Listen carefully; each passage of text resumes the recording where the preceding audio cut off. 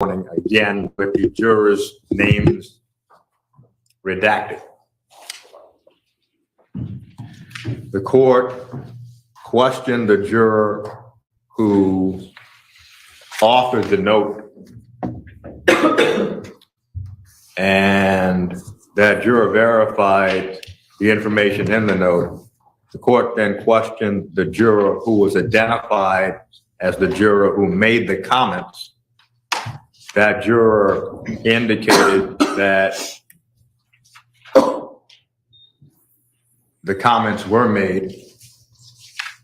The court indicated to that juror, juror number 186, that the reference made to Gone Girl and the fact that the case has received extensive social media attention may have influenced other jurors to possibly not afford the state or the defense, one or the other, a fair trial, an impartial trial. The court also indicated to that juror that the reference to Gone Girl, if any other juror was familiar with the film, may have influenced that juror to start to hear the evidence in terms of their familiarity with the film. The court then dismissed juror number 186 and thereafter proceeded to question each juror individually, specifically whether each one of those jurors had heard the comments. Some did, some did not. Whether if they heard the comments, they were able to still afford the state and the defense a fair and impartial trial. Without exception, every juror indicated that they would be able to afford the state and the defense a fair and impartial trial. Every juror indicated that they would not draw conclusions about the state's case or the defense's case prior to both the state and the defense resting and their charge to begin to deliberate. Those jurors also indicated they will still maintain their ability to avoid media coverage and social media coverage about the case. Again, every accused has the right to a speedy and public trial before an impartial jury in the state and district wherein that crime shall have been committed, the Sixth Amendment to the United States Constitution. In closing the courtroom, the court made every effort to make sure that even though the courtroom was closed, the transcript of the proceeding will be available to the public. We started this morning with the continuation of the cross-examination of Kristen Maydell. What the court is going to do is ask that the jury be brought out, that this Maydell may be brought in.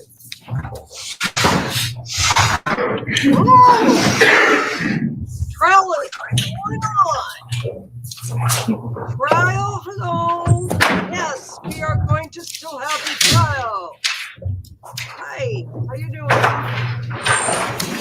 Come on in. Come on in. We got a trial. Change my. Oh well. Yes. Turn up my mic. You can probably hear me. I'm the biggest voice in town. Maybe seated. Is it better? Better?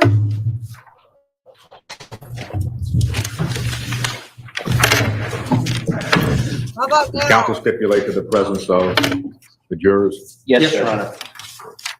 Ladies and gentlemen, we continue with the cross-examination of Ms. Maydell by the defense. Hello, we're back. Good morning, Ms. Maydell. Good morning. So there were a lot of different exhibits that you were shown, and you went through there were multiple reports that you prepared. Is that right? Yes. And you actually were given different samples at different Good. times and compared them to reports and deconvolutions that already had been done previously, right? Yes. And I think you said, correct me if I'm wrong, you didn't go back and start from scratch each time you were asked to compare another sample with your earlier work. Am I correct about that? Well, it depends on the sample. I might have had to do a new decon if I DNR'd the first one to do a new comparison. And the first reports you did were on June 1st, 2019. Is that right? Around that date, yes. You were asked at that point to examine certain materials and swabs and other things early on in this case while it was still in an early development state, correct? Yes. One of the things you were asked to do early on is to determine whether or not there was any I had a any discussion DNA in with certain my parts other of video. the I was confused Suburban, about right? that. Yes, I did have Ah, samples from the Suburban. And as I understand it, one of the swabs that you were given to test was from early on was of the WeatherTech floor liner in the rear cargo area of the Chevy Suburban. Is that right? That sounds familiar, yes. And you were also given other materials to test, correct? Lots There. of materials, yes. And so there's some of them, and some of your reports actually move around from materials that you haven't even been asked about yet, right? That is correct, yes. So I'm just going to show you one portion from your first report, which you called, your initial report is just called DNA report, right? Yes. And as I heard Mr. McGinnis the other day, if you were asked to look at another report, there was supplemental reports, right? Yes, that's how they're labeled so we can tell the difference. And I think there were as many as, I think, 19 or 20 supplemental reports, right? 19, yes. Okay. And with regard to the Oh, hello. initial review of the CW. WeatherTech floor liner from the back of the Suburban, you had labeled that as 42S1 in the lab? If I could refer to it, yes, I don't recall All right, exactly. well, but- I'm going to show you a page because like you said, there were other things that you examined that weren't even relevant to either New Canaan or the vehicle, right? Correct, yes. So I'm just going to show you, if I may approach. I'm going to show you what has been known as J for identification. Just have you look at that for a moment. Your Honor, may I see Jay? I haven't seen. I'll be happy to show before I ask a question, I will be happy to show the state.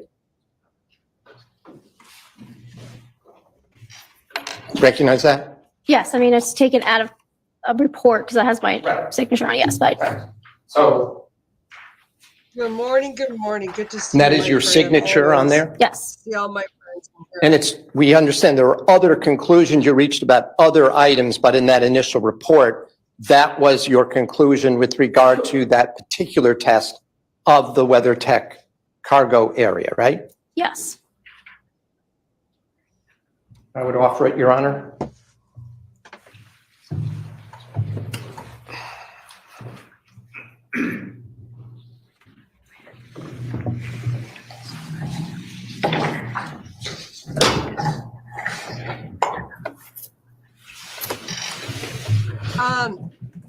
CCW, there was no body found. Judge, I'm going to object actually That is because on this is trial. outside the scope of direct at this point, and frankly, I don't think that Yeah. This is- sure. if we're referring to Jennifer Doulos' Suburban, I It was don't on think that trial. that's This where this is from. former. In other words, the exhibit doesn't reflect the sample taken from the Suburban. Is that Glad state's contention? helped you. There's two Suburbans, Judge. We haven't gotten there yet in the case, and this is not from the Suburban that's referenced in the questions. Was 40, can you look at your report to determine if 42S1 was from the Suburban in New Canaan? Do you have your reports in I front don't of have you? my reports, and my reports would not give me any more information than that. Would not give you any more information No, than you that. need to go back to the submitting agency RFA for the lab to say where that came from. I would just have the same description on that on my report. All right. So the objection is sustained.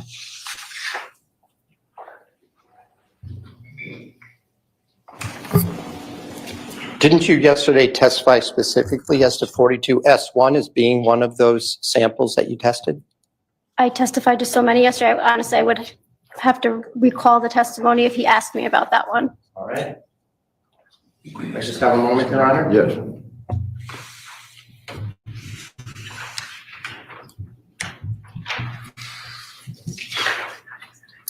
I'm going to show you what has been marked as Exhibit Okay, 19 for identification and ask whether or not, if you look at the second page, whether that refreshes your recollection as to whether or not that was one of the items that was discussed with you yesterday. Judge, I'm going to object. We did not discuss this item yesterday. Well, the representation is that the state did not introduce that yesterday. So even if the witness, if the state did not introduce that evidence yesterday, the witness could not have seen that yesterday. I believe that was one of the reports that was given to the witness to refresh her recollection. So the state's representation is that apparently that testimony concerning that document was not elicited yesterday. Is that correct, Attorney McGill? That's correct, Judge. And if I can have a moment with Attorney Schoenauer, perhaps I can clear this up.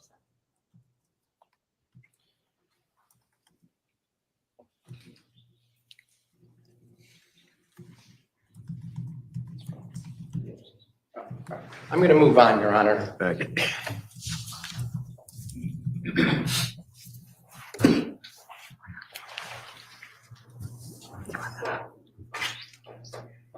So all of the exhibits that you examine, all of the laboratory work that you did with regard to what was taken from the home in New Canaan, all of the, whatever findings you made, either there was an inconclusive result or it eliminated Michelle Troconis's DNA from being a contributor. Isn't that right? Yes, I do not recall having a positive association. Meaning it was, if there was no positive association, meaning it was a negative association, right? Or inconclusive or insufficient. No, when it came to the, right, either it was insufficient for you to make a conclusion, or it was inconclusive, or she was eliminated, correct? Correct. There was no positive association whatsoever from what was located in the house at 6 Wells Lane, correct? Correct. And when it came to all of your examination of the Suburban, the Chevy Suburban from New Canaan, all of those results were negative as to Michelle Troconis. Isn't that right? Or insufficient or inconclusive.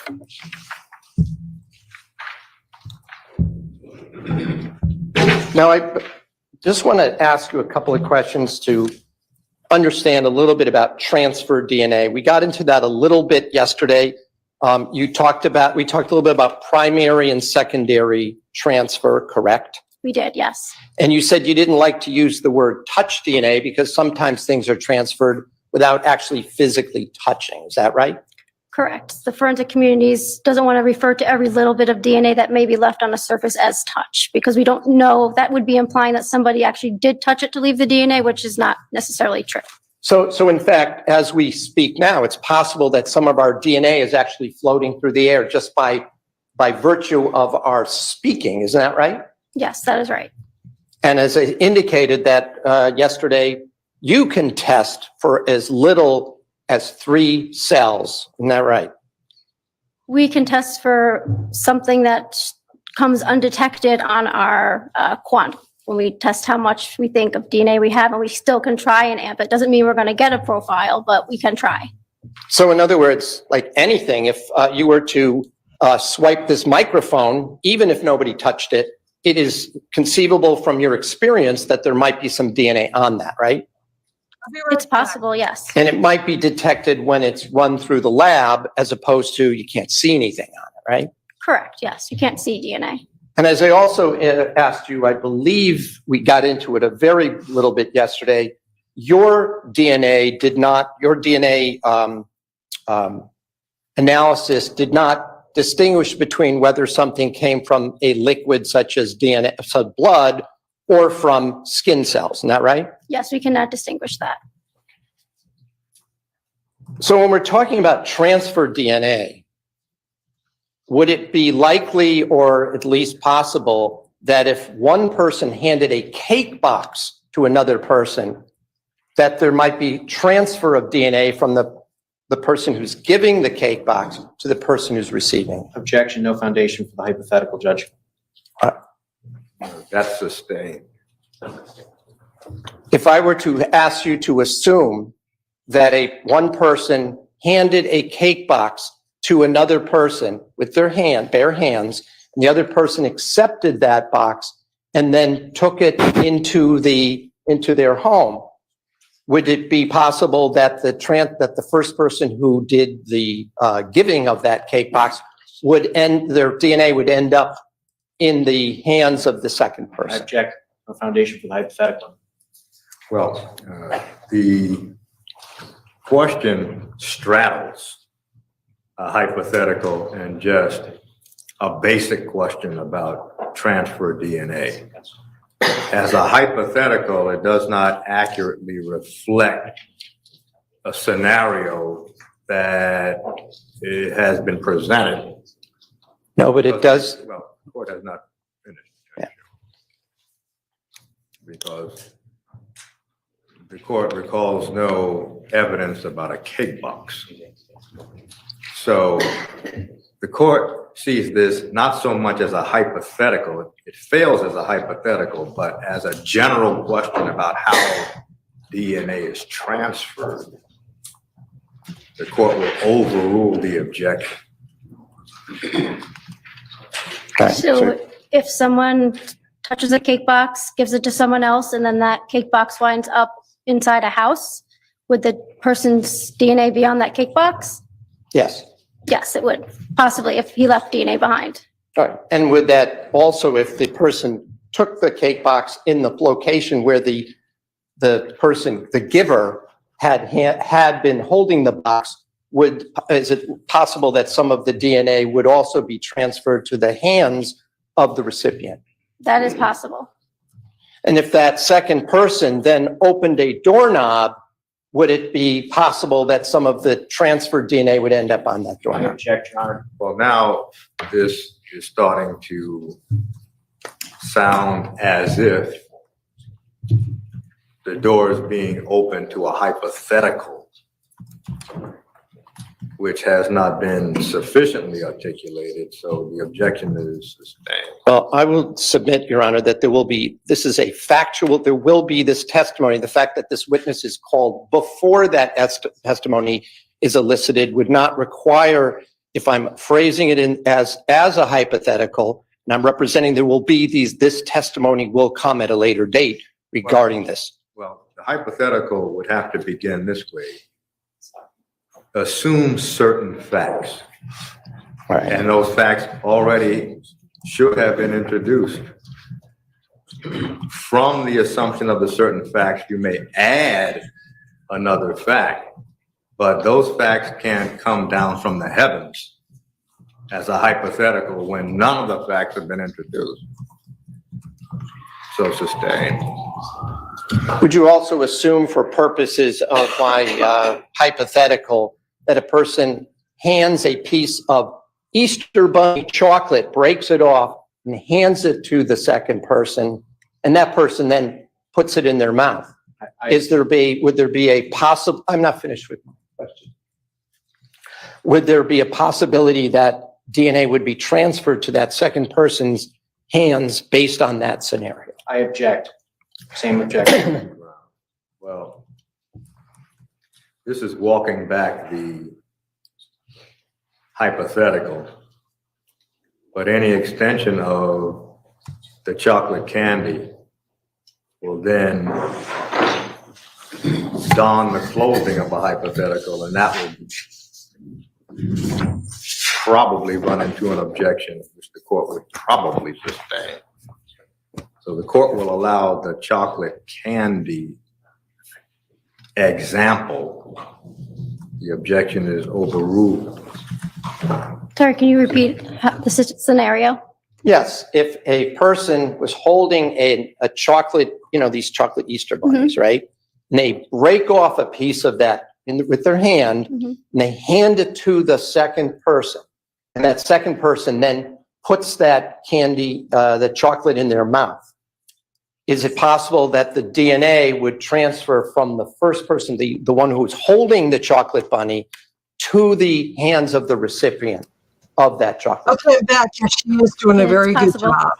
All right. So Sorry. I had a whenever quick you adjustment. transfer DNA from one person to another, anything that person, the second person touches might also contain some of those skin cells of the first person, right? It's possible, yes. And it would be enough so that it would be detectable through a swab and then placed through the STR mix program. Is that right? Objection calls for speculation.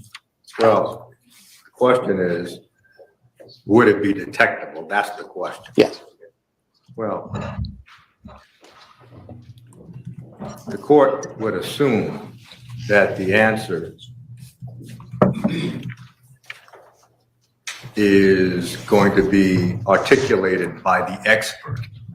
Either that, yes, that's possible, or yes with an explanation, or no with an explanation. So the court will overrule the objection.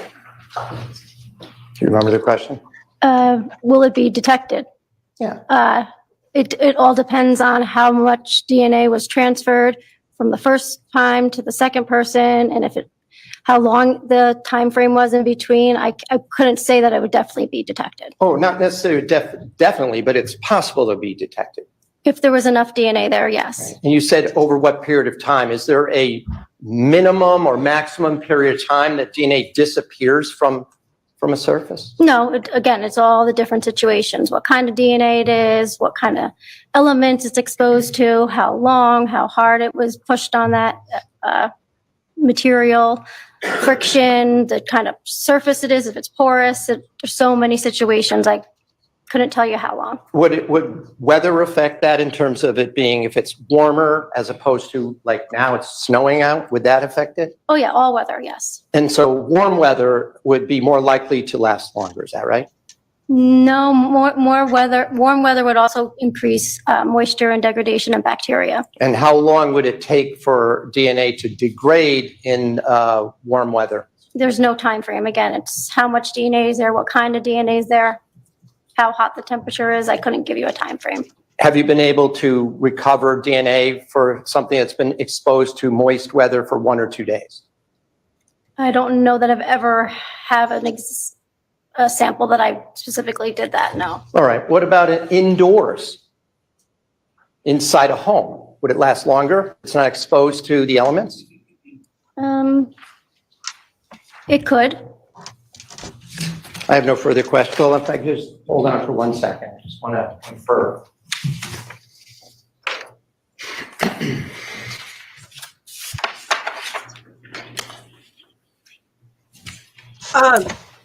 CCW, she is a very good witness.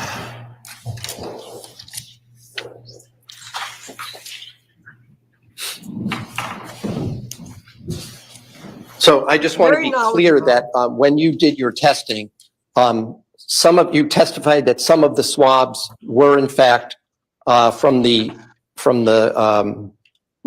a contributor was the subject of the toothbrush swab, correct? In the comparison you did. That I matched the toothbrush to some swabs? Yes. Yes, I did, yes. All right. And so that we're not talking around it, if we were to assume that the toothbrush belonged to Jennifer Doulos, which is one of the things you did assume, right? Yes. Right. Then you still can't tell whether the DNA Oh, that thank you you examined and deconvoluted using STR mix came from the mouth, from blood, or from skin cells, right? The DNA that was on the toothbrush? Well, we assume the DNA in the toothbrush must have come from inside the mouth, right? Well, yes, again, I don't understand the question, what DNA? But we're assuming that came from somebody brushing their teeth, right? Well, yes, but I can't say that it definitely came from her Of mouth. course not. So I'm saying that the rest of the swabs that you compared it with, you don't know whether the source came from the mouth, the hand, that is touch, the skin cells, or from a bodily fluid, correct? So you're talking about all the other evidence? All the other examinations. Correct. I can't tell you where that DNA came from. All right. Thank you very much. Is there a redirect? Yes, Judge. Okay,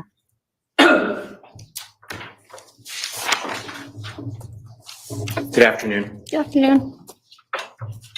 Ms. Maydell, yesterday you were asked a series of questions about whether or not the swabbings which were submitted to the Division of Scientific Services were subsequently tested for confirmatory blood. Do you recall those questions? I do, yes. Are there certain protocols that the laboratory has with respect to whether or not they're going to be testing for confirmatory blood? Yes, so there's a typical protocol where typically confirmatory testing for blood is done when it's a homicide case. These samples came in as a missing persons case, and a lot of them had the screening test for KM already done. So we don't repeat a test that's already been done by somebody that we do. So that's why we did not perform the KM testing again. And then also, we don't want to Your Honor, I'm going to object because she had testified yesterday, this was outside her area, that she just is aware that someone else does it. So for her to be the one to explain it, she's the wrong witness for that. She was limited to DNA. Well, she's not talking about DNA. She's talking about lab process. And she's been at the lab for 20 years and is a supervisor. So the objection is overruled.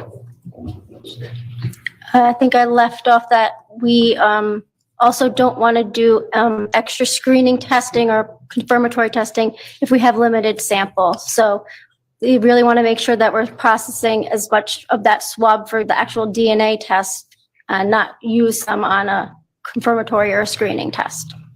And so, as I understand your testimony, when a confirmatory test is done, more of the sample has to be used for that particular test. Is that correct? Objection leading. Well, because of the technical nature of the testimony, the court is going to allow some leeway on leading questions because, quite frankly, at times, counsel is making sure through the leading question that he or she understands the technology themselves. Overruled. You may answer the question. Yeah, so if we were to go do another either KM or confirmatory test, we would have to take a cutting of that swab, which would then reduce the size sample that went to DNA. Thank you. I have nothing additional. Just very briefly, you already testified that some of the testing that was done was confirmed as blood, correct? No. Nothing? We did screening testing for blood. We didn't do confirmatory. All right. And the stuff we talked about yesterday. All right. So if we were, again, if some of the screening was done, someone confirmed that it in fact was blood for some of these swabs, right? Not that I'm aware of. We just did screening. All right. But you testified yesterday that you would never come into a courtroom and testify that a presumptive test was sufficiently scientifically reliable for you to swear that it was blood, right? I object outside the scope. CCW. Well, the testimony yesterday, Yeah, the first question addressed whether or not there was confirmatory testing. The second question addressed what was testified to yesterday concerning this witness testifying that she would never come into a courtroom and say that a certain substance was blood just based on a screening. So that testimony went in yesterday. The court would allow it, overrule. Yes, I testified yesterday that I would never testify to a screening test being confirmatory for blood, and I'm not saying I'm doing that now.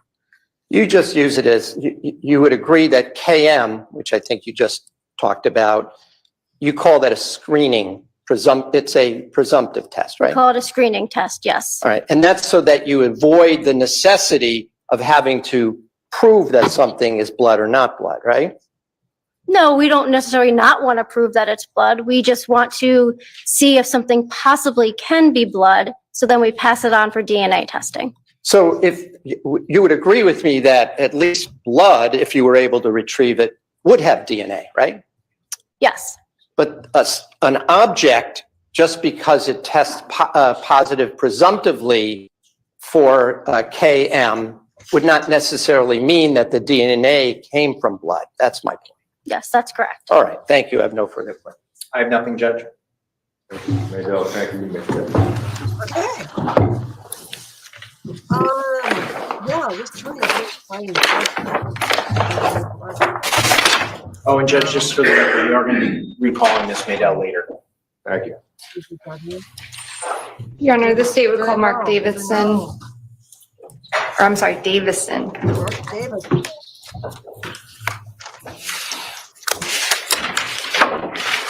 Can I have a moment with counsel, Your Honor? Okay, Mark Davidson.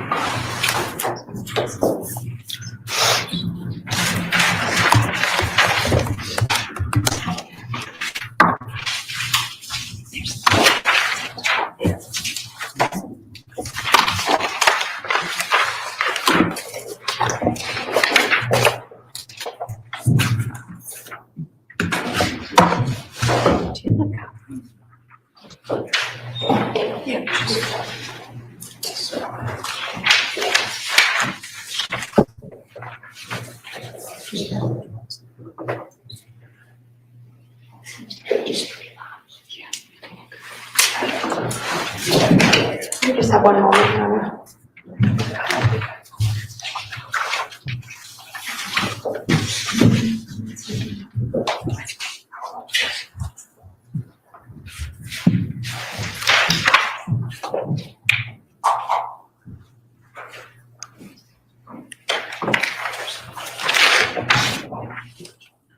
I'm not gonna do this. Okay. That's fine. Got you.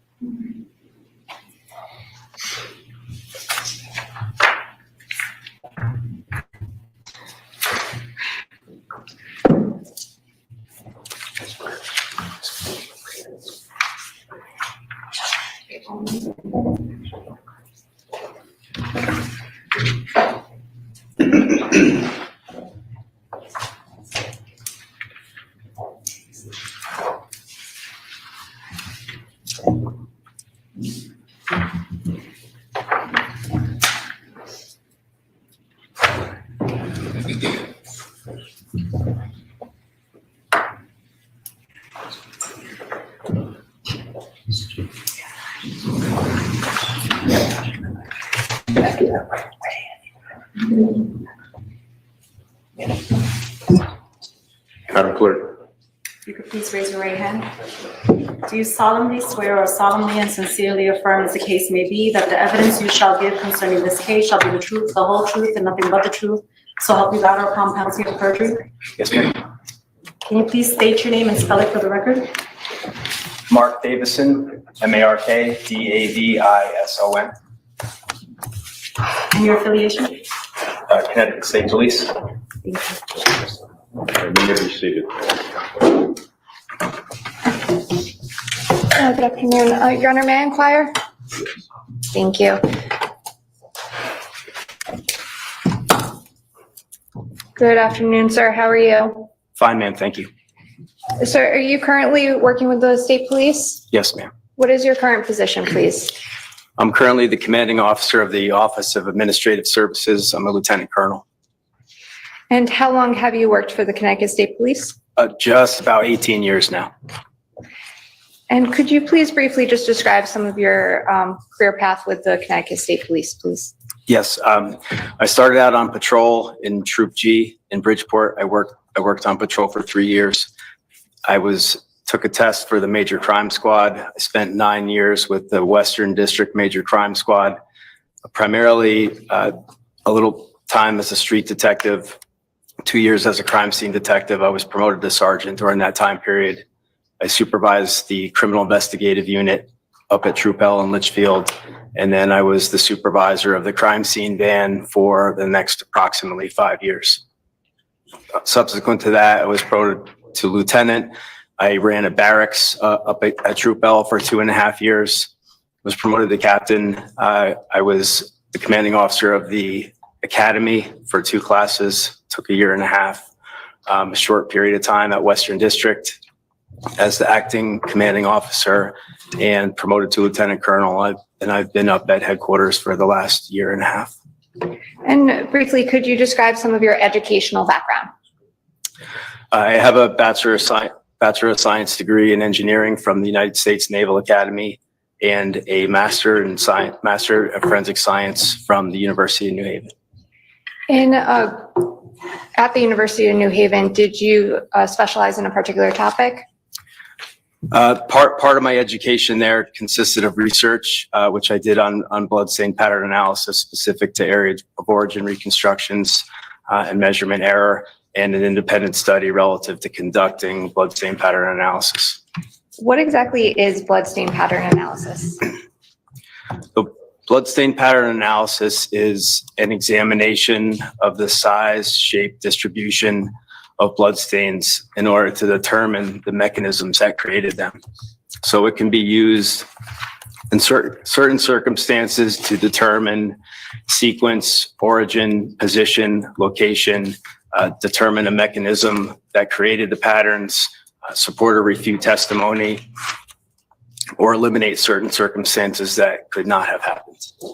Could you explain some of your training and education that you received specific to blood pattern analysis? Specific to blood stain pattern analysis, I have approximately 600 hours of training.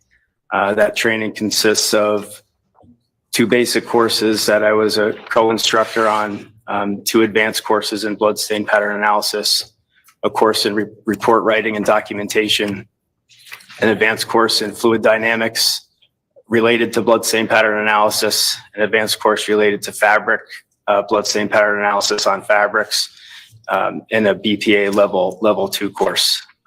In addition to that, I'm a member of the International Association of Blood Stain Pattern Analysts. Since 2014, I've attended the last 9 training conferences, which are 4-day conferences related to blood stain analysis and other topics. In addition to that, I have in totality 1,250 hours of training relative to death investigation and crime scene investigation. That includes my blood stain training. And with respect to teachings, have you held any teaching positions? I'm currently an adjunct professor at the University of New Haven and Central Connecticut State University. I've taught for the last 8 years at the University of New Haven, graduate and undergraduate level courses in blood stain analysis, crime scene investigation, forensic technology, and introduction to forensic science, and an officer-involved shooting course at Central Connecticut State University. And have you conducted blood pattern analysis before? Yes. About how many times? I've worked on or consulted on approximately 42 cases relative to blood stain pattern analysis. My experience relative to blood stain cases is approximately 130 cases. I've written or peer-reviewed reports on blood stain pattern analysis approximately 25 times. And was this in your capacity as a Connecticut State Police Trooper? Yes, ma'am. And have you testified concerning your results before? Yes, About how many times? 4 times. Have you testified or consulted for the defense before? I have consulted with defense before. Okay, and just where was that? A case out of Michigan. In May of 2019, were you asked to respond to 69 Wells Lane in New Canaan? Yes, ma'am. Who made that request of you? That was Detective Riley from Western District, Do you recall what day that call came in? the 25th of May, 2019. What did you do? I responded to the scene approximately 1300 hours. It's 1 o'clock. Met with the crime scene unit, got a brief from Detective Riley and the team relative to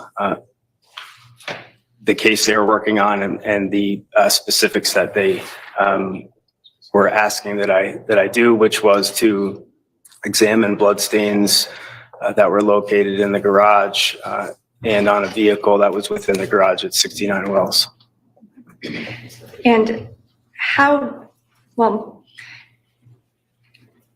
did you use a blood, can I just call it BPA? Is that okay? If I just say BPA, blood stain pattern analysis? Fine with me, ma'am. Okay. How did you use BPA in evaluating the garage that day?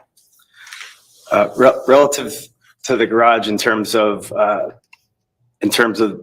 stains that were located there, a portion of them lent themselves to a reconstruction.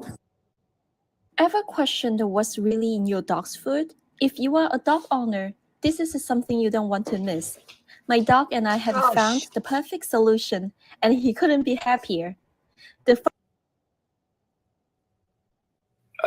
A partial reconstruction relative to the origin of those stains. So in addition to that, I documented blood stains that were located within the garage on that vehicle, and then on a Suburban, another vehicle that was part of that case.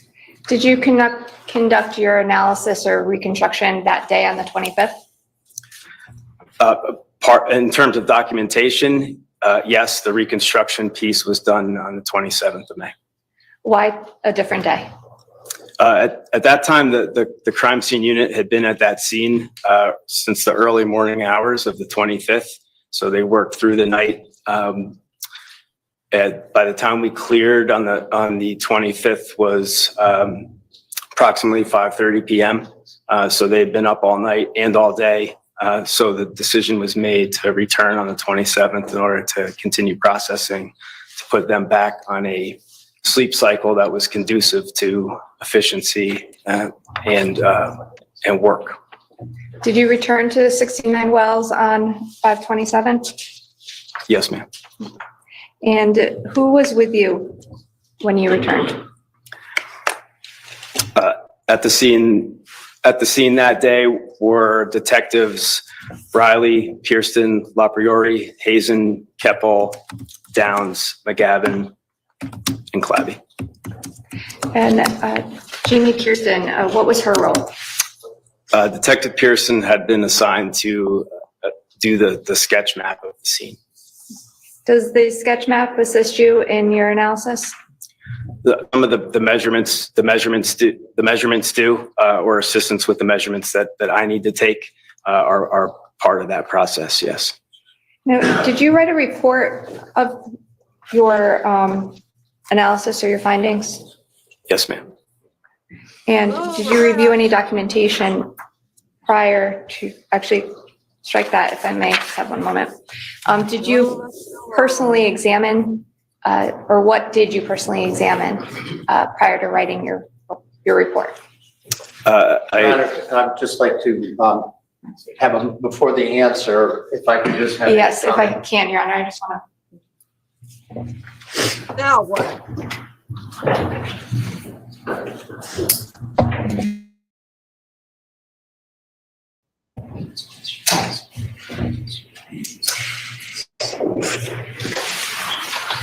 The pretty really annoying fence. I'm sorry, he is.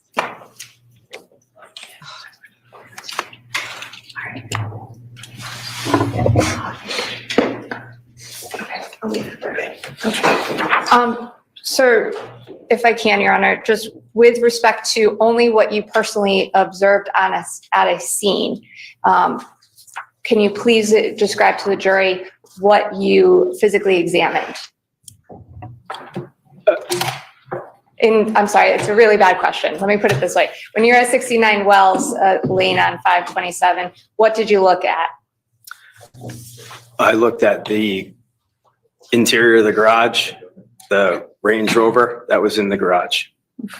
Now, did you also look at a Chevy Suburban? Yes, ma'am. Where were you when you looked at this Chevy Suburban? At the New Canaan Police Department on the 27th. And with respect to the Range Rover that was in the garage, did you examine that?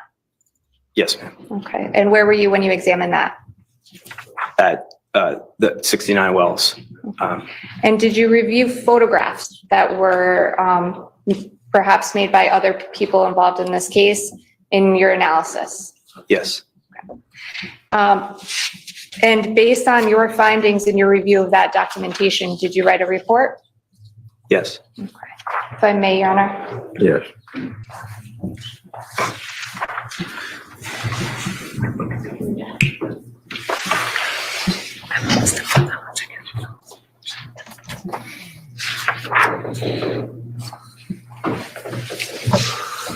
You may, Your Honor. Going to play within that. Yes.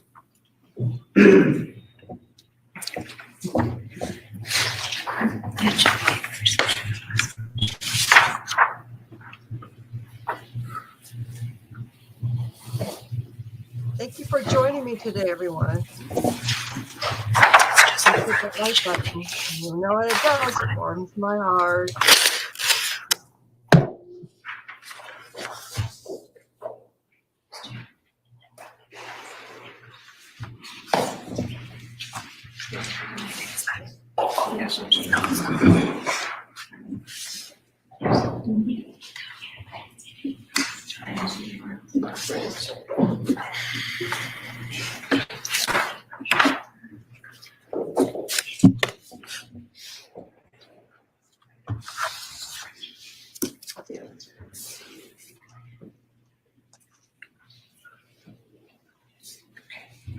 I may approach the.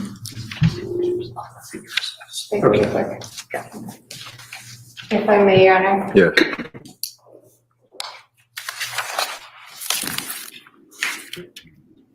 I may just approach the clerk.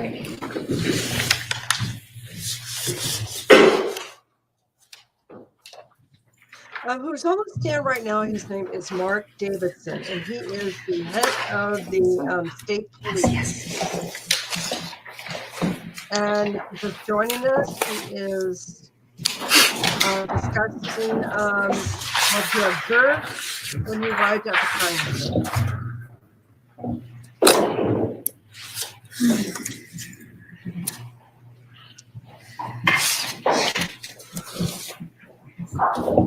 May I approach the witness? Yes. So I'm going to show you what's been marked as States 30. Do you recognize that document? If I may, please don't read from it at this time. If you can, I can just ask you some questions about it. If you can read from it, not out loud. Do you recognize that document, sir? Yes, ma'am. And with respect to, if I may just approach briefly, Your Honor. Yes. With respect to the title, if I may, if it's okay, if I can direct your attention to this particular area. What is the title of your report, please? Something like that. Blood stain pattern analysis. Thank you. Now, Your Honor, the state will be filing a corrected version of that. I'm offering it as for it in its entirety today. However, there are 2 lines that just need to be redacted for agreement with counsel. I am giving it to counsel for the witness now for use for the testimony to avoid wasting time. I would offer it in its redacted form. I would leave that as ID for now. As long as I see that copy, then I have no problem with the procedure that's the state is proposing. What's the number? 30? States 30 will be admitted as a full exhibit, subject to the redaction. Thank you, Your Honor. And if I could just, I have not spoken to the witness regarding those redactions, so if I could just have some leeway with leading him through that when it comes to that part. Thank you. Sir, is that a copy of your report? Yes. Thank you. And specifically on the last page, sir, if you can go to that last page, did you add a supplement to that report as well? I did. Okay, and is that your supplement on that report as well? Yes. Okay. Could I have a moment with counsel? Mm-hmm.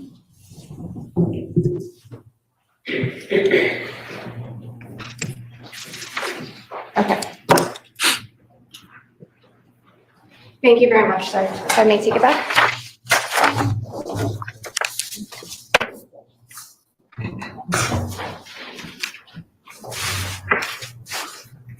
With respect to the analysis that you completed for 69 wells, sir, I actually just have a couple of questions with you. With respect to a blood BPA, are there different types of, well, I'll try that. What's an altered stain? An altered stain is a blood stain with characteristics that indicate a physical change has occurred to it after deposition. And are there different types of altered stains?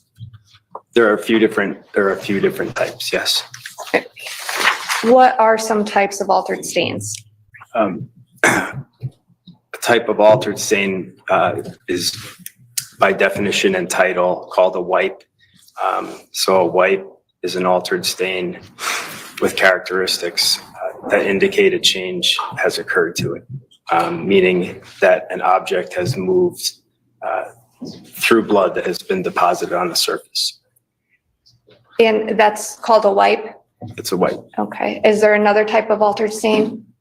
Another altered stain is a perimeter stain, which is a blood stain that consists of just its edge characteristics.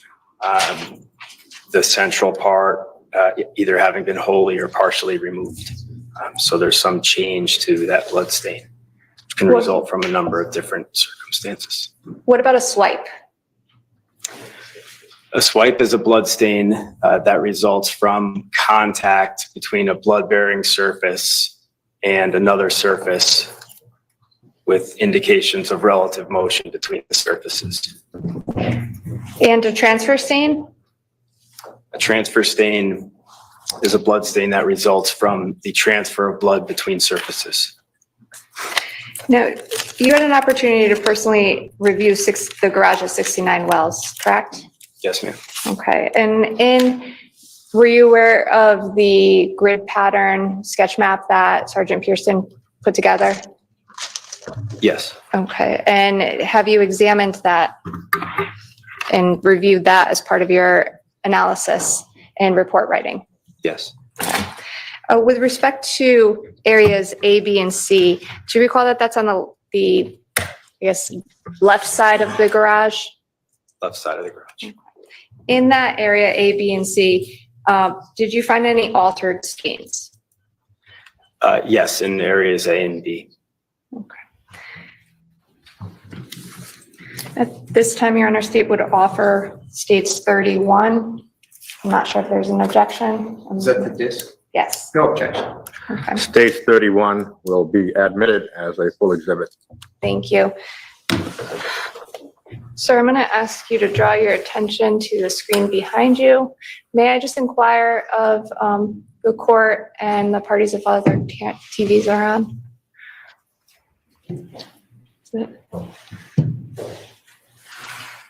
In States 31, File 1, by Cancer, I'm just going to ask you some questions if you can. Picture 1. When you said A, B, in areas A and B, is an area A depicted in that photograph? Yes. Is that the area that you're talking about? Area A, yes. Thank you. And photograph 2, did you find any altered stains in this area or depicted in that photograph? There were altered stains or swipes located in the left portion of area A as we're looking at this picture, left central for the record. Okay. And I'm going to show you picture 3. Can you describe what's on picture 3, please? So in picture 3, relative to the central part of the picture, the red portion of the stain that is on the surface, this blood-like stain, is characteristic of a swipe mark, which the characteristics there are relevant to movement between the blood source and the surface, striations within the stain, sometimes diminished volume, and sometimes an edge, a trailing or leading edge that is feathered in some way. And picture 4, sir, you mentioned area B as well. Is that contained in picture 4? Yes, Thank you. And picture 5, what is that a picture of, sir? this is this closer up picture of the central, let's say central southern portion of area B. Within this portion is a blood-like stain that has swipe characteristics again, lighter in color, striations located throughout the stain, and some other movement relative to the floor of the garage in the center right-hand portion of the picture. Would you mind, sir, Your Honor, may I ask him to go up to the screen, please, and point out to what he's talking about? And I'm going to scroll into this as I can. Can you just explain and perhaps point out on the photograph what you're talking about when you say? You can look at the screen, thanks.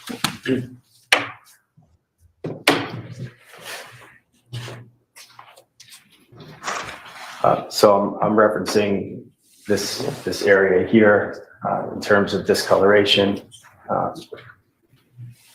with indications of movement going from top right to bottom left of the screen. Direction is not implied.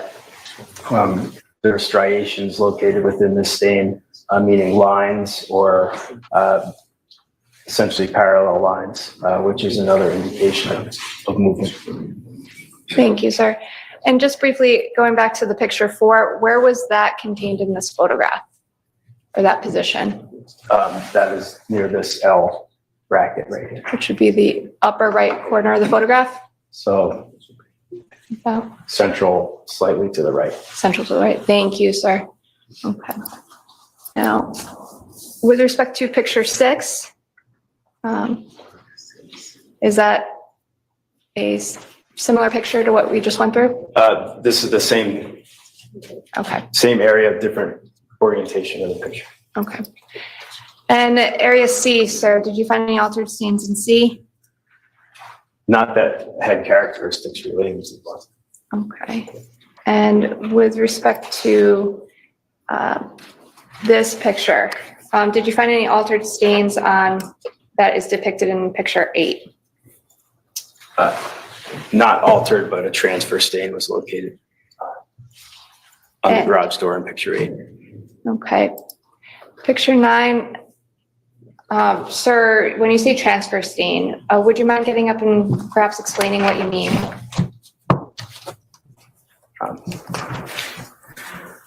This is a closer up picture of the second panel of the garage door on the left-hand side from the photograph we just looked at. there's a light reddish discoloration here and here. Within this stain, there's no indications of movement on that surface, which would be a transfer characteristic. In other words, a bloodstained surface contacted this area and then was removed. This top stain has slight characteristics of a swipe mark, particularly the top right portion of this picture has a feathered edge, which is some indication of movement relative to this stain here. Thank you, sir. Now, with respect to area G, did you also examine that area? Yes, ma'am. Okay. And did you examine area G when the Range Rover was in the garage? Yes. Okay, did you ever examine area G when the Range Rover was removed? No. Okay, did you review the area G with the Range Rover removed through any photographs or any other documentation done by other officers? Yes. And what was that documentation, by the way? That was photographs. Okay.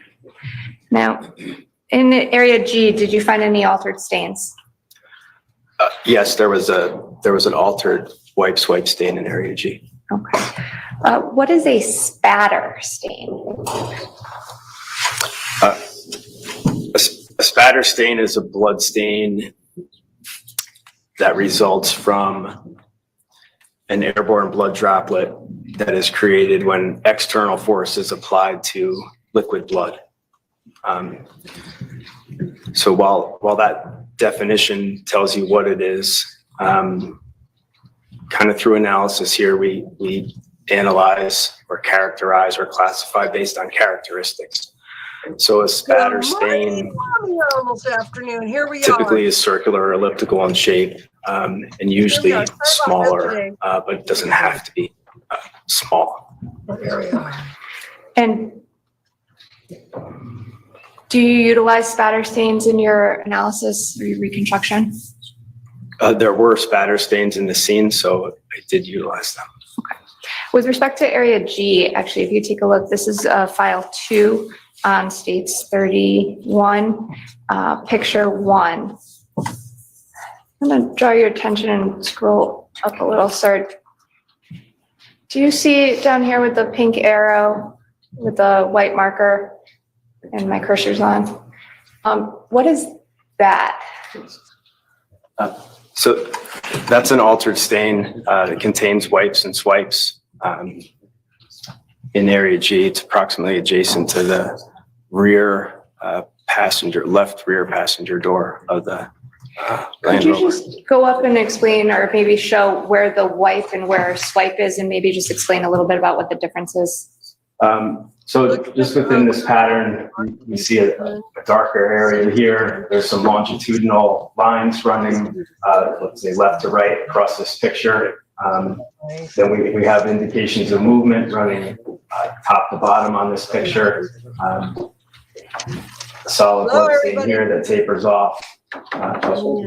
Stains here that have essentially a void in them, which just indicates movement up and down and then back and forth, essentially here relative to this picture. There's also some diagonal striations or indications of movement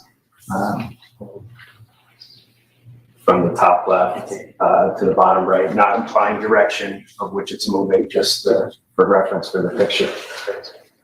Sometimes, at least in literature, this may be called a smear, where there's multiple direction alteration to a blood stain. Thank you, sir. And what about drip stains? Drip stains result from a blood drop that accumulated and fell due to gravity. So there's no other force acting on a drip stain other than gravity. Did you find any drip stains in area G? There was one drip stain that was presumptive positive for blood in area G. Welcome back, And- welcome back. I'm going to show you picture 3, sir. Do you recognize what's on that photograph? Yes. What is that? That's a photograph, if we're facing the into the garage or facing the house to the right of the stairs. There are four circular stains there, characteristic of drips on the concrete to the right of the stairs as we're looking at the picture. Let me draw your attention to photo 4. If you could just describe that, sir. Hmm. That's a drip stain that consists of its perimeter characteristics. So the central part of that stain has been removed. So the perimeter we can see is relatively circular, meaning that the drop fell due to gravity and impacted the ground. The size of that drop in this is approximately 8 to 10 millimeters, which is average size for a drip stain. But in this case, we just have essentially a perimeter stain where the central part has been removed. How does a perimeter stain happen? That could be from perimeter stain can result from a drying artifact. Blood dries essentially from the outside in, so the perimeters remain, the central part And all the trees so that they could be not biased. becomes flaky and can be removed easily. Or it could be that was a wet blood stain that had partially dried, leaving the perimeter characteristics and something removed the central portion from it. Got the game in here. Now, you said you weren't there for Yeah. when the vehicle was removed, but did you examine the photographs afterwards? Yes, ma'am. Okay, and I'm going to draw your attention to this group down here. If you could see my cursor, and one up on the upper right. And, Could we just clarify which vehicle we're talking about? oh, the Range Rover, I'm sorry. Is this the middle base, sir, when the Range Rover was removed? Yes, ma'am. Thank you. And I'm going to go to picture 6.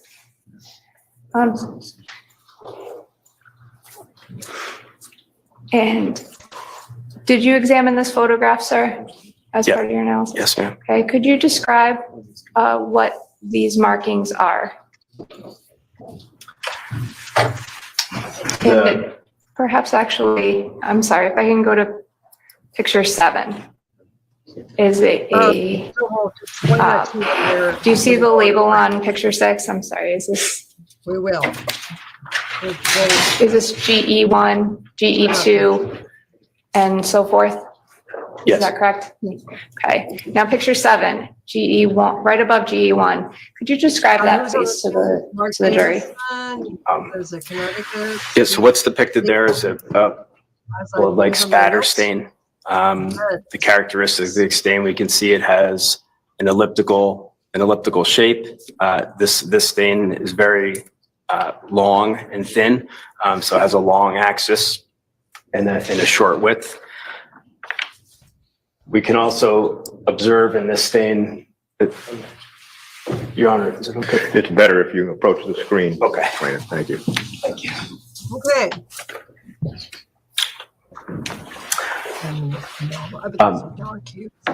So in relation to this picture, this stain is left to right.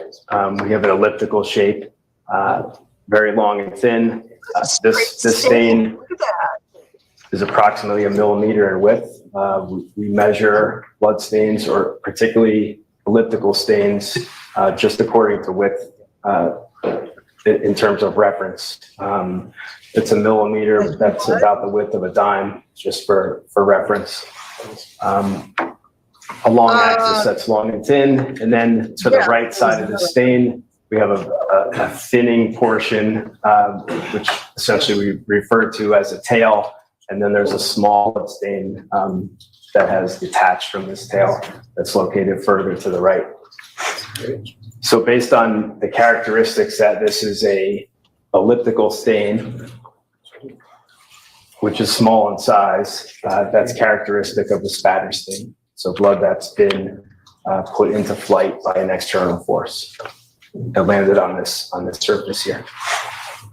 We can tell the direction that this stain was deposited based on the edge characteristics of essentially the tail of the stain or the trailing edge.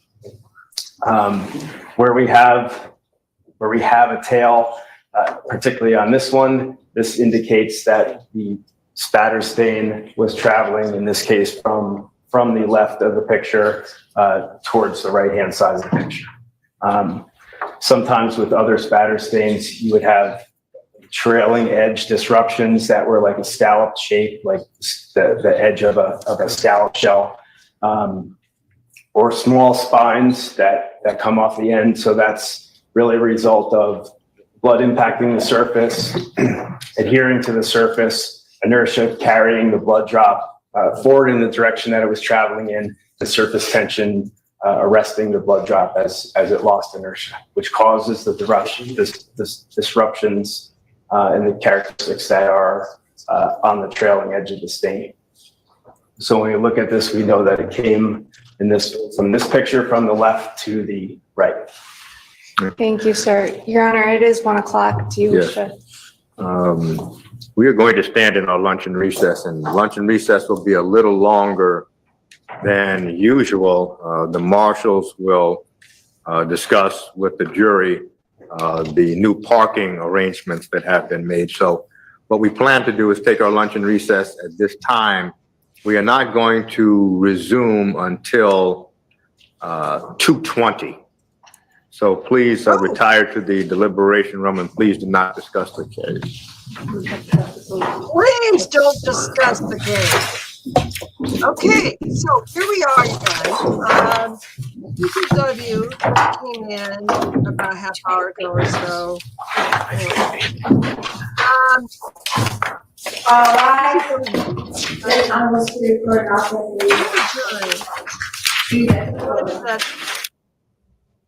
It was okay for him to talk on social media. He could just go in and talk about the case. And then he said that the case reminded him of the movie Gone Girl.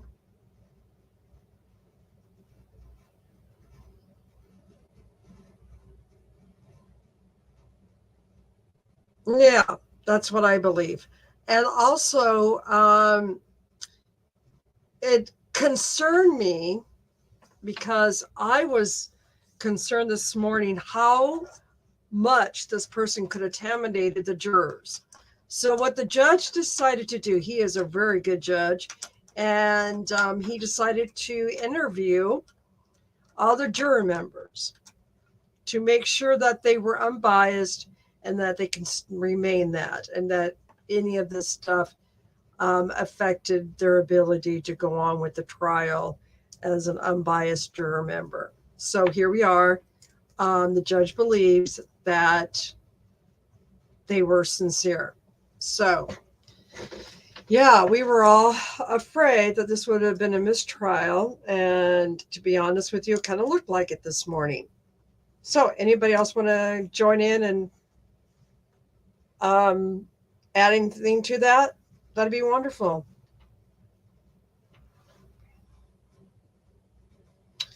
And yes, and then had another jury, like Mommy was mentioning, where a juror member decided that he was going to pop the elevator door open just enough to tell the prosecutor, Liz, I love you. Yeah. So here we are. Now, we're going to have a long lunch. And I'm wondering if I should make a new stream just to let them know that this is day 6. I don't know how that's presenting out there. I don't know. Evidently, StreamYard does not let me change my titles for some reason. Won't let me do all that stuff. So I think if I just let this on, I think it'd be better. That way nobody has to go in. But I know. So there's 6 of you here. Oh, Lorianne, you're welcome. Yeah, so, you know, that's where we are. And now we heard from the Mark Davidson. He is the state police of Connecticut, obviously. And I believe he did say he was the head of state police. And he is walking everybody through the crime scene that he have observed. And he has described different types of stains that were on the cement, spatter stains, movement stains, and how the stains moved around. So anyway, you guys, I'm just going to throw this out there. I think what happened was that she was drinking her tea, eating her granola bar, and in comes the monster. And I think there was so many moving bloods in there. So in the garage, perhaps she's trying to escape from it all. Coffee, hot tea. Yeah. So yeah, it just looks like it was just like a lot of moving parts in that garage. That girl, oh gosh, you know what? If the walls could talk. So anyway, CCW, this trial has been very dry in the beginning. It's picked up just a little bit. We heard from the nanny, Lauren. I can't think of her last name off the top of my head. And we heard from the DNA expert that you were listening to. And so far, and she was trying to fight back. Yeah, I think so. Because there's just so many movements of the blood in there. Now, they did not find any DNA connected in the garage or anywhere else from the show Proconus. But to me, that doesn't really necessarily mean she wasn't really there, because, you know, she could be in the background somewhere. She could not, maybe she wasn't in the house. Because there were some DNA that they couldn't identify. Look at all the notes I have so far. Yeah. It's just, I don't know. After hearing him talk, it's really giving me a little bit of a picture of what could have gone on. Got to remember, I'm a journalist. I'm observing, giving facts, and not opinions. Well, I think they determined that there was, yes, it was her blood. I believe so. That's what I'm getting the impression of.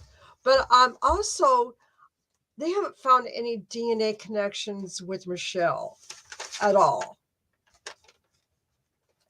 But can somebody, CCW, I'm going to ask you something.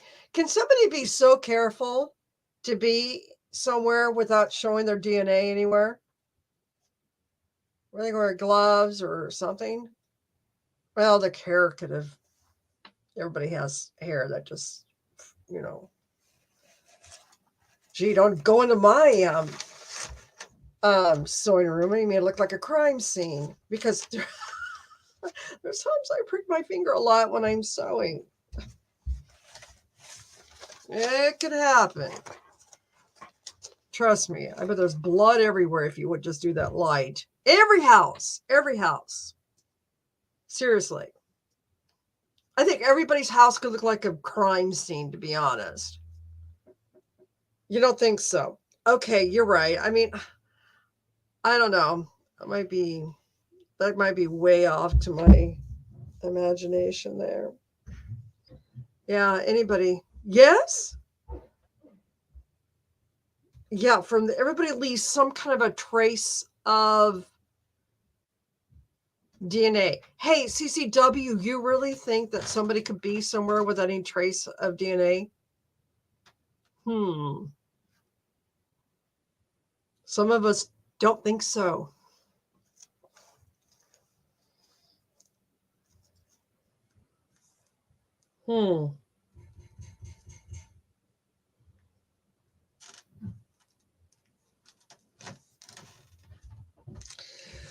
Yeah. I don't know. So she could be in the garage. She could be in the mud room without any trace of DNA. Wear gloves, wear something to protect her hair so it won't go.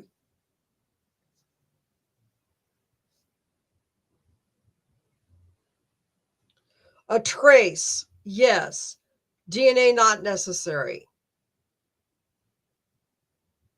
So we could still picture her in the crime scene.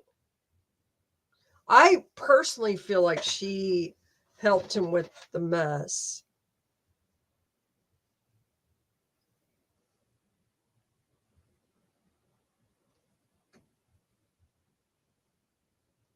I don't know. I don't know. Maybe I'm just being far out there. Because I think those are the questions I would have to ask an expert. How possible is that? But I don't know if I could do it during a trial, but because that would be totally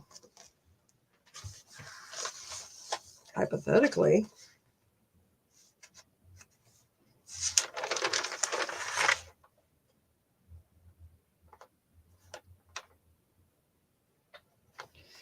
Well, the evidence of her being there and not having any trace of DNA, that sounds weird, doesn't it?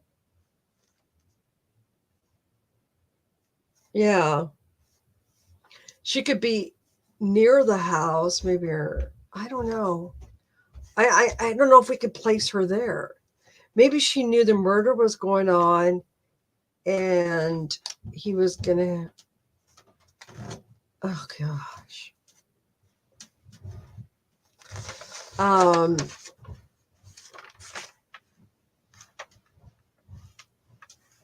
Trying to fit how she could be involved in this.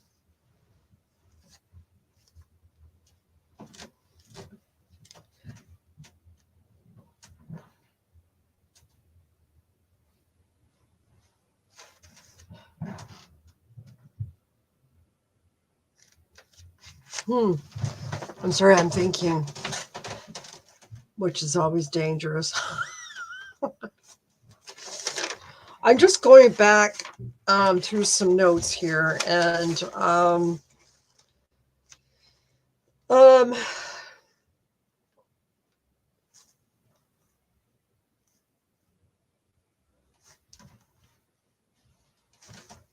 don't know if we could really place her in the house.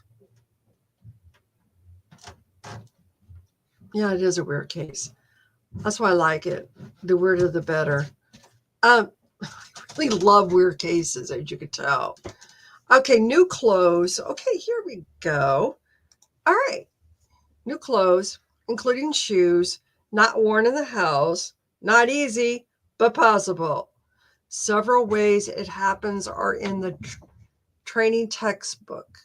Caveat, my books are about 15 or more years old now. So you would,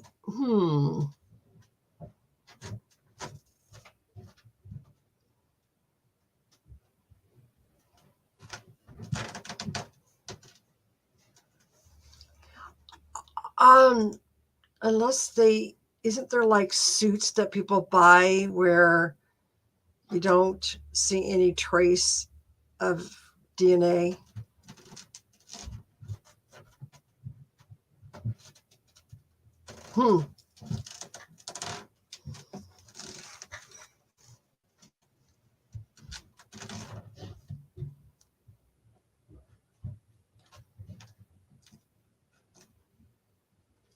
I don't think anybody is ever good about cleaning up a crime scene. I really don't. Because people think they're going to be good at cleaning up a crime scene, but look what they found on the cement.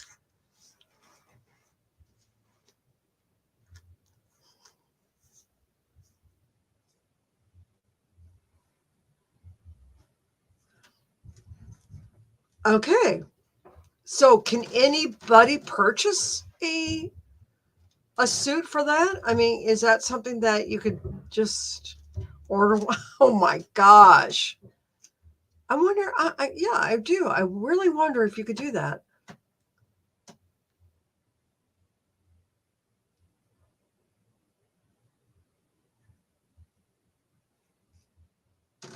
Okay, well, when you say Lori Giselle, do you mean the nanny? Because her name is Lauren.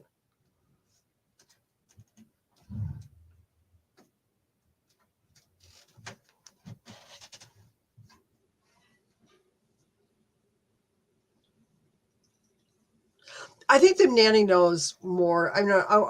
Oh, yeah, Giselle. What do you mean, Lauren, the nanny?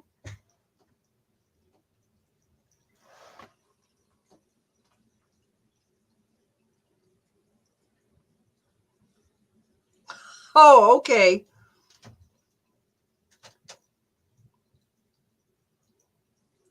Okay. I don't think so either. The murder that couldn't be. Okay, I'm sorry. Oh, yeah, Lauren was the nanny. No, she was commenting on your comment, and I was just kind of taking it. I don't know. I wasn't interpreting it as that way.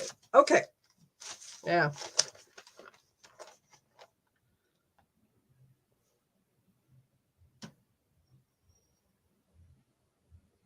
Oh, okay. So it's something you can get legally.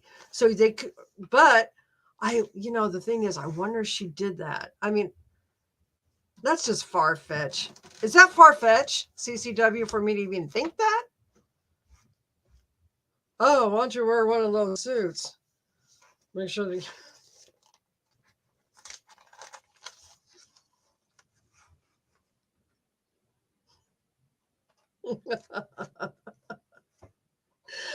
I I'm just out there. You know how I am. I just bring out some weird theories, and that's just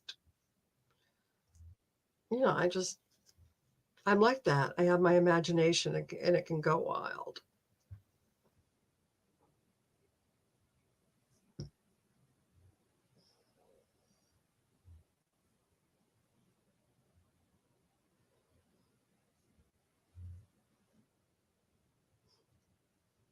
Gosh. I don't know. I say that a lot in this case. There're just so many things out there, and listening to different people talking about the story of this, that you get so much more information and more thoughts to think about. Far-fetched, more likely a trace was left and their budget didn't allow them to completely search. Yeah, it is really far-fetched. I mean, I bet those suits are expensive, and you know what? If she would have done that, I think they would have caught her purchasing it somewhere. Yeah.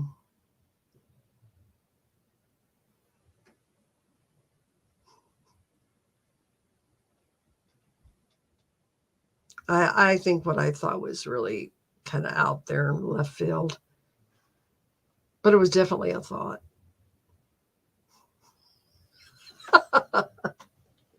The more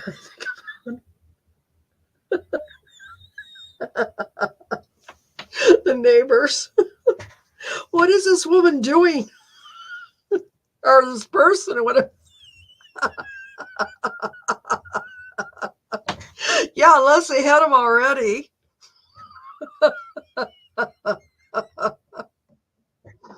Oh, I'm sorry. I just got a laugh. It's so cold and snowy. I just got a laugh. Yeah, Nancy, I believe they would have found a trace. Like I said, not even a Google search.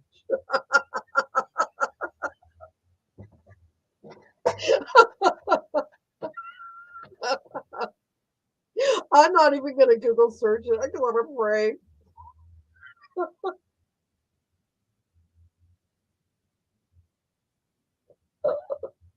Yeah. Oh, you guys know how crazy I can get on here. What do they have already? All ready to go. Yeah, Lord is calling the show. Get that suit ready.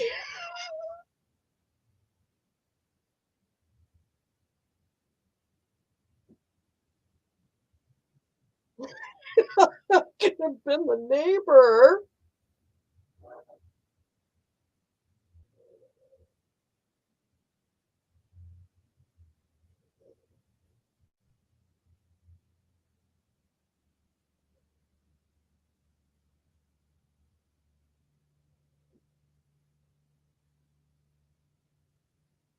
Oh,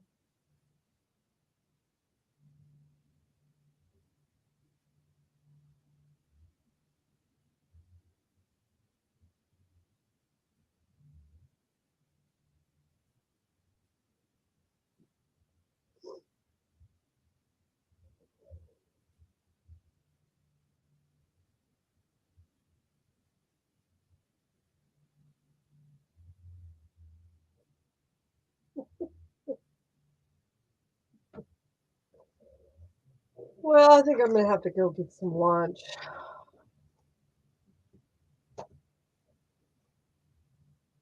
Suit. No, Michelle couldn't be that good. Heck. She couldn't be that smart to even not to leave it in DNA.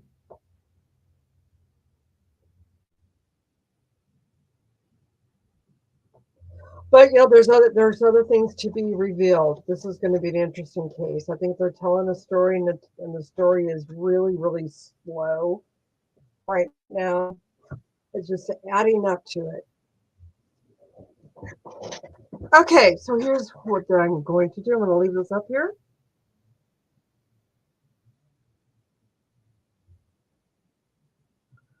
Well,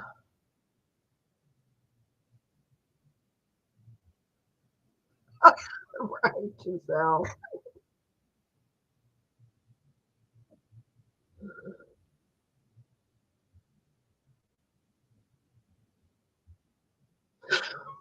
Yeah, it's a wild, wild imagination that hot coffee has.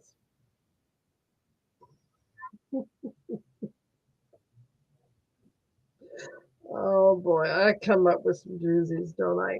Okay, so here's what I'm going to do. I'm going to leave this up, and I'm going to go get some hot soup, and be back.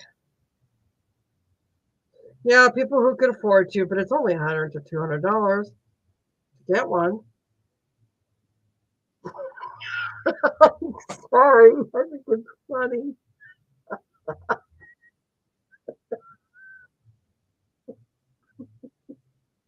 If she was going to do it, why didn't you do it?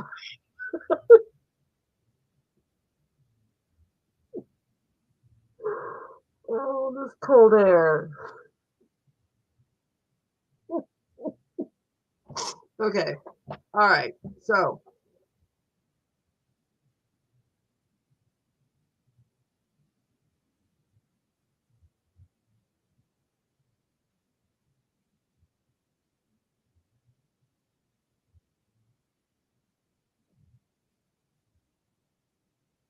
that's right. I'm just gonna leave it back so we can just, yeah, 2:20 is when um they're gonna come back from the lunch break. So how about this? I leave it up. Everybody can just chat. Come on, just you know, we'll just talk. And it is 12:25 here. It's 1:30 their time. And so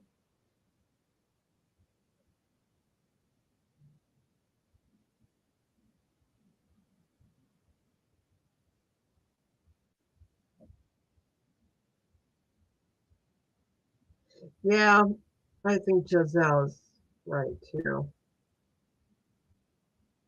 I don't know. Like I said, I have to look at the whole trial. Yeah, it's 1:30 Eastern time. So okay, I'm going to lunch. You guys can pop in and out. Do what you have to do. How about that? Okay? All right. Well, I am going to get something to eat. Thanks, everyone. I'm so glad you're here. Thanks. I really appreciate it. This is an interesting case, to say the least. Thanks.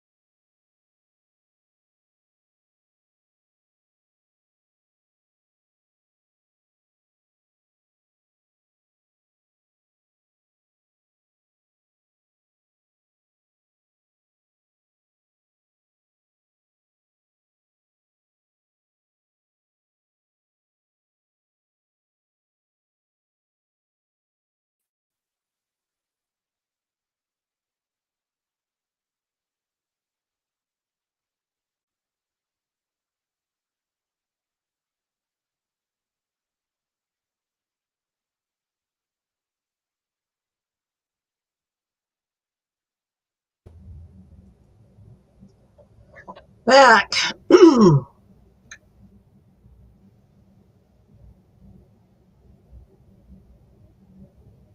Hello, good afternoon. We are back. So it seems like they think they have a unbiased jury. One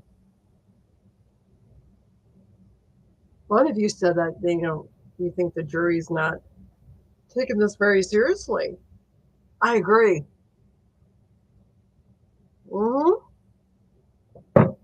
I certainly do agree. Yep. All right. So who's here? Oh, I'm really glad you guys hang out with me. This is fun. A lot of fun. Anybody has any thoughts or? Yeah, I had some chili. No, they didn't find any evidence that Michelle was in the house. That's why I was playing around with the suit. Seriously. No. None. None that I can know of, unless anybody else kind of has any other information out there. No.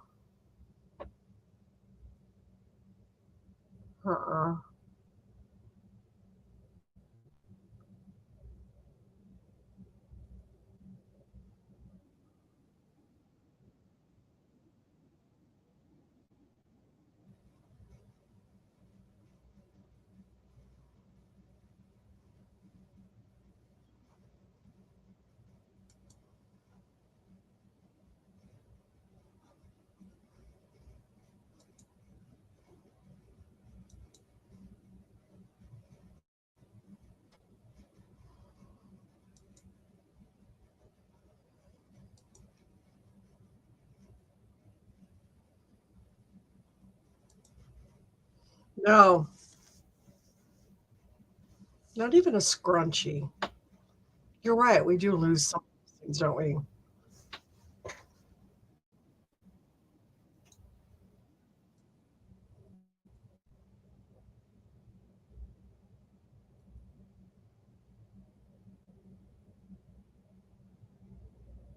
Oh, yeah, it does sound good. Glad you're back, CCW. You think you can stay awake for this trial?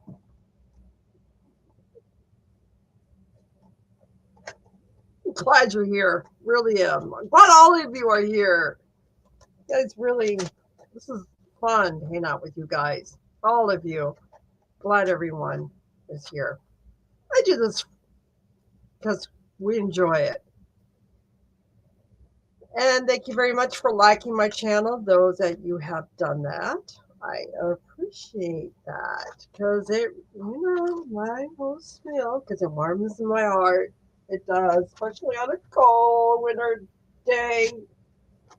Coffee needs. She needs warmth. Oh, I'm sorry to hear that. Yeah, well, we're glad you spend some waking hours with us. Glad all of you are here, especially you, CCW. No, split pea soup. I love split pea soup. When I was in New York, there was this deli. They made the best split pea soup. And they used to crack up laughing because I would have wanted split pea soup in the summertime. Yes. They said, that's the only you. I said, you guys made the best split pea soup I ever tasted. Oh, I can just taste it now. And then my treat was, because I was a broke secretary. So I had like a ham sandwich with split pea soup. That was a big treat for me. Yeah, middle of New York City. Here's Nancy. I want some soup. What? I love your split pea soup. The deli was Lark's Deli. Now, I can't believe I remember that all these years. These guys were fun who owned that deli. We had a lot of good times. They used to give me free coffee. Yeah.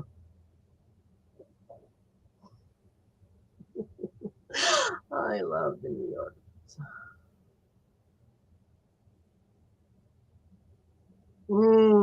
Turkey sandwiches. My mother made a good one too. But there was something about that Lark's Deli. Yeah. I had crackers with my chili.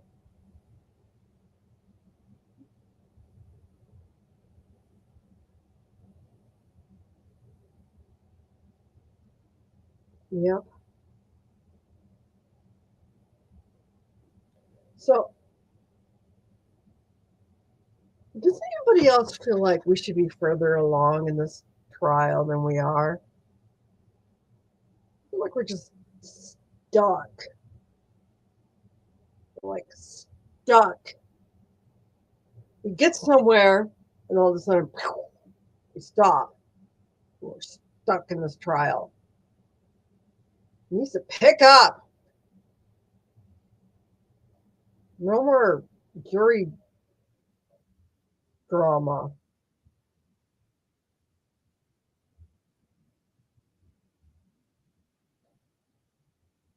Yeah, I agree. But if I stop now and go to another one, I just feel like I don't know, I'm in this far. I guess the reason why I'm liking this trial is because it doesn't make sense. Does that make sense? It's just one of those things that I find interesting trying to piece everything together. Yeah.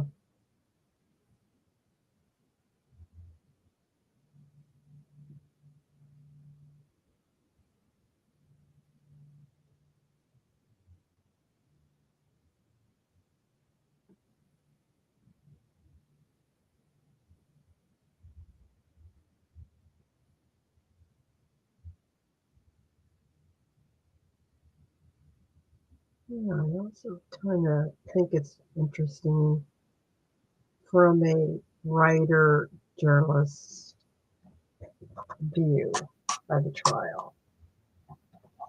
Even though it should never have gone to trial. But here we are.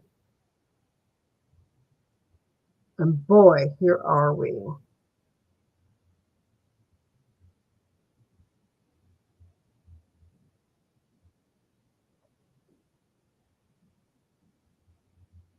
Well, yeah, a person's freedom is on the line. Correct. And that part is scary in itself.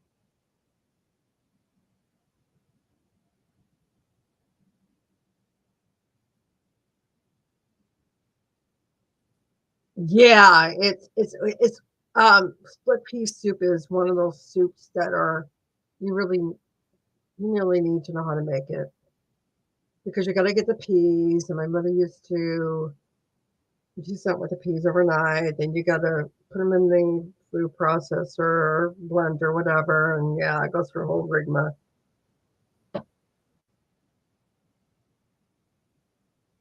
Yeah, I mean, I guess there's really nothing to it.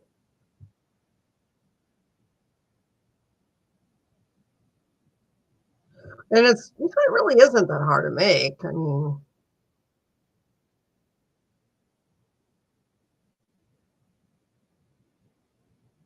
oh gosh, ECW.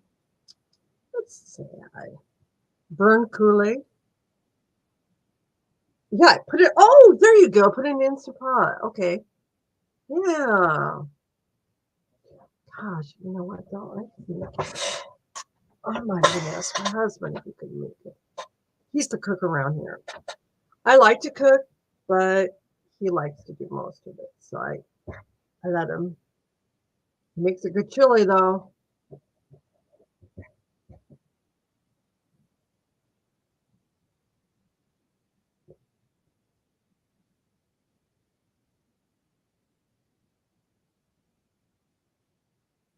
But how do we really know that Michelle was not involved in this?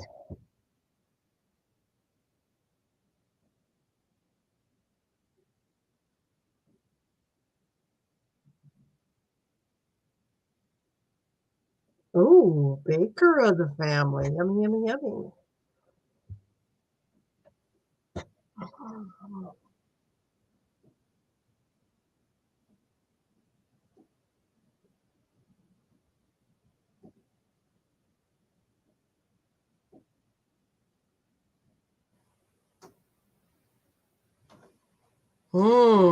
Bread. Okay, it's 2:02 in Connecticut.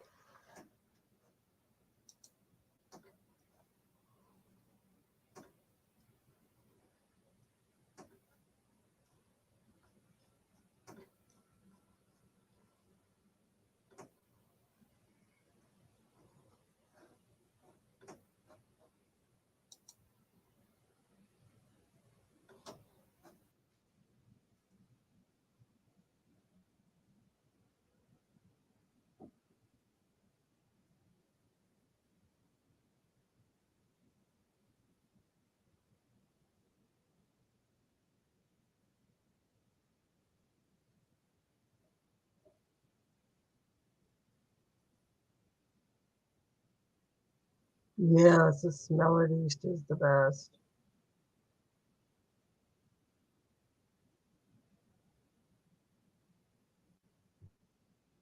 I like baking cookies.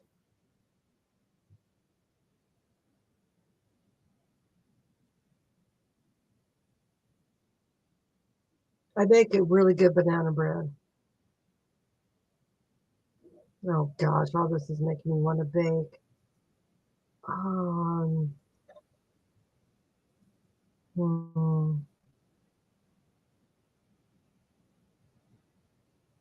yeah.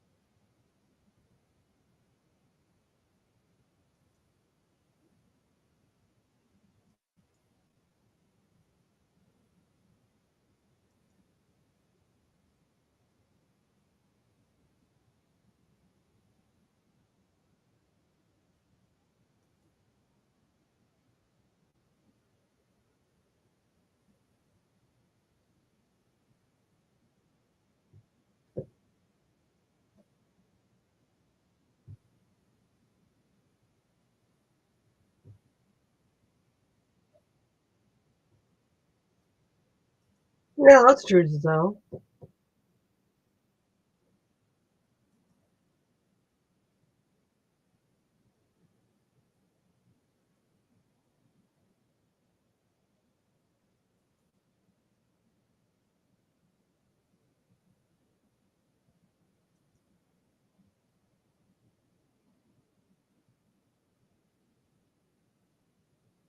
I wish we could have some background music. I wish they would allow that.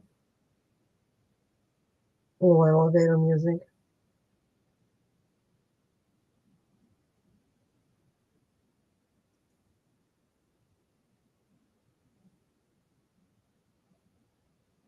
I think I might check that out. Hold on. Let me see if I can do something about that.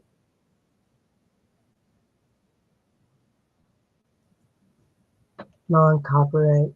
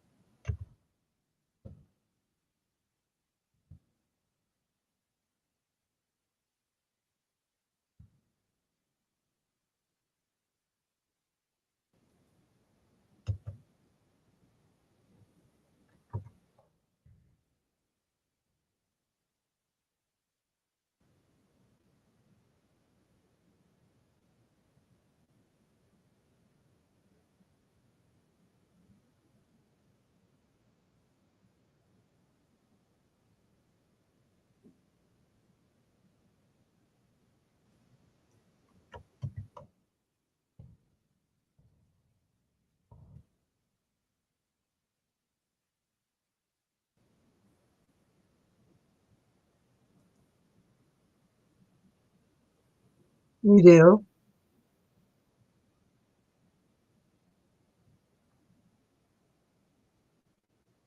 I'm dead silence in here. I gotta do something. I gotta make some noise somewhere. I need a little bit of a um, background. I'm looking up music that is not copyright per YouTube. And usually the music is kind of, I don't know.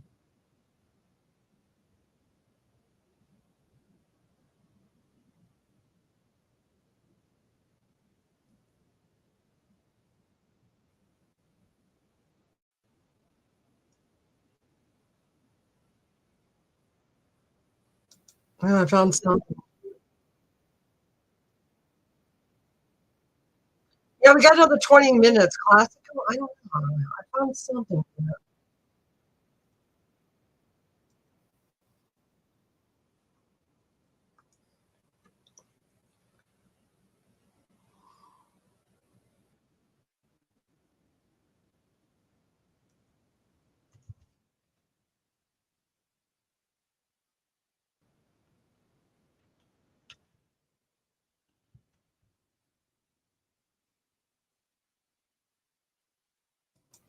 But this might work.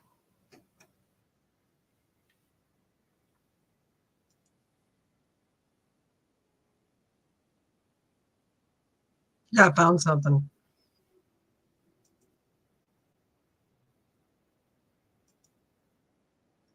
Okay.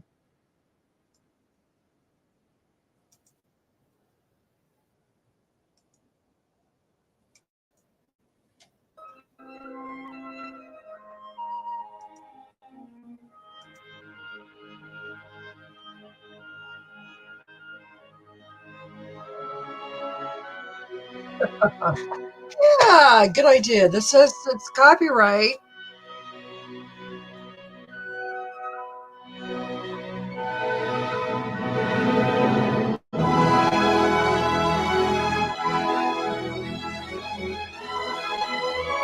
Name this classic song.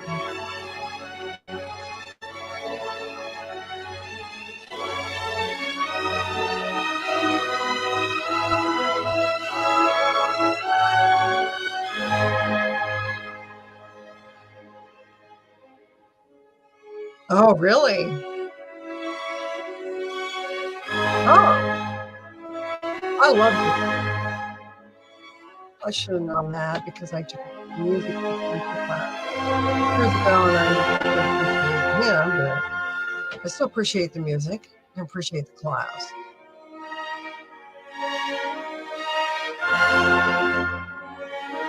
Is this better? That we have a little bit of background? People let me know if I'm nodding, but I don't think I am.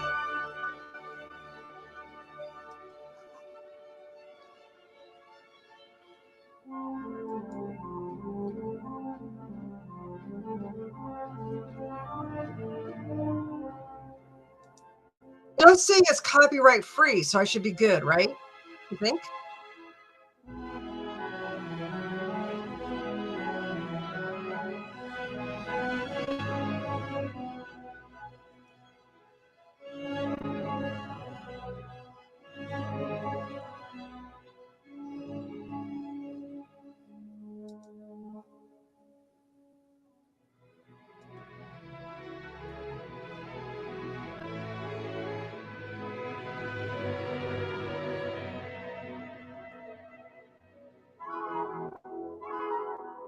All right, thanks.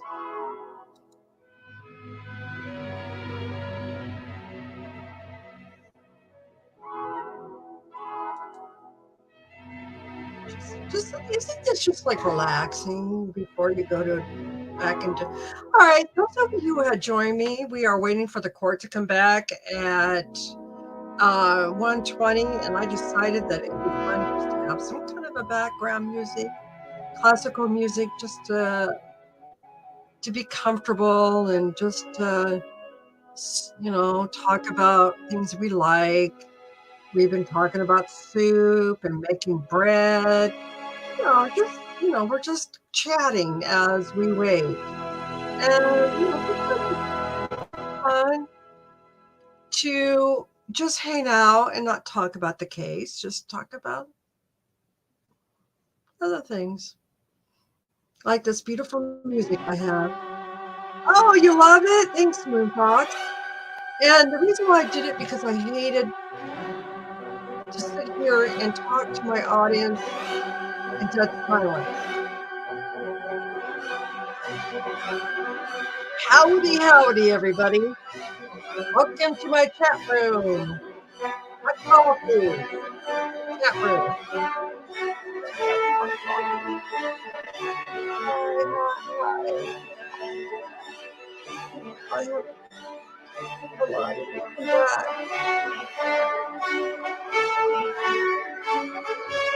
Yeah, so anyway, I just thought it'd be kind of nice.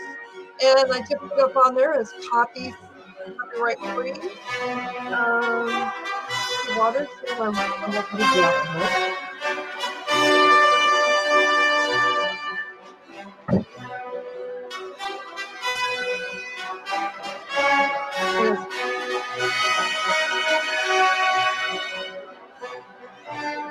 And really, I like it because it puts everybody, into a relaxed mood. But we are going to I have it up so that keep my eye out. It's still in recess. Is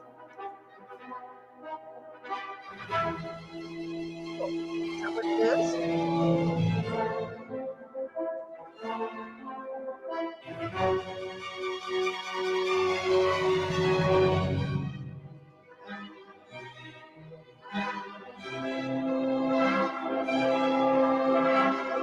Thanks, CC Water. And Giselle, thank you so much for the wonderful idea of plastic.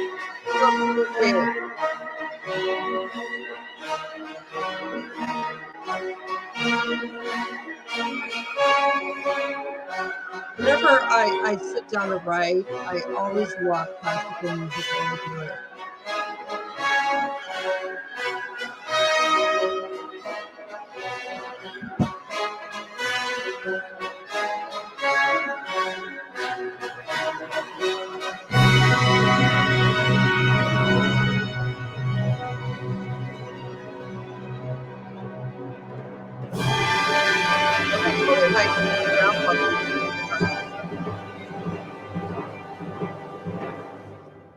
That would have been cool. before my time. He was Irish.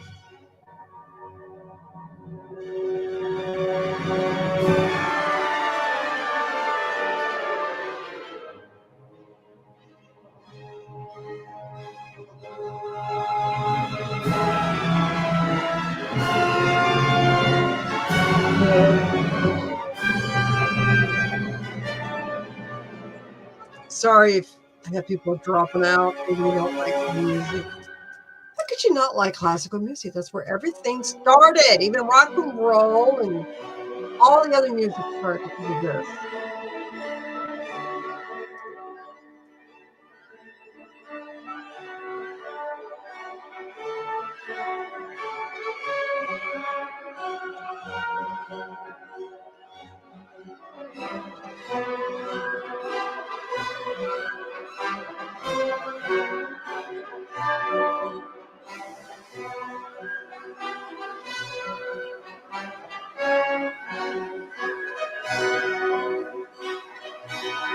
See, we don't always have a plot. We can just like have a meeting of the minds.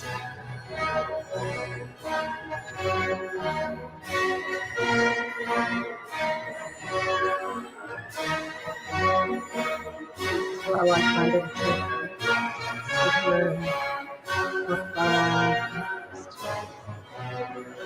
hang out while we wait for court. I want something exciting to happen so bad. And then, by the time we get back to court, because they had to waste all of this time.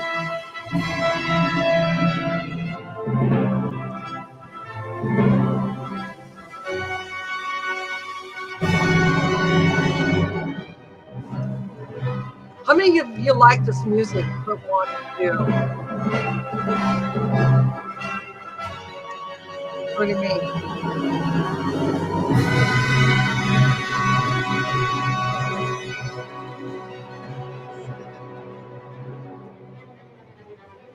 I saw a couple of people bailed out on me. It's kind of interesting to see the numbers that go, 4 people are watching you, 8 people now. Okay, now 6 people. Oh, am I sucking? Oh, good. I glad you guys like it.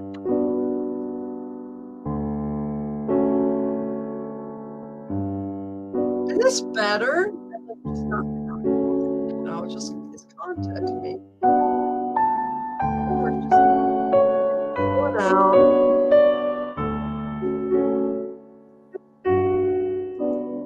Ready for this ridiculous court case to come on again.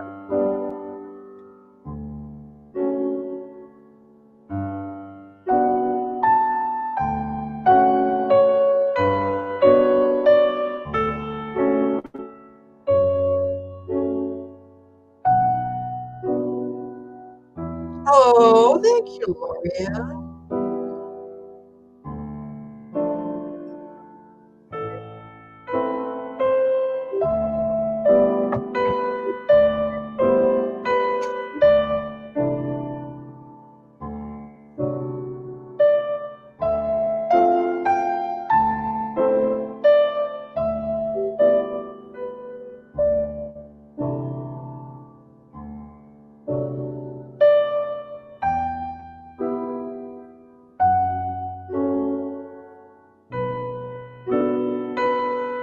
I think it's like a coffee shop kind of music. Oh, I'm glad you guys like this idea.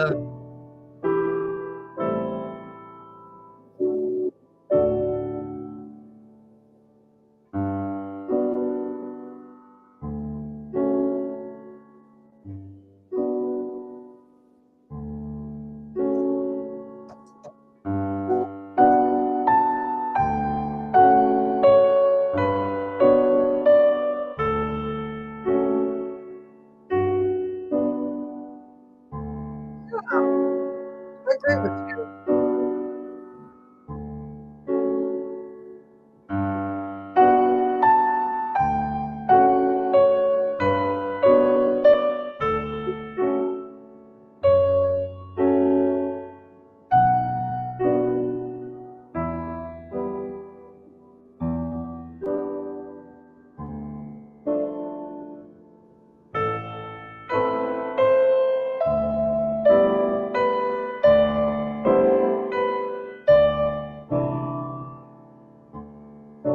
those of you who are just tuning in, we're just hanging out, listening to some of the background music. We are going to watch the court, and we have a close eye on it.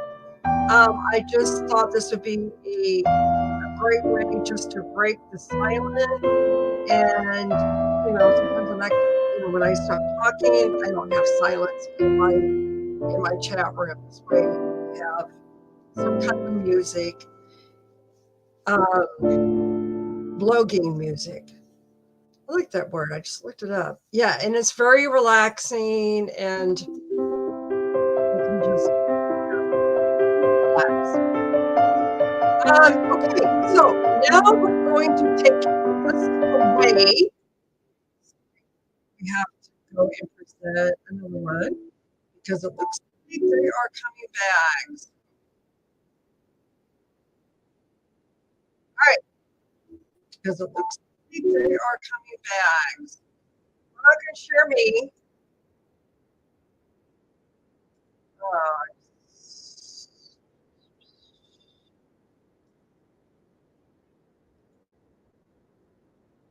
The subject to with the new one, so we don't have to worry about it accidentally. It's a very long report, which I'm not objecting to. It's the record. It's Okay, we have the board on. gosh, it's 32 pages. So I have no objection. They want to take back the one that's just because if it accidentally goes in, it might be a problem.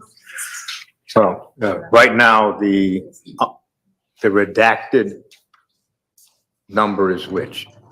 32. 32. So 32 will go in as full.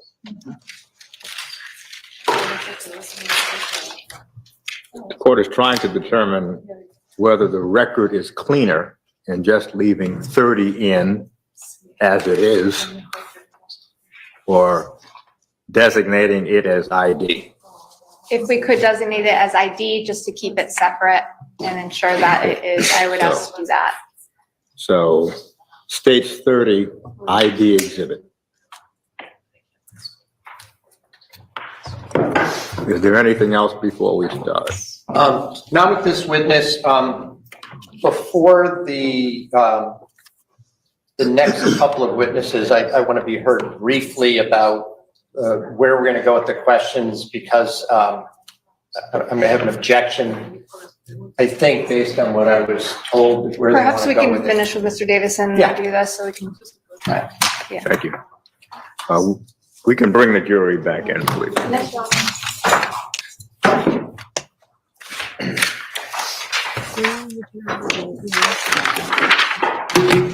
Wait a minute.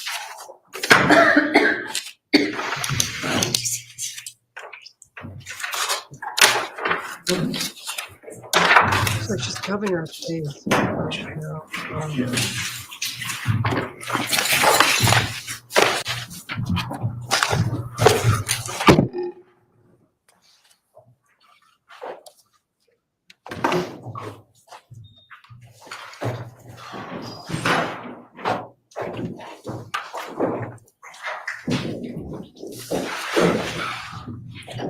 Would counsel stipulate, please? Yes, Your Honor. Yes. Thank you. We can bring the witness back in. Thank you, Your Honor.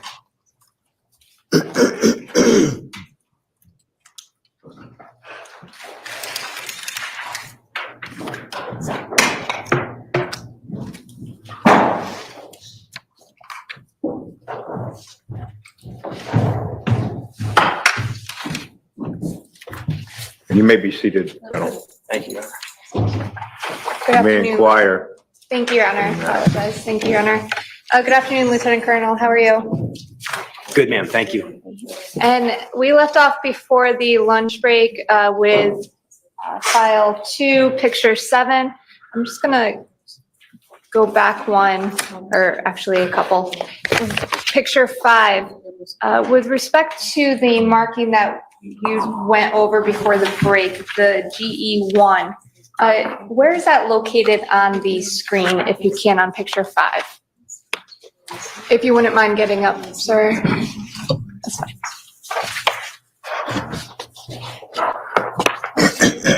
That's within GE1 is within this group here, or the top of the picture. And I'm gonna scroll up. Do you see those markings, the white, up here on the upper right-hand part of the screen? Is that true? Is that where you're pointing to? Yes, the white rectangle. Okay, thank you. Now, I'm gonna show you state picture 8 out of that same folder. Do you recognize this? Yes, ma'am. Okay, and where is this? I believe it's GW. And where is the GW in that marking? The GW group is located here, which is the mid-lower center of this photograph. And that's picture 5. Okay, what is Thank in the you. background? And with respect to the GW, I'm going to show you picture 9. If you can just explain what that picture Over depicts. him. Very, So this very photograph disturbed. depicts an elliptically shaped stain, which we previously defined as a spatter stain because of its shape. This stain's a little bit wider in width, and again, in terms of characteristics, has a tail, which would indicate the trailing edge of the stain, leading edge being up here. So this characteristic tells us that in this photograph, this stain was traveling in a direction from the upper portion of the photograph down towards the lower right portion of the photograph. So I'm going to actually reference that and go back to states 5. When you say that the stain was coming from a direction, is that direction, or could you point out that direction on picture 5? So in this picture, from the previous 2, we looked at the white rectangles are aligned with the long axis of the stain. So in this photograph, these white rectangles are aligned with the long axis of the stain. In the GW that we just looked at, that stain was traveling, the directionality indicated was traveling from the top left of the picture towards the bottom right.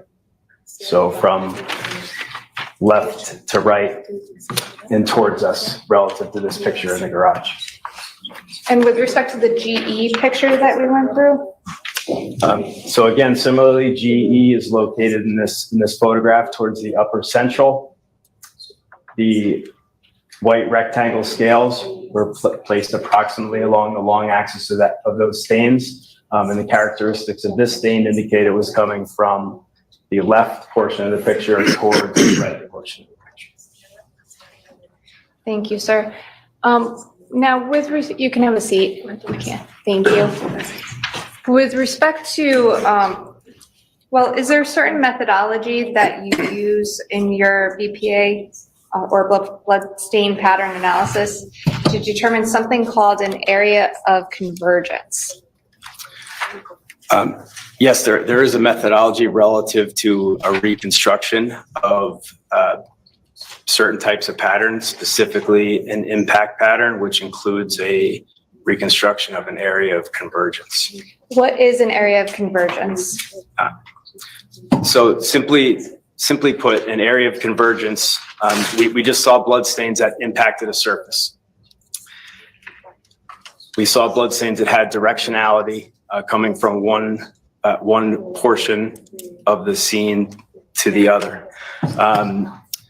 An area of convergence is lines, or essentially the two-dimensional flight paths of those drops that are essentially drawn back and they intersect in an area of space, which would indicate in the plane that the blood stains exist where the blood source was located.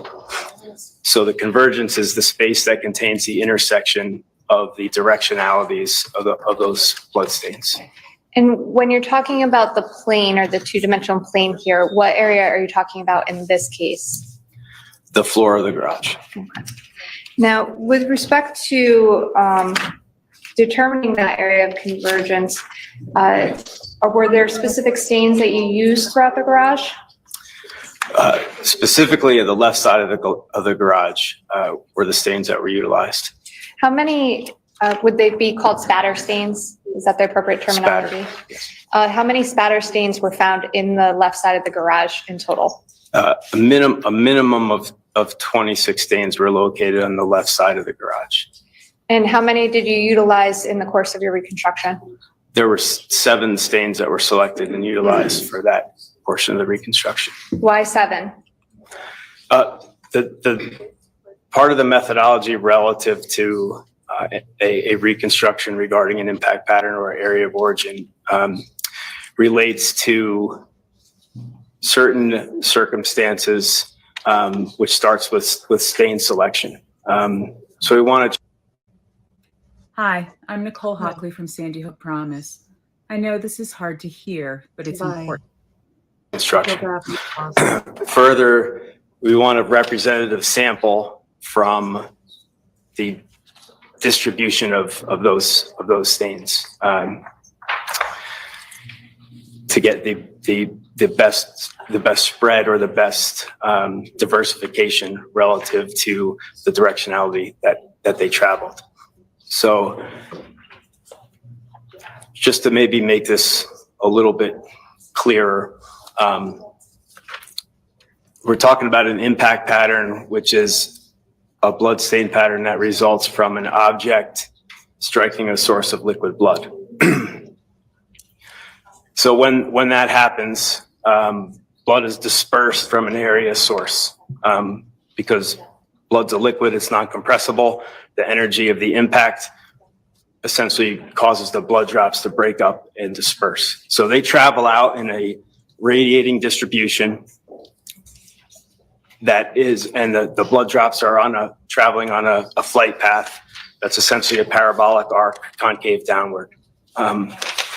So it's that mechanism and those characteristics that we're looking for and then further examining to reconstruct that area of origin. So with respect to area A, how many spots did you utilize in your reconstruction?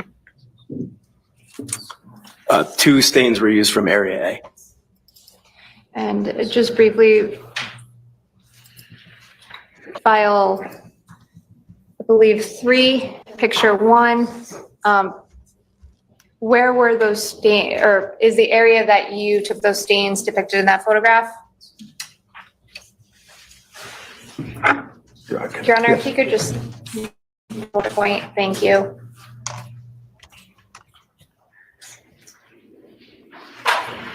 I need to read the labels, but Yeah, I can scroll in. the top stain in this picture, as it was zoomed in on, was one of the stains utilized. Is that a better picture? This is picture 2? Yes, ma'am. Okay, and out of the 3 stains marked A16, A17, and A18, which one, if any, did you use? A18 was utilized in the reconstruction. And did you use another stain in area A? Yes. Okay. And which stain did you use in that one? Here, I can show you picture 4. Is it out of A12, A13, A14, or A15? Did you utilize any of those? The top right, A15 was utilized. Okay. Now, if I can scroll. With respect to A15, when you say, why did you choose that stain, by the way? Well-defined edges, it's clearly elliptical in shape, and has an evident directionality. And what is the directionality? Relative to this stain, it is traveling from the bottom left of the picture towards the top right. Or top I left. agree with you, Giselle, Okay. and you're not alone in that thought with me. That's fine. In area B, how many stains did you utilize? Because how many times have we? 2 were utilized from area B. Do you recall which ones those A were? lot. Here, I can scroll up to, we have B9, B10, and B11, and this is picture 7. May I inquire if any of those you utilized in your analysis? B11 was utilized. Okay. And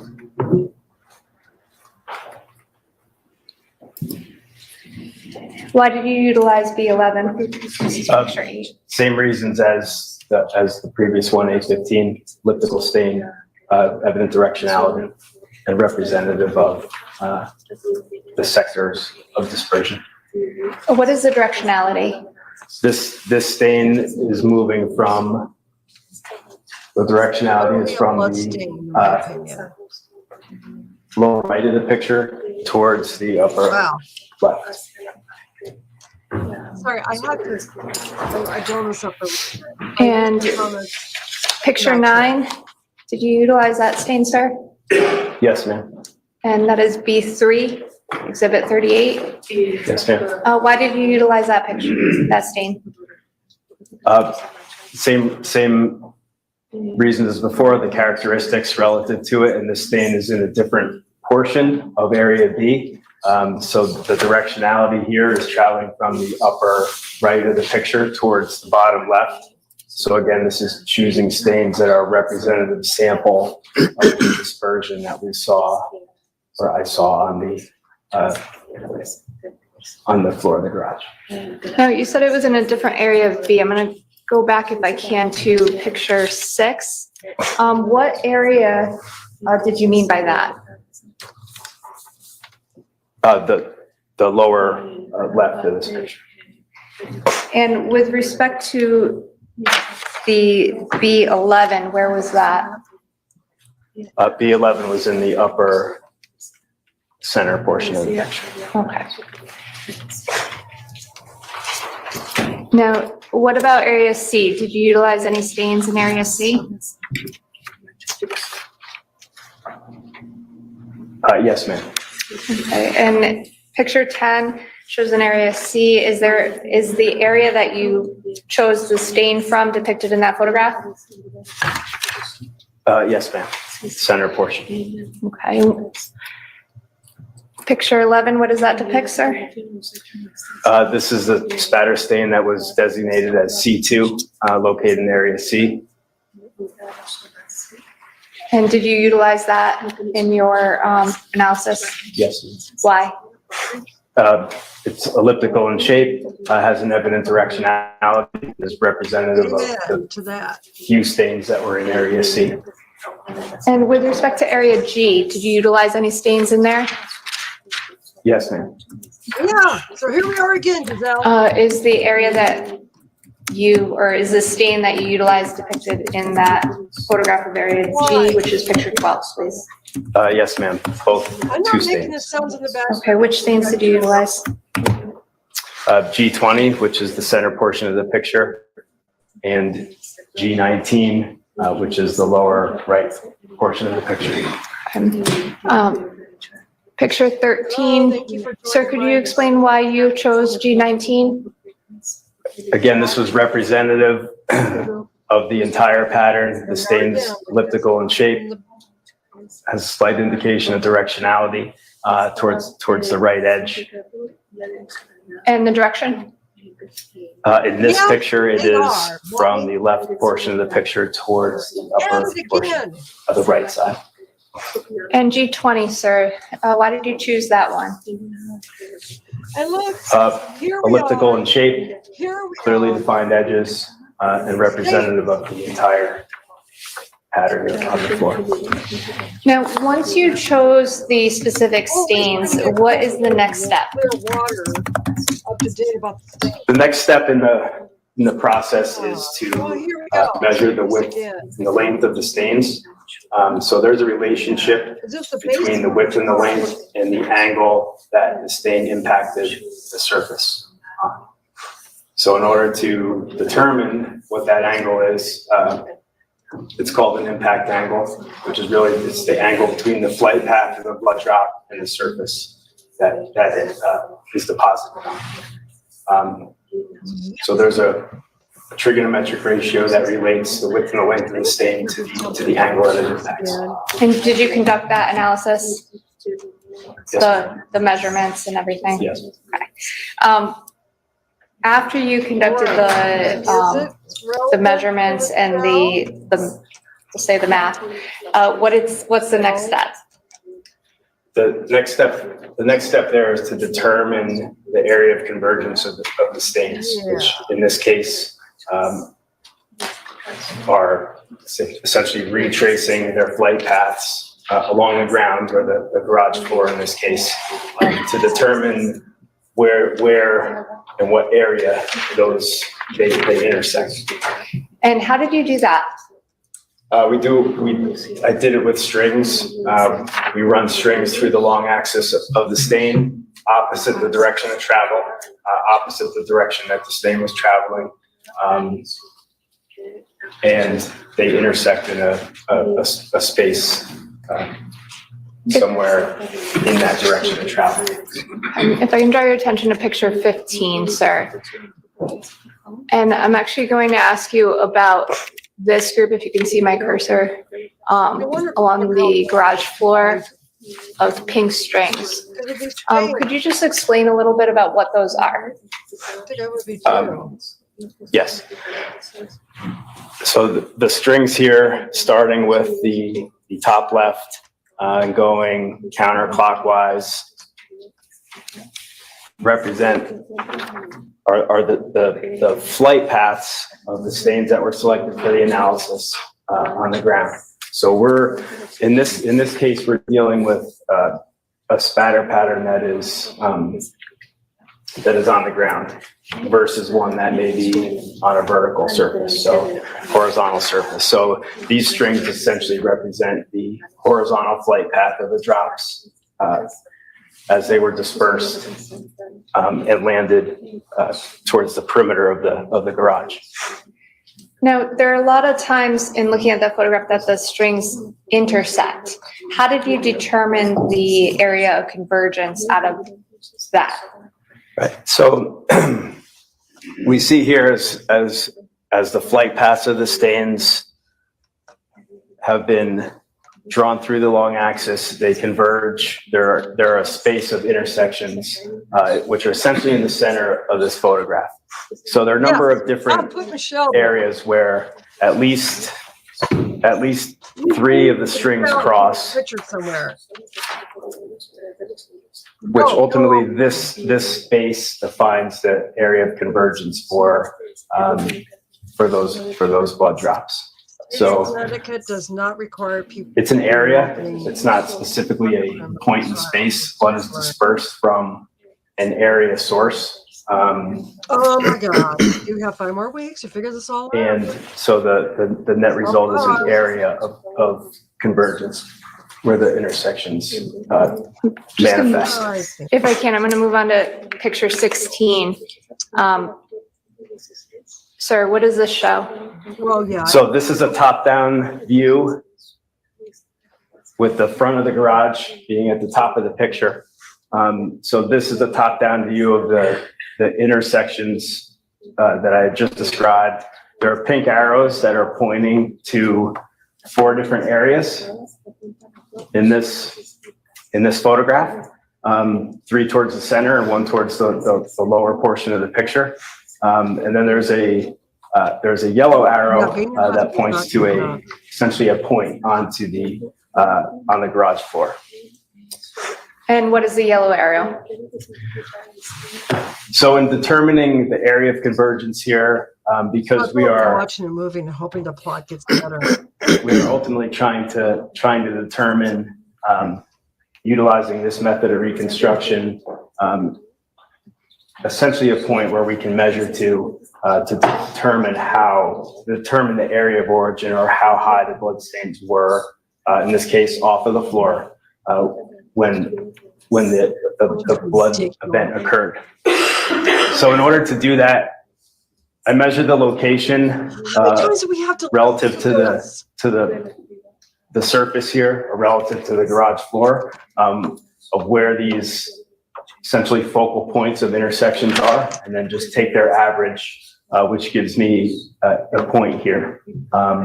Ultimately, this is a range, which in this case runs approximately 4 inches laterally and 11 inches vertically in this Okay, I know picture. where the stains are. But the mean of these intersections Or whatever. ultimately is represented by the yellow I memorized the arrow freaking garage on the by floor. now. Sir, what is an area of origin?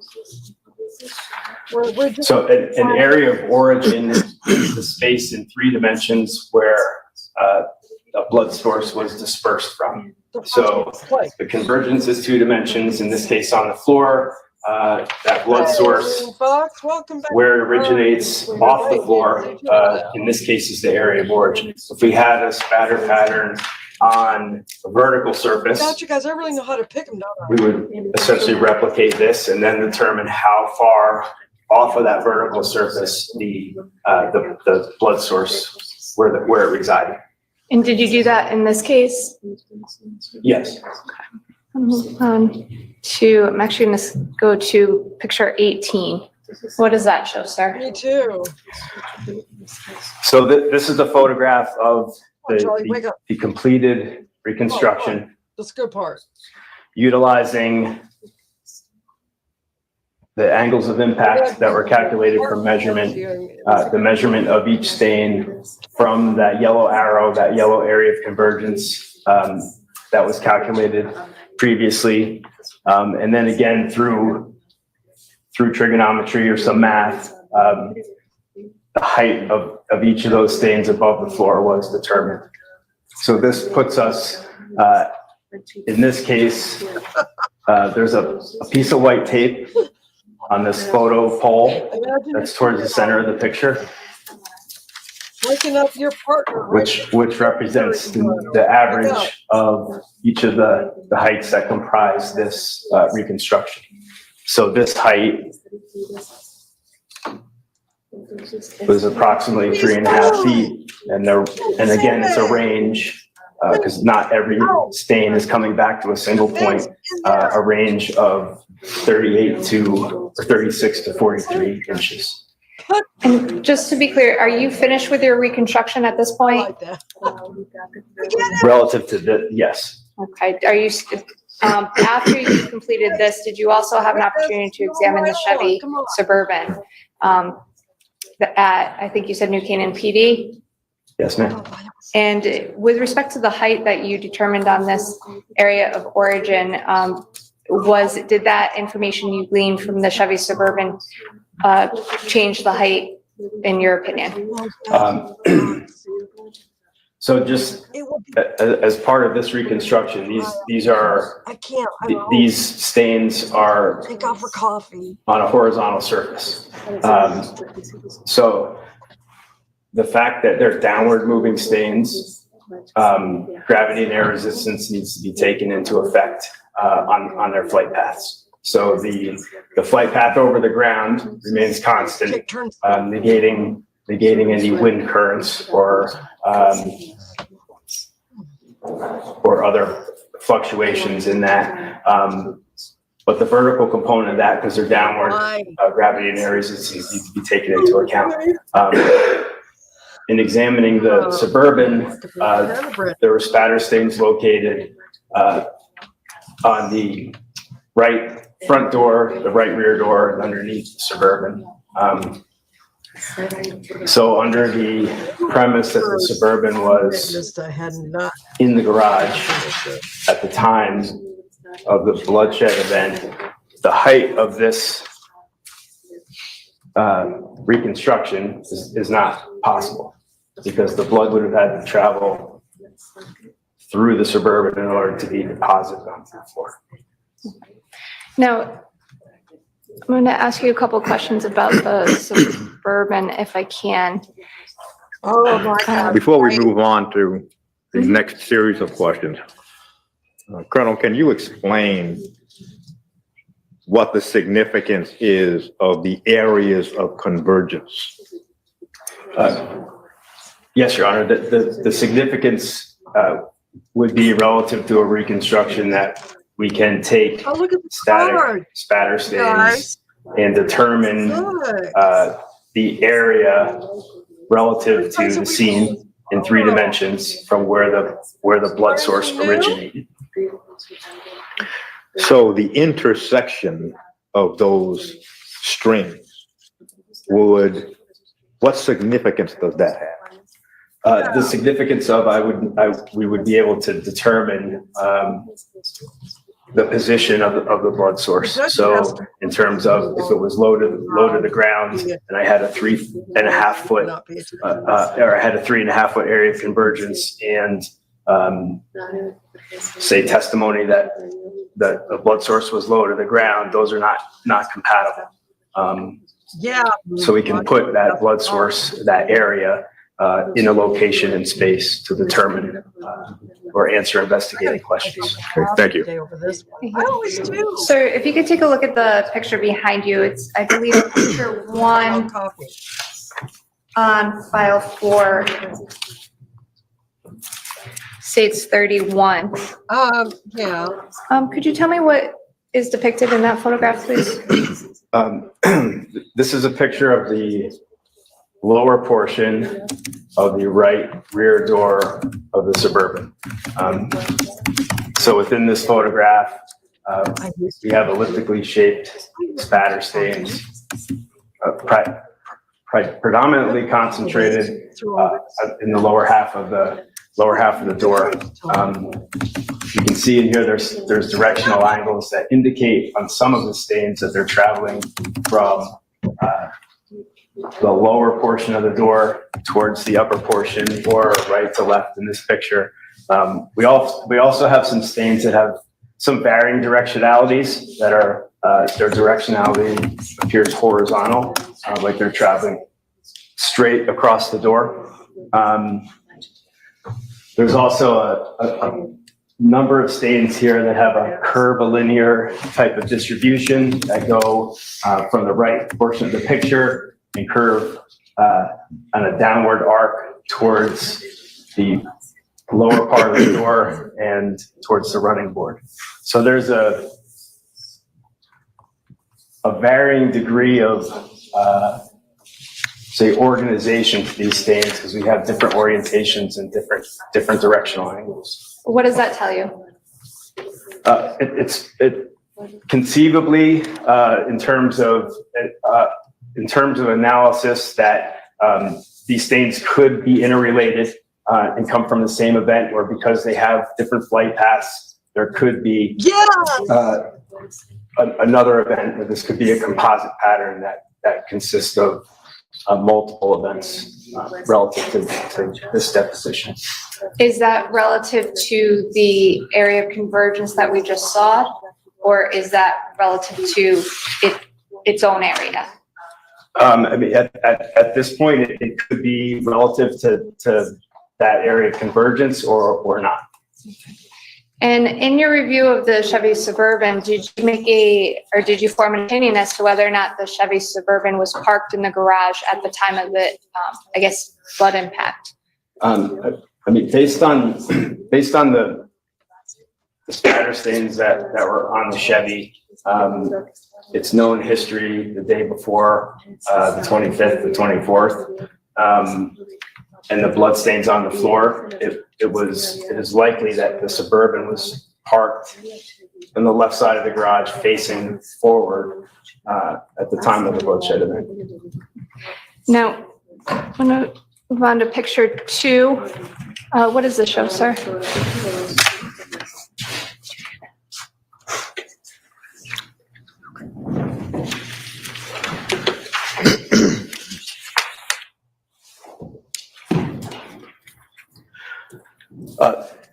Pardon me. So this photograph is the lower portion of the forward part of the rear door of the Suburban.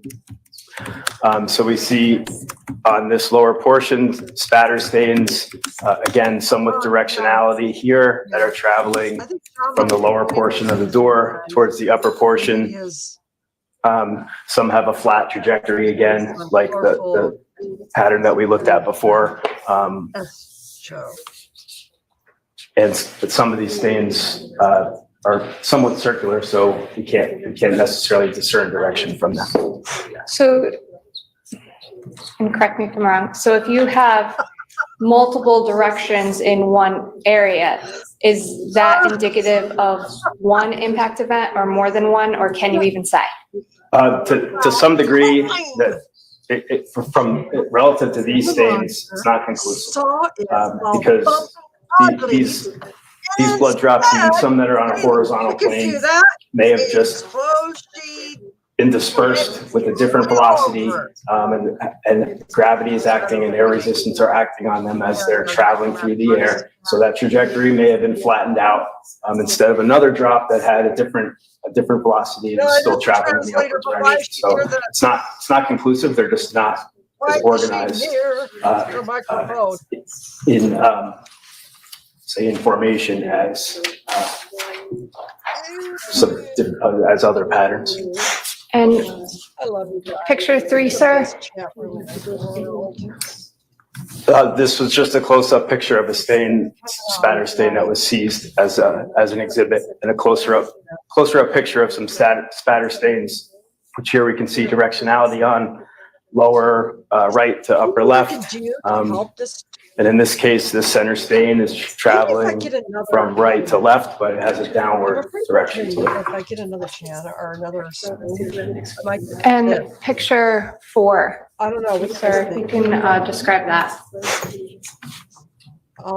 So this picture, so just to orient you to the picture, the seam here that is in the upper portion of the picture, the right part of this is the front door.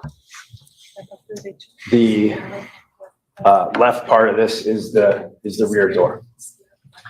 So underneath the vehicle here, we have spatter stains that are in a radiating type of distribution as we move from right to left across this picture. We have clearly elliptical stains, varied in size.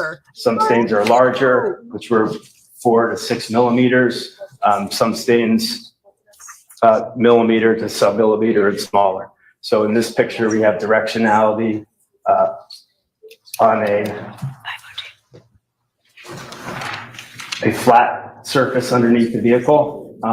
And the surface here beneath the ruler was angled to some degree. So it's a little hard to tell from this picture, the orientation. But we have stains impacting at angles relative to the underside of this vehicle, meaning their origin was below the ground clearance of the vehicle. But I'm afraid if I do that. And did that determination play a factor into your opinion that the vehicle was parked in the garage at the time of the impact event?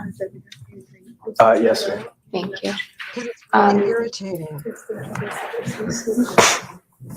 Now, with respect to picture 5, sir, if you could just explain, did you utilize that at all in your analysis? Just in terms of observation that there were spatter stains on vertical surface, looked like spatter stains on vertical surfaces underneath the vehicle. And actually, going to go to picture 9. Sir, do you recognize what's depicted in that photograph? Yes. And can you explain your analysis of it, please? So this stain was located on the rear tailgate, plastic portion of the rear tailgate. If you would go back. Circular in shape, has some scalloped edges here. It's indicative of a drip stain based on its size, which is approximately 10 millimeters. Further, we see edge characteristics here The typing. and Voice. a partial removal of the center portion of the stain with a directionality that goes from the stain in the center towards the upper right portion of the picture, indicating this is a drip stain that was subsequently wiped. We have edge characteristics that are remaining. When you say a drip stain that's white,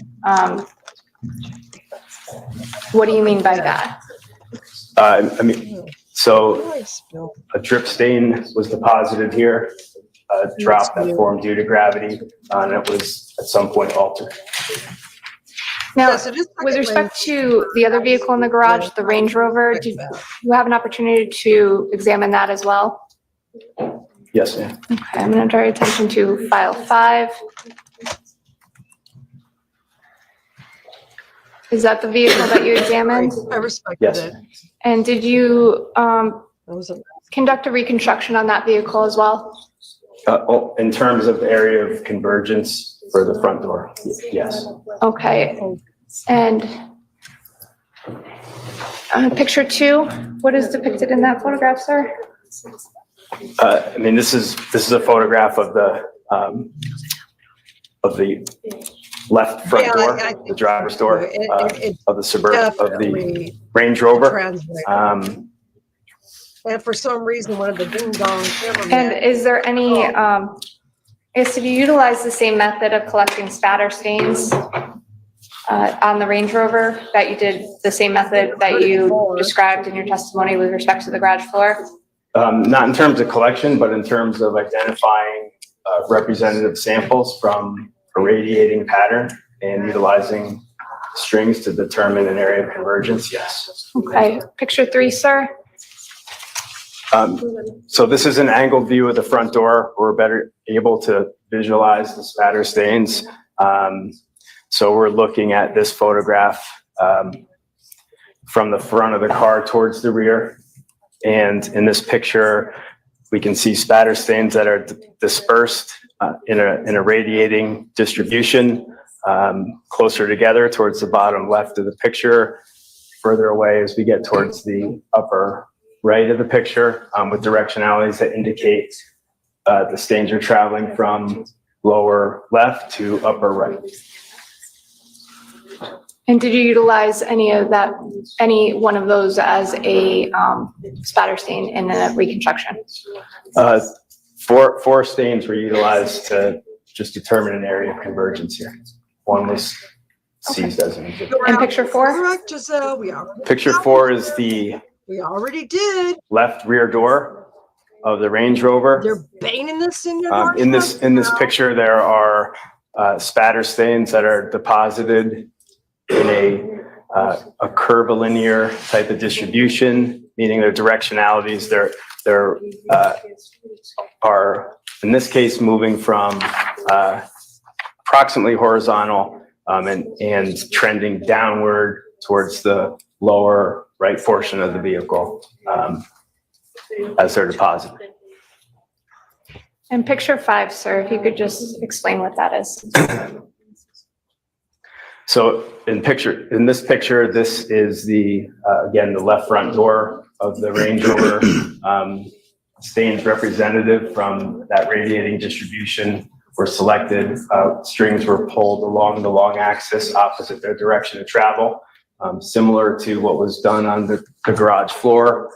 And these strings intersected at an area here on the vehicle, which was approximately 18 inches to the rear of the front seat, between the door and the front fender.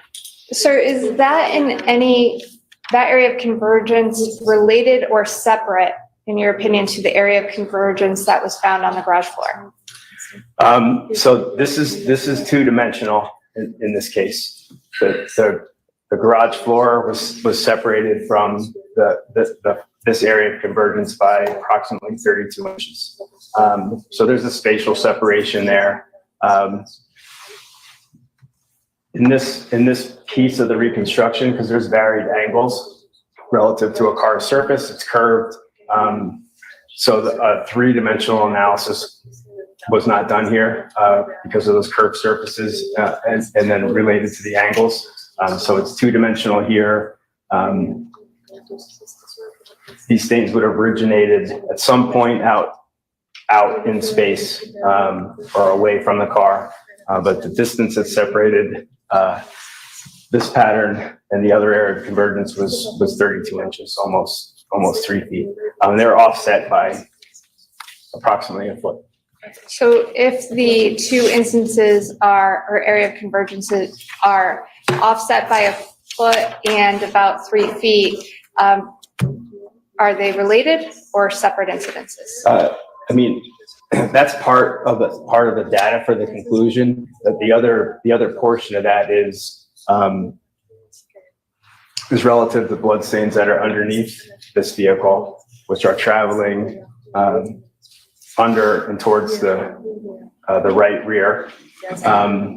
We have spatter on the Suburban traveling under and essentially radiating through all sides underneath. So we have spatial separation, different directions on patterns, and also really a lack of spatter stains in between the two vehicles, other than the two spatter stains that were in area G.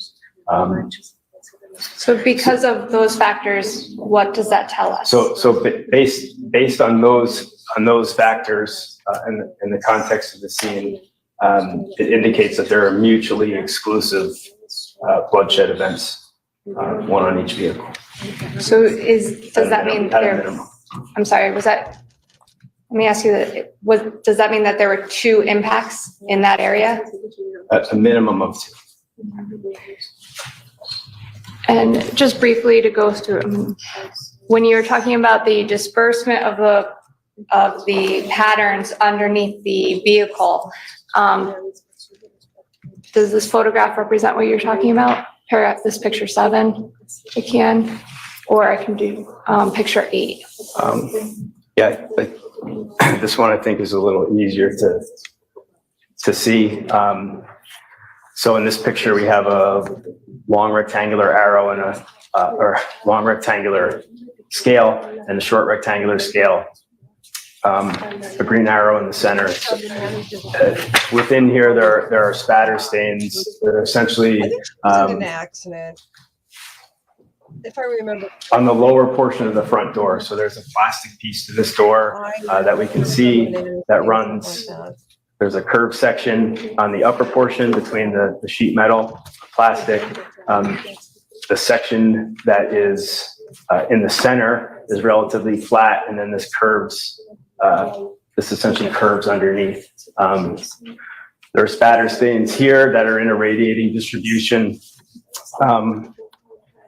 Some larger, 4 to 6 millimeters, some smaller that have directional angles that are moving from the left side of the vehicle towards the right side, and from the left side of the vehicle towards the right rear. Also in this picture, this crease here that runs along the bottom edge of scale of item E. The lower portion of this picture is actually the underside of the vehicle, so it's horizontal. How this picture is oriented, it kind of makes this look like it's in the same plane, but just for awareness, the lower portion is under the vehicle, horizontal. This portion is curved and above the ground clearance. I'm going to ask you a couple more questions about the Range Rover, sir. Were there instances of non-spatter on the Range Rover? Yes. Non-spatter. And I'm going to show you file 6, please. And by non-spatter, what does that mean? So we can maybe just back up a little bit relative to the non-spatter. So in determining classifications of stains, we use a taxonomic system, or a system that's based on characteristics, similar to how animals are identified by species. So depending on which system you utilize, a blood stain starts at the top, i.e. the animal kingdom. And then based on characteristics, we break down into smaller I think subgroups. this guy's just nervous. The spatter subgroup are stains that are circular, elliptical in shape, which we've been looking at in the most recent pictures. The non-spatter group are stains that are not circular or elliptical in shape. So when we look at initially characteristics, and we see circular elliptical, we start examining characteristics in the spatter group. In this case, stains that are not circular or elliptical, we look at non-spatter. If I can, I'm gonna show you actually picture 3.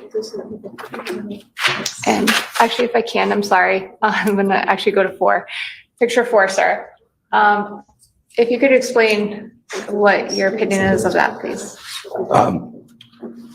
So this is the emblem that says Land Rover, which is on the driver's side of the vehicle, it's the left front. There's blood right There's there.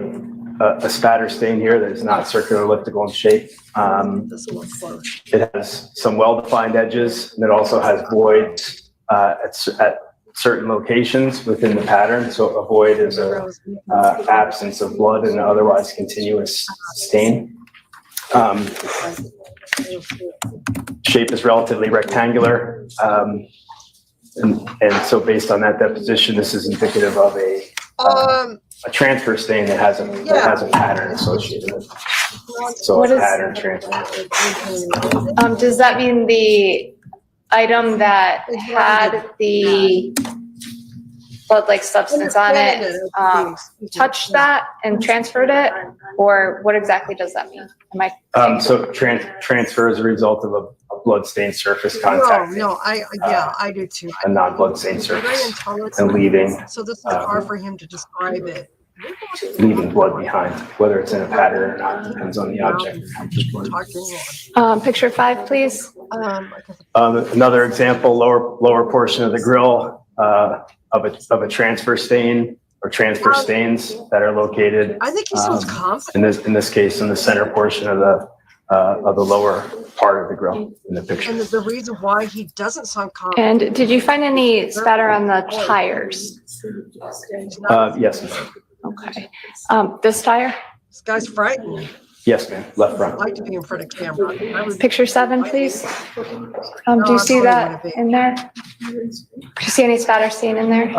Yes, so we're looking at the left Splatter is, front yeah. tire yeah. in this case. Okay. So there are small blood-like stains located in the spokes of the hubcap, primarily on the surfaces that are facing our direction. So we're looking at this tire essentially from the rear of the car forward. So there are small, mostly circular spatter stains located within the spokes of the hubcap. In picture 8, On that object. what does that show? So this is the left front portion of the bumper, the left side of the bumper. So we have the plastic bumper portion in the upper part, the gray plastic portion in the lower part. So in this picture, there are some somewhat circular or somewhat elliptical stains here. They really lack a consistency necessarily with one of those geometric shapes. Further, in some of these stains, the center portion has been removed, so we just have perimeter stains that are present there. Their distribution is essentially nonlinear. There's some stains that could be determined to have a linear orientation, but for the most part, it's a nonlinear distribution. Also beneath this Exhibit 69 was definitely sticker is there was a lot of violence. a blood stain that is representative of a flow pattern, which is essentially a volume of blood that moves along a surface relative to gravity or a change or disruption in the surface. That's located at the corner of the bumper, the lower center of this picture. Now, with respect to the perimeter stains on the upper middle, do you see that area in the upper middle? Especially Yes, sir. cursor. You testified that the inside of the stain may have been removed. Could that have been done if somebody wiped down the car? That's one possibility. Okay. And with respect to, actually, I'll leave it. If I may show you, go back to, Closed caption is not available for print. I don't know why. this picture, sir. This is file 5, I believe, picture 2. Do you see these markings that my cursor is going across the door from left to right or right to left?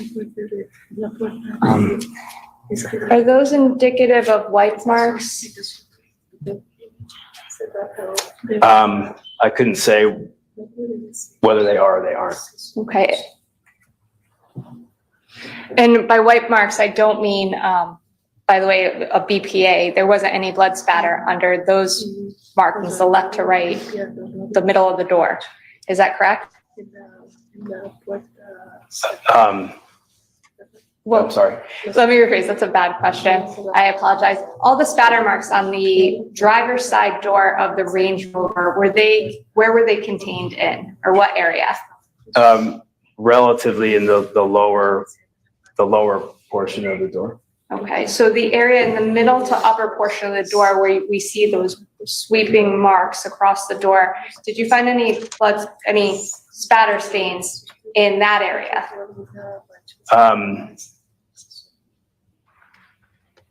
I'm not sure whether there was or wasn't any in that area relative to how high something may have Been, okay. traveled.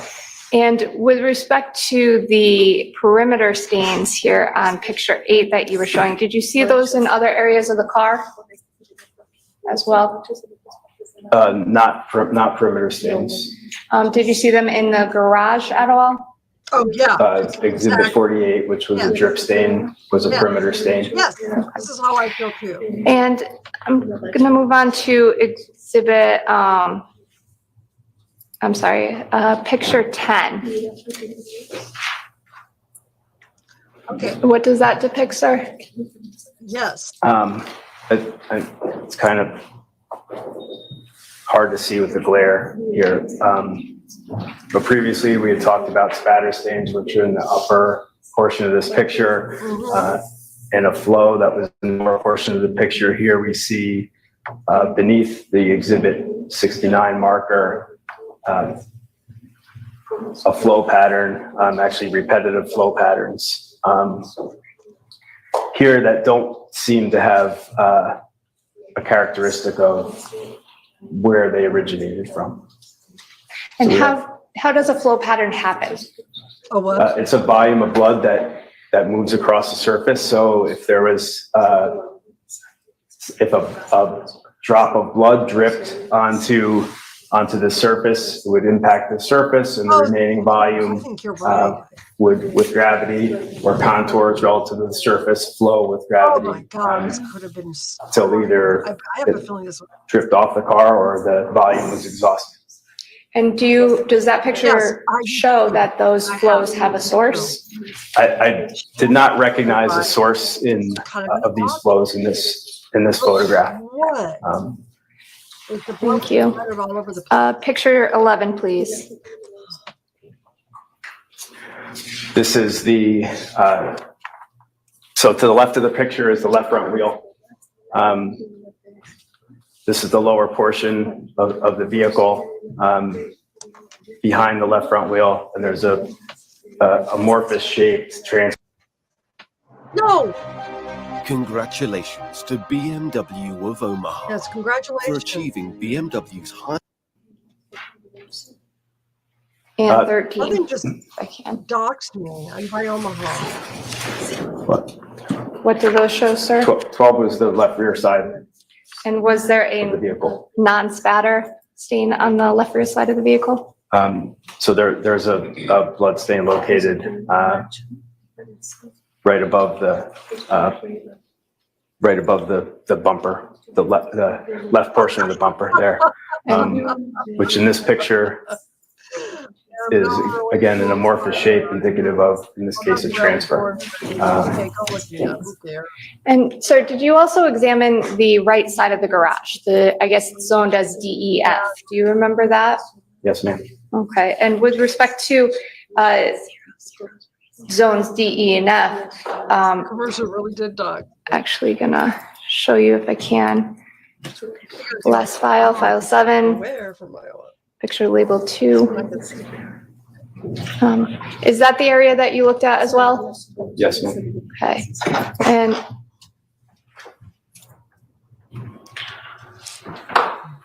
with respect to area, I guess it would be D.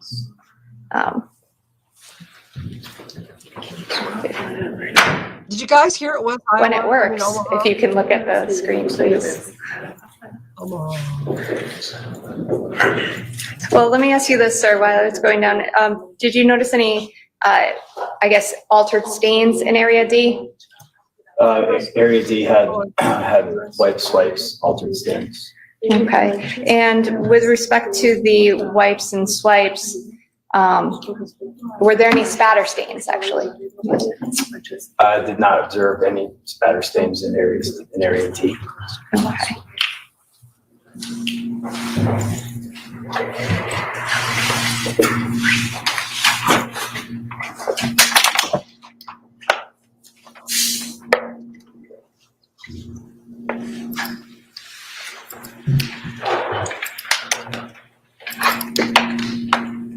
You are? There. Picture 4, sir, if you can, did you notice any, you said wipes or swipes in this area? Is there anything in particular? So this area, lower center of the picture, and say center of the picture, lower center of the picture, contained areas that were wiped and swiped, altered. Okay, picture 5, what does that show? Picture 5 is Exhibit 70. So there's essentially this shows right above the long axis of this L ruler portions of of a transfer stain that appear to have, in this case, short linear markings that are separated by essentially a void. So there's defined edges here. Got him. And What new hell have you brought me to? by voids, I there's apologize, folks. I was under the a weather. curvilinear and type I of just kind of aspect to these here, and then Just a over minute. towards the center, lower center of the picture, What did I bring you to? I always bring you. which is indicative of a pattern transfer. Thank you, and apparently my battery is running Hey, low, CCW, what so are you doing? I'm gonna keep going and ask for Attorney Moran's help, if you don't mind. Picture 70, or picture 7, I think that's Exhibit 71. Sir, if you can explain, is that a swipe or a wipe? Sorry, I'm just so used to. So we can see wipe swipes within 71, particularly wipes, directionality, moving kind of back and forth here in 71, and also You gotta outlines of turn down some blind geometric light. shapes and linear markings that have You gotta space in turn between down them, blind or voids lights a in little between bit. It's them. running its own. Indicative of a pattern transfer. Picture 9. Okay, apparently when I plugged it in, give me 1 second. If I may have 1 moment, Your Get Honor. better? Not There we really. go. Picture 9, sir. Center portion of the picture, we see transfer stains here. Try to find the Again, worms. Send me linear, the link to the raw feed and I'll take stains it. that are arranged in kind of a hash mark type of arrangement. Send you a Defined clip edges, voids in between We're them Send me a link to the raw feed that you're pulling it from and I'll take care of it. that on are my in end. the upper portion of the picture, the central portion of the picture, and then in the lower portion of the picture, in varying arrangements. Indicative of a pattern. And sir, do you have an Transfer. opinion as to what kind of pattern that is?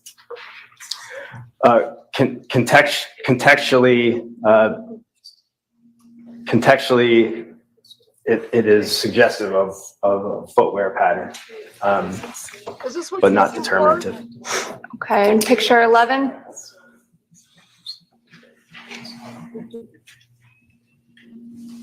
Within picture 11 towards the lower portion, we have I'm in relatively defined edges again, Whatever. geometric shapes, in this case, let's say diamonds that are almost concentric, linear stains that are arranged in a hash type of arrangement with voids in between them. That's lower right of the picture, and center left. All right, close the Hash doors marks with and spaces in look at the between sets. them, We'll deal with the audio. with defined edges, and the lower. Okay, All right, let's see. And then I'll play with the audio as we need to. just a minute, you guys will get on. We'll get it on. I mean, we'll, oh my God. Does that balance sound a little bit better? Yes. All right. Just add me to the studio on the shared screen. That That resemble. sound a little bit better? Yeah, you'll have to tell me what I'm doing wrong I later. can turn it up a little bit if I have to. It's pretty much same question, All right. sir. What does Just that, a tiny does bit. that also Turn it up a little. resemble a footprint? All right, guys, is that better? Would be suggestive of footwear. Okay, we brought you to some nonsense. Picture 12B, exhibit 51, and In this picture is depicting in the lower portion. You're showing where all the blood Essentially a white that were stain, in an the altered garage. stain. And within Why this it's picture, gonna- there are, It's gonna take so many days. in here, What? it's not only that That's there why it's gonna are take so many days. They're gonna keep going through indications this of over and over. blood based on color and appearance, but also movement of material that's They're playing on the garage games? floor, i.e. dirt or No, I some think other- it's gonna, some other this is why type of it's, substance. the state said that it's gonna take so long. and picture 13, sir. There's Picture no, I 13 can in the hear center, about there the are shenanigans. essentially 3 ovals that are You did hear about it? oriented along You're axis. the one that told me about it. Top to Oh, bottom, okay. direction Well, Fred, not I implied by text that. you. There are How did that partial turn out? voids Because in between honestly, the I 3 don't really ovals. care about within- pointing out different ovals. Not throughout each, but within particularly the one on the left. The judge. There are voids that are located within that stain. Yeah, could you pause it so we can that are, talk about it? Somewhat Sure. oval in shape. Okay. All right, John, we're gonna fill you in. The judge took all the jury's members and he talked to each one of them to interview them and to find out if they were still unbiased about the case. I mean, that's kind of a pointless question because nobody who is biased is going to say, yeah, Your Honor, I'm absolutely biased now. Sorry. Well, you could lie. Yeah, most do. So now it's like, I think we have a contaminated jury, to be honest. Okay. Well, that's a good, that's great. Well, maybe if they bore them to death, they'll forget about their contamination. Mm-hmm. Or sesame seed size and shape. In the left one, the center one, and not as visible in the right one. Could you make any determination or opinion as to what that is? Glad to see you back. That appears to be a good to be pattern back. transfer as far as Miss you. I can say. And Attorney Manning, this Not would as be much an fun doing it appropriate yourself, time is to it? take the afternoon No, I recess. gotta have, I Yes, gotta thank have you. a partner. Ladies and gentlemen, we will take our afternoon recess until Because, I mean, 3:45. it's just so much you can talk Please do not about discuss with the case. you. I mean, if I have you on here, I can, yeah. Are you feeling better, John? Yeah, Wombat, I'm like 80% back. Every now and again, I have a stomach condition that flares up, Oh, and it just takes me out for a day or so. all right, John, would you like to have the floor for a little bit? Because I've been talking a lot. I don't necessarily want to have the floor. I want to hear what I missed. But if you want to, since they're taking a break, do you want to? We can both step away for about 5 minutes. I can get my stuff. I literally throw on clothes and head onto the stream. Oh, okay. So do you want to take 5 minutes and we'll be right back, and then you can fill me in on what I missed? Sure. All right. Not let's- much, but yeah. So guys, I'll mostly be here. I'll probably be back in like 2 minutes. There are just a couple things that I got to take care of. Okay, And we're just glad to see you back. We'll go from there. All right. Okay. I hate talking in these because I feel like I talked it into a tunnel. Now, because sometimes I put them on because I can't hear everything. So, John's going to come back in a few minutes and we are going to fill him in on what has been going on. And while he is doing that, I'll get some of my notes. To fill him in, I think, I don't know, I'm just talking out loud, I'm sorry. Let's see. Okay, we're going to talk about how, what yesterday was all about, but I did lose an hour of the trial. Sorry, I had to take a break. Yeah, John's coming back in. And what I'm going to do is we're going to talk about it. And I also want everybody involved in this. You know how I am, audience participation. So if you want to say something, to add something, I'll put your comment up on the screen. You did miss the judge that talked about to the juries. Okay. Well, so my first question, if you don't mind, if you need to take a couple minutes, that's cool. I can try and entertain people and just ask the chat what I missed. That's okay. We'll just talk for a few minutes and then later I'll go get some hot coffee. Excuse the pun. Okay. All right. So my first question would be, obviously now they're onto physical evidence that is trying to prove that a murder occurred. Was there anything that was elicited while I was gone that would point the finger at the defendant as opposed to potentially anyone? Well, John, I was going to talk to you about Kristen Medell, and she is a forensic science examiner, was on yesterday. A forensic science examiner, that was on it. Okay. So Okay, what did she and then she contribute? talked about, she really went into some great detail on the DNA that was throughout the house. And what she did, she took an electric toothbrush to get the DNA from Michelle.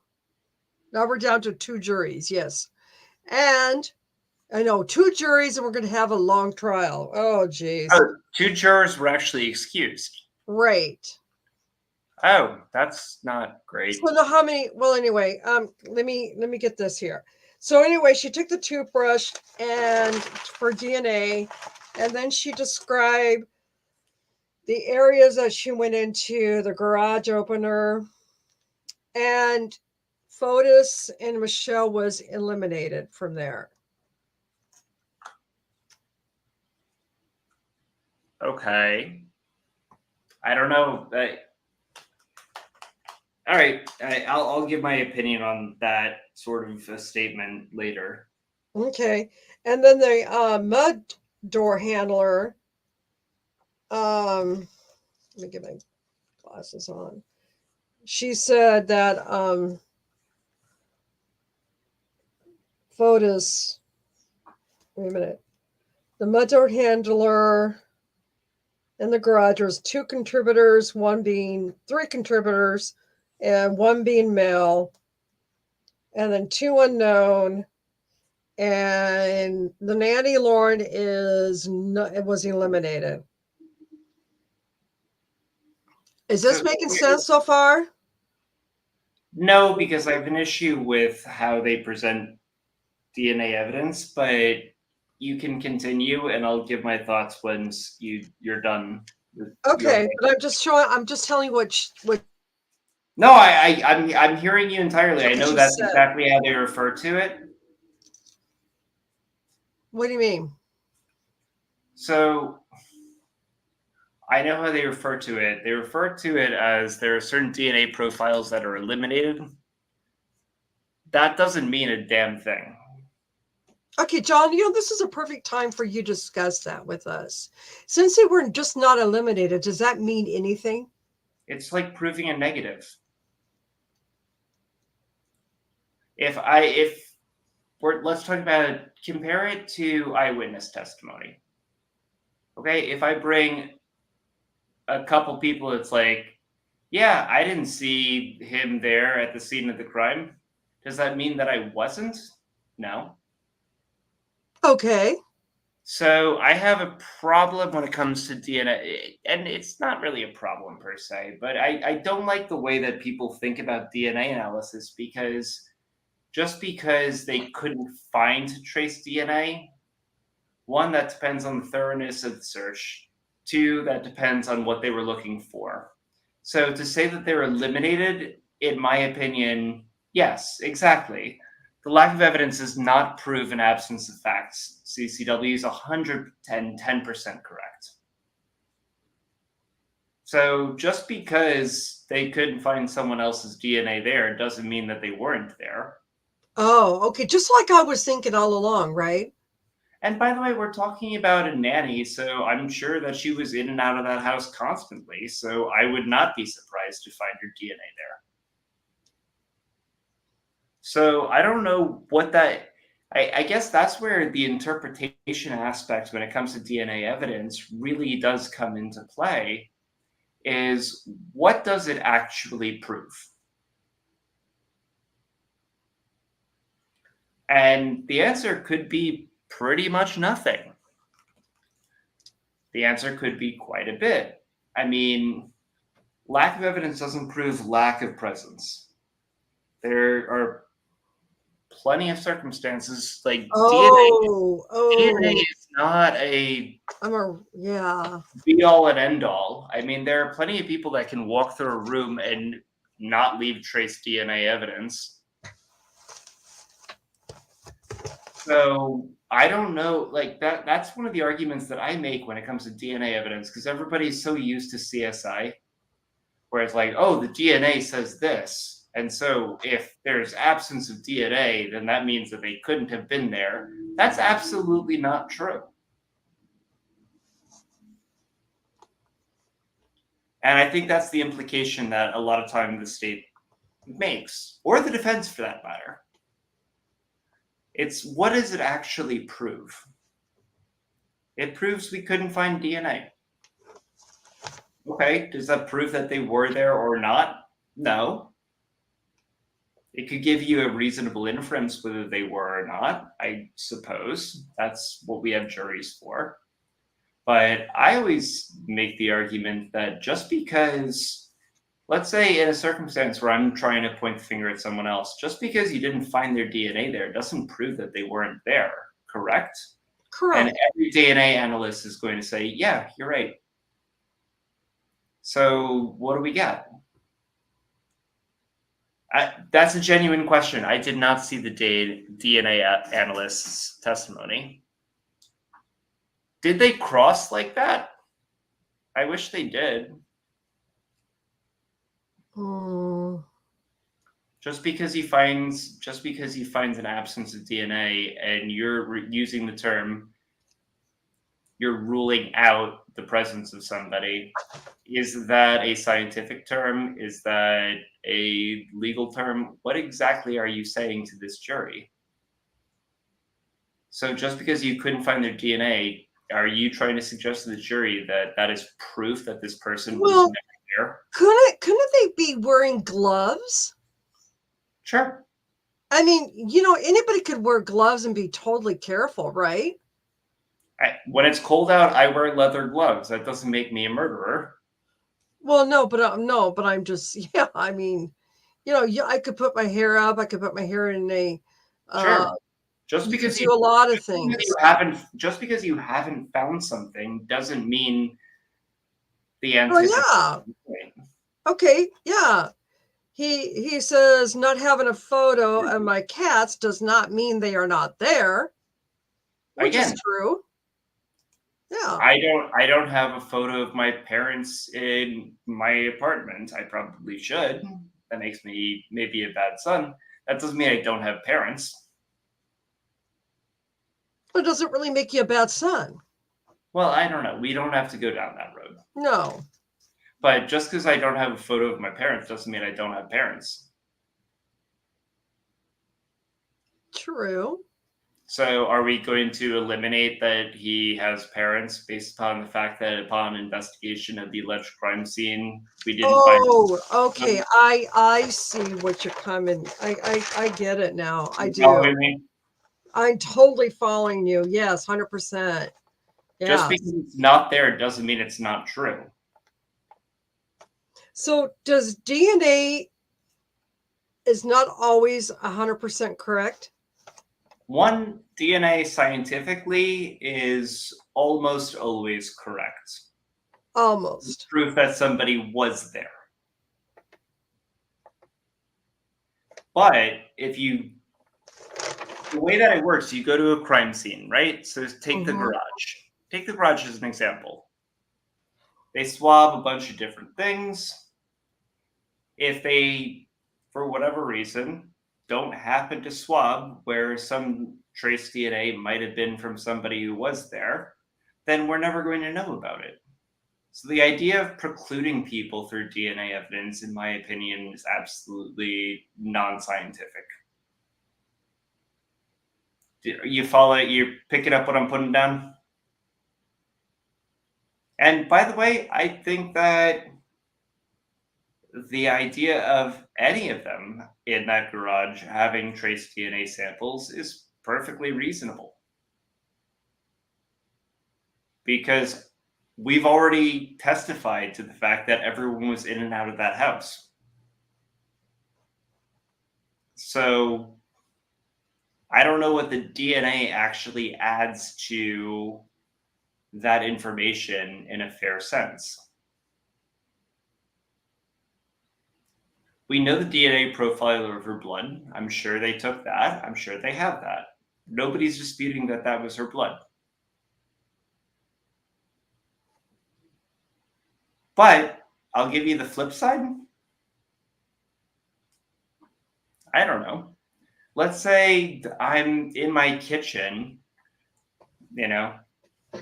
making a ragu, and I slice myself. There's going to be droplets of my blood, and those are going to persist for quite some time in terms of trace DNA. And let's say I disappear a week later. That doesn't mean that I was murdered in my kitchen. Okay, so you have to take it, because everybody is so used to the CSI model where DNA is everything, but DNA doesn't really prove a whole lot, in my opinion. It proves that somebody at some point was there. Okay, I have a question. Yeah, fire away. This summer I was at church and I was in quilting with the ladies, and I accidentally ran over my finger with my needle on my sewing machine, and they wiped out the blood. Would my trace of blood still be on my sewing machine? How long ago did you say it was? I say it was like September. Maybe late September. Did they bring in a carpet cleaner to steam clean on a regular basis? Well, it wasn't that bloody. It was just a tiny bit of blood. I'm just saying, if they don't do that on a regular basis, you could probably find it if you know where to look. Oh. Mm-hmm. Because that's going to absorb into the fibers, and that's going to sit there for a while. Good afternoon. Please be seated. Thank you. Have you ever thought about what happens to appliances that are sent back? But it's not unheard of.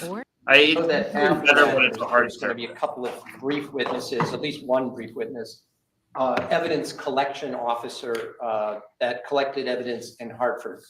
I have no objection to that. What I'm going to object to, and I don't know how far the state wishes to go, is they found things of evidentiary value and collected it.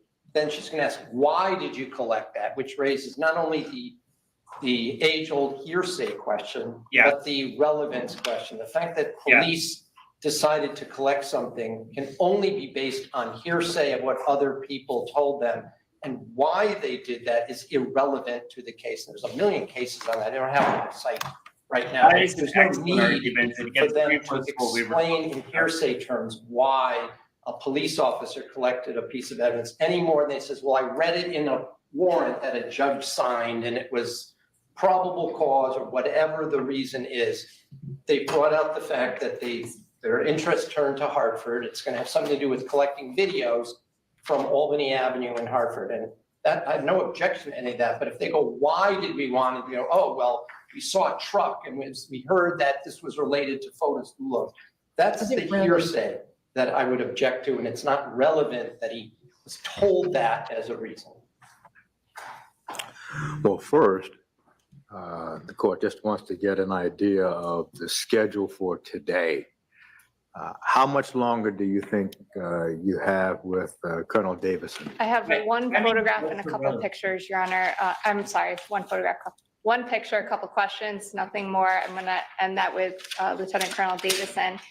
With respect to I have two witnesses. I think with the length of time, I had three, but I don't think we're gonna get to the third. The two witnesses are Sergeant Van Tresca and then Mike Fitzsimon. Retired trooper Fitzsimon collected a video. He's going to discuss what he collected, authenticate the video, as well as explain why he went to that particular place and what he saw and then what he did after that. I think that's perfectly within his rights to say why he did something. I think that's very clear in the code of evidence that an individual can testify that because they were told some information, they made an analysis and interpreted it and went and did something off of it. I think that's very clear as to why it's there. Now, I'm a little unsure as to whether counsel is objecting at this point to that question, or is he objecting to the officer then, I guess, detailing what he saw on the screen and then what the next steps he did and the reasons why he did that. They're two different things and two different analysis. And I do have cases that allow both. I'm sorry, Stacey, you're not letting me do closed captions. So I'm gonna just try and speak a little louder. Has the opportunity to cross-examine Colonel Davis. Yeah, they won't let us So have are it. we even going to get to those witnesses today? Yes, we will. I maybe have 15 minutes of cross-examination. So I've got a couple of questions. I'll just hold a piece of paper. It's only like a couple of lines per page. So, I waste paper, but I didn't write a lot. Rather than try to address the hearsay concerns now, we can just bring the jury back in and conclude with the direct examination of Colonel Okay, Davis. while they're doing that, John, can you hold the fort? 'Cause I'm Bring gonna the go jury to back some in, coffee. please. Yeah, I got it.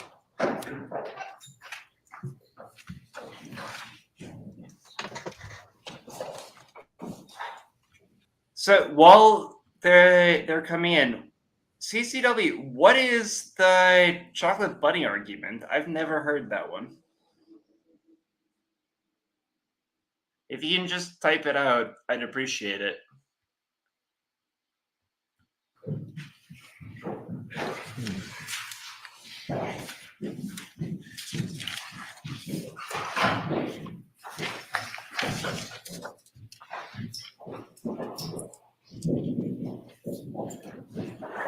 Would counsel stipulate, please? Yes, Your Honor. Yes. Colonel, you may be seated, please. May I inquire, Lieutenant Colonel? Yes. Thank you. Lieutenant Colonel, I'm just going to ask you a couple more questions. There's actually only two more photographs I have. Do you recall in the right, the right bay of the garage, were there garbage cans in that garage? Yes, ma'am. And did you examine or have an opportunity to look at those garbage cans? Yes, ma'am. And did you determine or analyze them and see if there was any, altered stains or transfer stains or any of the stains that you were discussing today? Yes, there were blood stains on parts of the garbage can. Okay, I'm gonna show you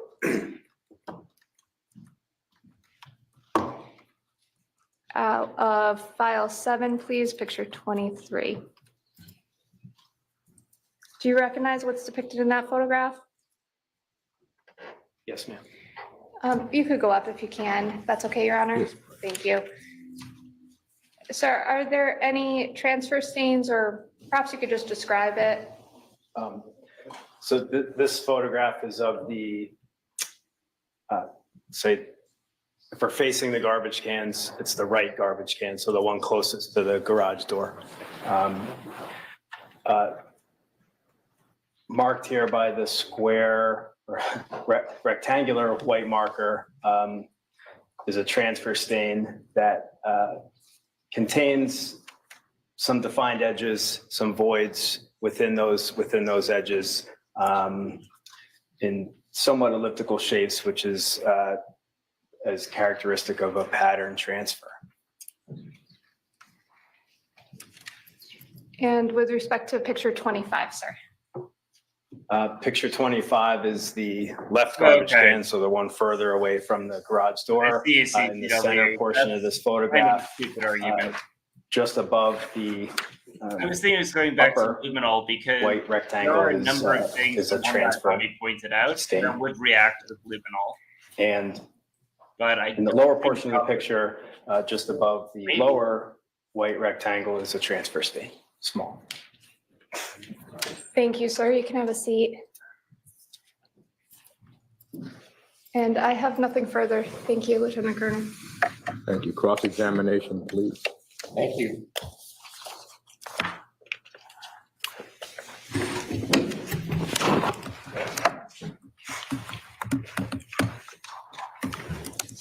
I'm just going to ask you a couple of questions so I understand what you do and what you did in this situation. I take it that when you are doing trajectory and you looking at the pattern, you are using some kind of math to decide an angles back to a certain point. Is that a fair sort of common lay concept of what you're trying to do? Yes, sir. The angles related to coming back are the impact angles where the blood drop impacted. Those are utilized to determine that area. Yes. And when you talk about impact, could that be close to what you refer to as the area of convergence? The area of origin, sir. Area of origin, yes. They could be close together. Yes.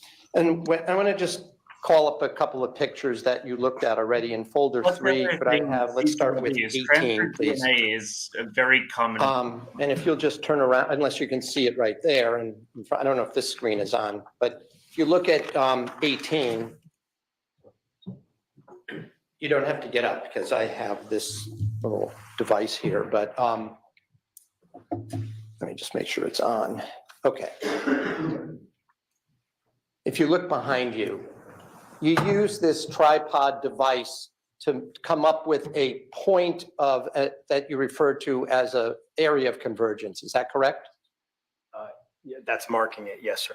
All right. And it's, if you could call up the next I'll put it this photograph, way. please. If 19, please. Nancy and I decided. So there's a little bit closer up of the same, had a nice dinner. essentially the same Give her a angle, hug, camera angle, held correct? hand, Yes, sir. the So way if of we the look hug. at this white She went back and device in the she middle, punched that's the garage. located in the middle of this tripod, is this the general area that you determined to be? No, I'm giving the example of transferred DNA. It's like if I decided to come visit you, we had a nice dinner, I was staying at a hotel. We had a hug at the end of the night, held your hand, and you punched in your garage door code. Then some of my skin cells are going to be there and could be captured. The area of convergence? Yes, sir. And so that we're clear from this image, which is in folder I don't 3, it's think number chocolate pudding 19, argument's the best. referring to an area that's to like the diagonals left better. of the driver's door of the Range Rover, correct? Yes. That's a Range Rover, the black vehicle, right? Am I correct? You know that? Yes. All right. So, and that Range Rover is parked immediately in front of, it looks like some stairs going up into the home itself. Is that right? Yes, sir. And several of the pictures that we looked at up close showed drops that had been, according to you, dispersed onto the side of this Range Rover, correct? Yes, sir. And if we were to assume that those red spots were blood, you would trace them back to this general area of convergence here, correct? Not on that vehicle, sir. Not from that Not vehicle? from that vehicle. Okay. From what was on the floor? Correct. Okay. And if I'm also understanding you correctly, some of the pictures you showed us, and I'm not going to go to those pictures, did show some pattern splatter underneath Hi, Lorianne. that vehicle, correct? That vehicle. That vehicle. Yes, sir. And that Hi, suggested to Lorianne. you that the point of origin, if you will, of the blood was either equal to or below the level of that vehicle, correct? Yes, the area of origin below. Right. So at least in layman's term, close to the garage floor. Correct.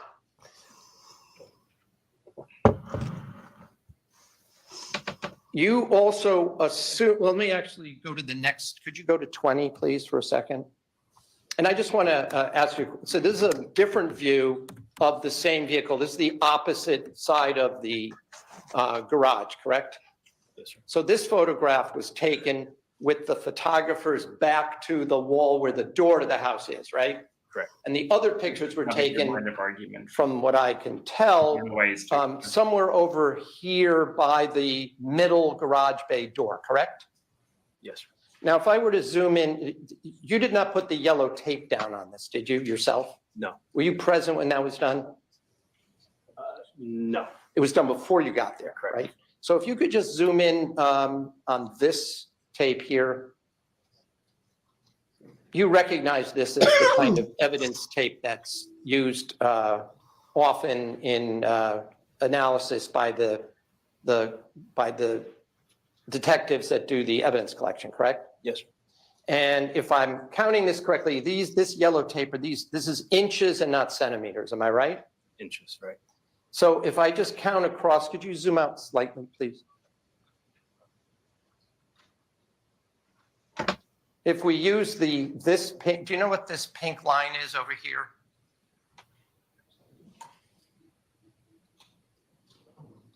On the right, for the record, I'm just referring to a pink line that we see that sort of crosses the yellow tape on the right. If you would zoom out again so maybe the witness can see it a little bit better. Does that help you indicate what it is? Yes, sir. All right, could you just tell the jury what that is? That's one of the strings that represents the trajectory of the spatter stain on the floor. Okay, so, and that is going to a spot on the floor, is that right? Somewhere that's now to the right out off the side of this photograph, correct? Correct.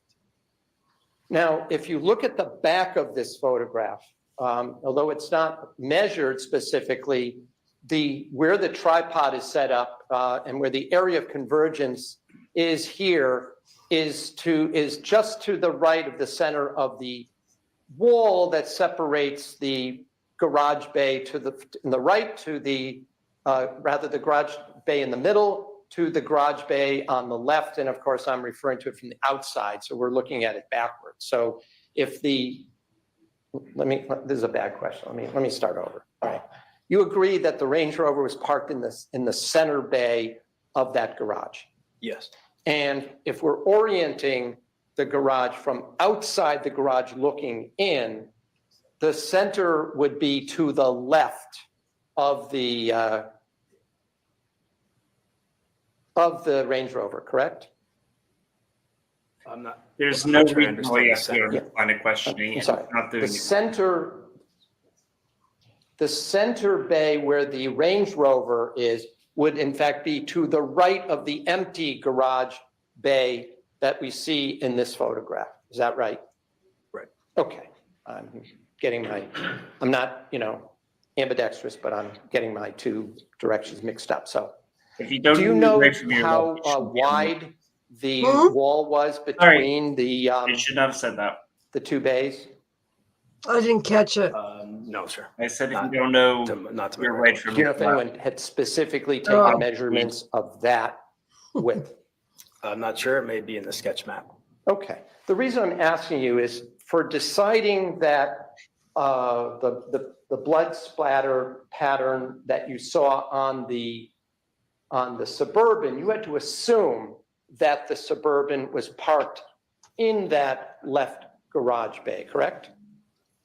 Yes, sir. And you did that because when you first observed the Suburban, where was it? Well, I first observed it at New Canaan Police Department. So it had already been moved from the location where it apparently been found by the New Canaan Police, right? And it had been moved after certain state police detectives had also looked at it, right? Yes, sir. And you did report, you did indicate in your report that at the location where the Suburban was found on May 24th, that no evidence on the vehicle of blood staining was reported. Is that correct? Right. Oh, this is definitely. And you observed it at the headquarters where it was taken, it was taken by some kind of tow vehicle, correct? No blood was reported. Not when it was at impound. They brought it back and recreated the scene. When you examined the Suburban, thank you, you can take down that picture right now, please. Thank you. When you examined the Suburban, They brought it back and you they recreated noticed the scene. that there was, I'll call it a similar type of spatter that traveled from the one direction towards the rear of the vehicle. Is that right? Yes, sir. Who And you created the also scene? Who observed recreated some it? spatter underneath that vehicle as well, the Suburban we're talking about now, right? Who? So It's your put the car back. conclusions with They did regard to how They put that the car back spatter and then ended up the on better the analyst. Suburban was Time. consistent That's with what he's your suggesting. previous That's conclusion back that the Oh, okay, that's what he's. area of origin I- was I- close to the cement floor, correct? Yes. I just And hate again, the that volume on assumes this. that the Suburban was parked, I guess, in a Yeah. straight line, pulled straight into that garage? That's what the facing defense house, is yes. implying. If the A Oh. car had been recreated scene would parked be on an everything. angle, like pulled Okay, in, I but then get pulled it. to the left, so it was on a sort of diagonal Everything somewhat is in the garage, would that have changed your analysis or not? It would depend on the severity, but I don't think so, sir. All right. Oh, I get the defense is accusing the I'm state. going to ask you some for- questions about some of these, you I mean, called it look at this guy. transfer look at this patterns guy's that eyes. you saw in The last thing he the, wants to some of be the is that. photographs. And I'm just going to call up one. Would you please call up from folder 7, number 18, please? You Okay, recall Giselle, being thanks for asked about stopping this in.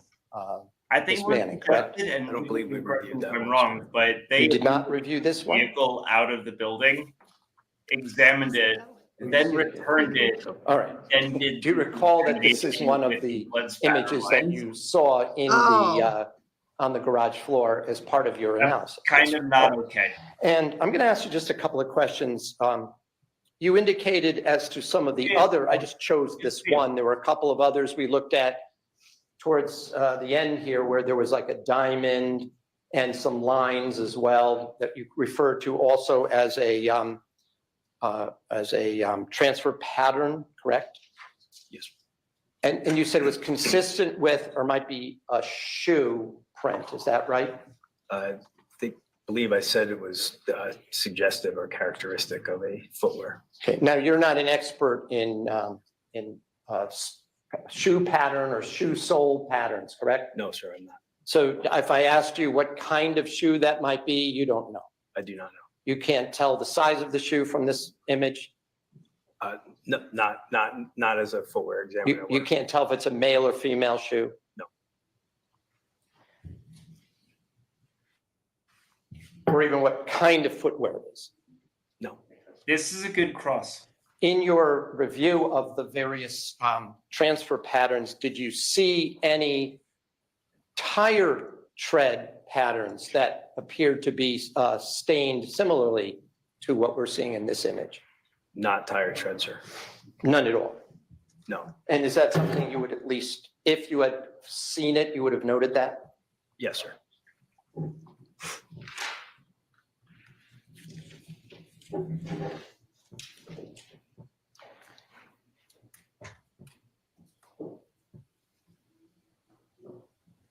The clearance between the, you did do a measurement, or at least obtain measurements of the clearance between the bottom of the door of both vehicles, the running board and the ground, correct? Yes, sir. And the ground clearance, as I understand on the Suburban, was 11.5 inches, is that right? That's correct, sir. And you indicated that the, some of the blood, some of the spatter stain you saw was below, had traveled upwards to the underside of that vehicle, correct? Yes, sir. So would that suggest, or at least would you have the opinion then, that the source of that spatter was below 11.5 inches, so the trajectory would allow it to go under the running board? Right. There's nothing under the running board. Please bring it home. I just have a few more questions. You looked at a number of photographs. Oh, come on. You said appeared to be white or swipe or wipe type stains. Is that right? Yes, sir. You did not yourself determine whether all of those white marks were in fact a blood-like substance, did you? No. You don't know which ones were tested for that and which ones were not. It's good to have you back. I do. It's good to be Right. back. But were all of the ones that you talked about today all tested for blood? No, sir. And were all of them tested even for DNA presence? No, sir. Yes. Can you tell from the photographs that we watched what kind of instrument was used to perform that wiping? No, sir. So you can't say whether it was a sponge? No. Or a mop? No. Or a piece of cloth? No. You would have to examine a piece of cloth or a sponge or a mop just to maybe make that comparison? Right. Yes, if there was something to compare it to. And there was nothing about the way it was a wipe. You can't tell if the person was left-handed or right-handed. No, Is that right? I love it. If I could just have a moment, Your Honor. Yes. Oh, look at the look on his face. Ladies and gentlemen, everybody within the sound of my voice, this is how you do a cross-examination of a state's witness. Thank you, sir. Thank you. They're redirect. No, sir. Thank you. Colonel, you may step down. Thank you, Your Honor. What else could they say? I mean, I don't think you needed to ask anything further. Your Honor, may I just approach the clerk and return?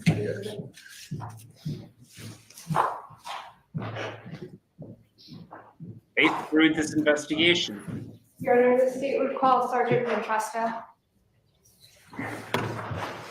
I agree.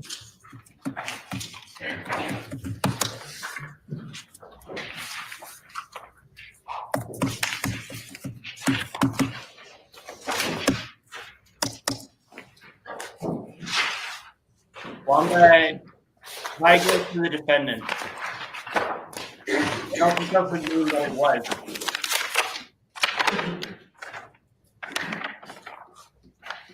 This audio is horrible because can you hear me very Have a well? moment with counsel. I can hear you fine.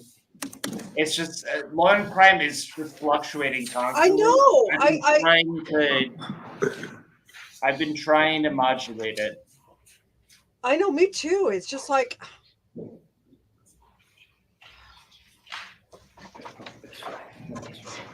Wombat Mommy, the other thing is, if there were a cleanup, there are certain specific signs that you could find. And there are none of those. You wouldn't have used the job if you were trying to clean it up.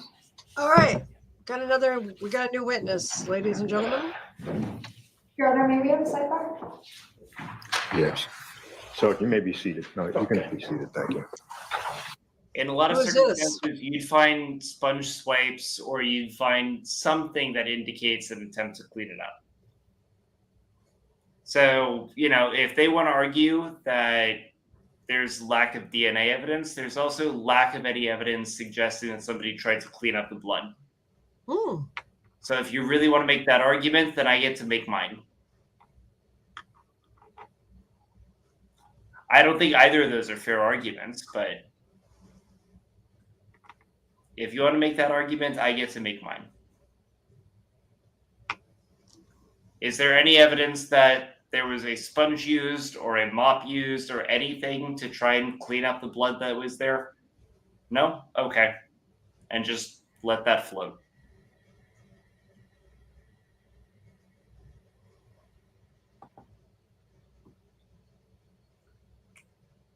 Oh God, just think how nervous you would be if you were up there. Most of these folks are people that have testified dozens of times. That's part of their job. Oh, okay. But, oh, yeah. On camera. Yeah. I mean, who cares if it's on camera or not? That's true. All right, guys, I'm here. Let's go. Yeah, And a sidebar. you're absolutely right. Very good point. At the very least, there would be indication of an attempt for a cleanup. And But there's that would not. show up. I'm sorry, but that would show up in the DNA, though. No, because cleaning supplies are not DNA. Oh, okay. Duh. They're, generally speaking, you'd use bleach. They're And chemicals. bleach is going to denature the DNA so that you can't get a positive sample. Because bleach literally slices through DNA like a hot knife through butter. Really? Oh, yeah.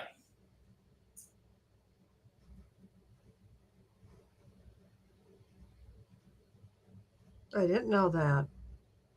Yep. Bleach, ammonia, both of them slice through DNA like a hot knife through butter. It would denature the sample. So denature, for those who do not know, I think most do. Whenever you have, generally speaking, a protein sample, but more importantly, a deoxyribonucleic sample, bleach or ammonia is going to attack each of those nucleic groups, and they're just going to shred it. It's basically like a chemical shredder for living compounds. There was a cleanup.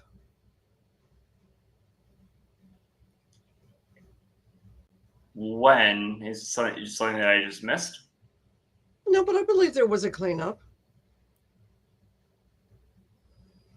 Why would you believe that? Has there been any evidence produced in that regard? It's just a hunch. It's not really a. Okay, so it's a hunch.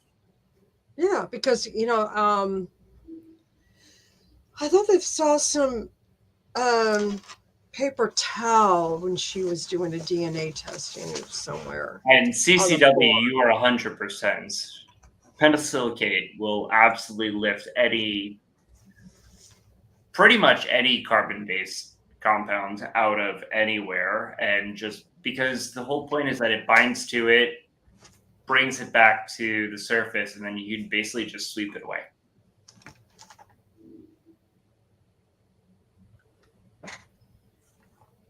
Yeah, I know. Maybe you don't want to share that much publicly. What? Oh, okay, never mind. I don't think I've heard metasilicate outside of legal work. So, but yeah, the whole point of that is it denatures basically anything organic. Okay, I think I They're do have. all heavy oxidizers. If memory serves me right, the person that was speaking yesterday said there was a peek of a paper towel pieces. Wow, that sounds stupid. They let that in? Saw it. I'll have to look for it, but they saw it. But so here's the thing where I'm still a little bit stuck while we're waiting for this sidebar. Okay, I think that they demonstrated that there was a poor relationship between the defendants and the decedents. There was also a poor relationship between the decedent and his, I guess now ex-wife. Now they're trying to prove that she's dead. I really don't even want to argue whether she's dead or not. Honestly, I think that the defense is doing a good job saying that you can't actually even prove she's Please dead. raise your right hand. Do you solemnly swear or solemnly and sincerely affirm, as the case may be, that the evidence you shall that give thought. concerning this case shall be the truth, the whole truth, and nothing but the Catch truth, all. so help I you think God, or that all is a counsel of given, perjury? but Yes. they're breaking down Please the state your name and spell it for the record. like a Jenga tower. Sergeant Kenneth Matrusca, Kenneth Ventresca. Sergeant, you may be seated. May I inquire, Your Honor? Yes. Thank you. Sergeant Ventresca, who do you work for, sir? The Connecticut State Police, And how long have you been employed by the Connecticut State Police? 18 years. And your current rank is sergeant? Yes, Sergeant.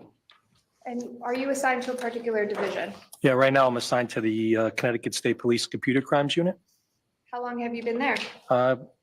since September of this past year, September of 2023.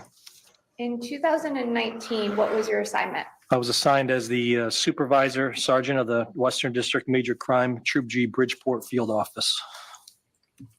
And just to quickly, is that with respect to investigations or crime scene No, analysis? separate from crime van, crime scene, we're the investigation side.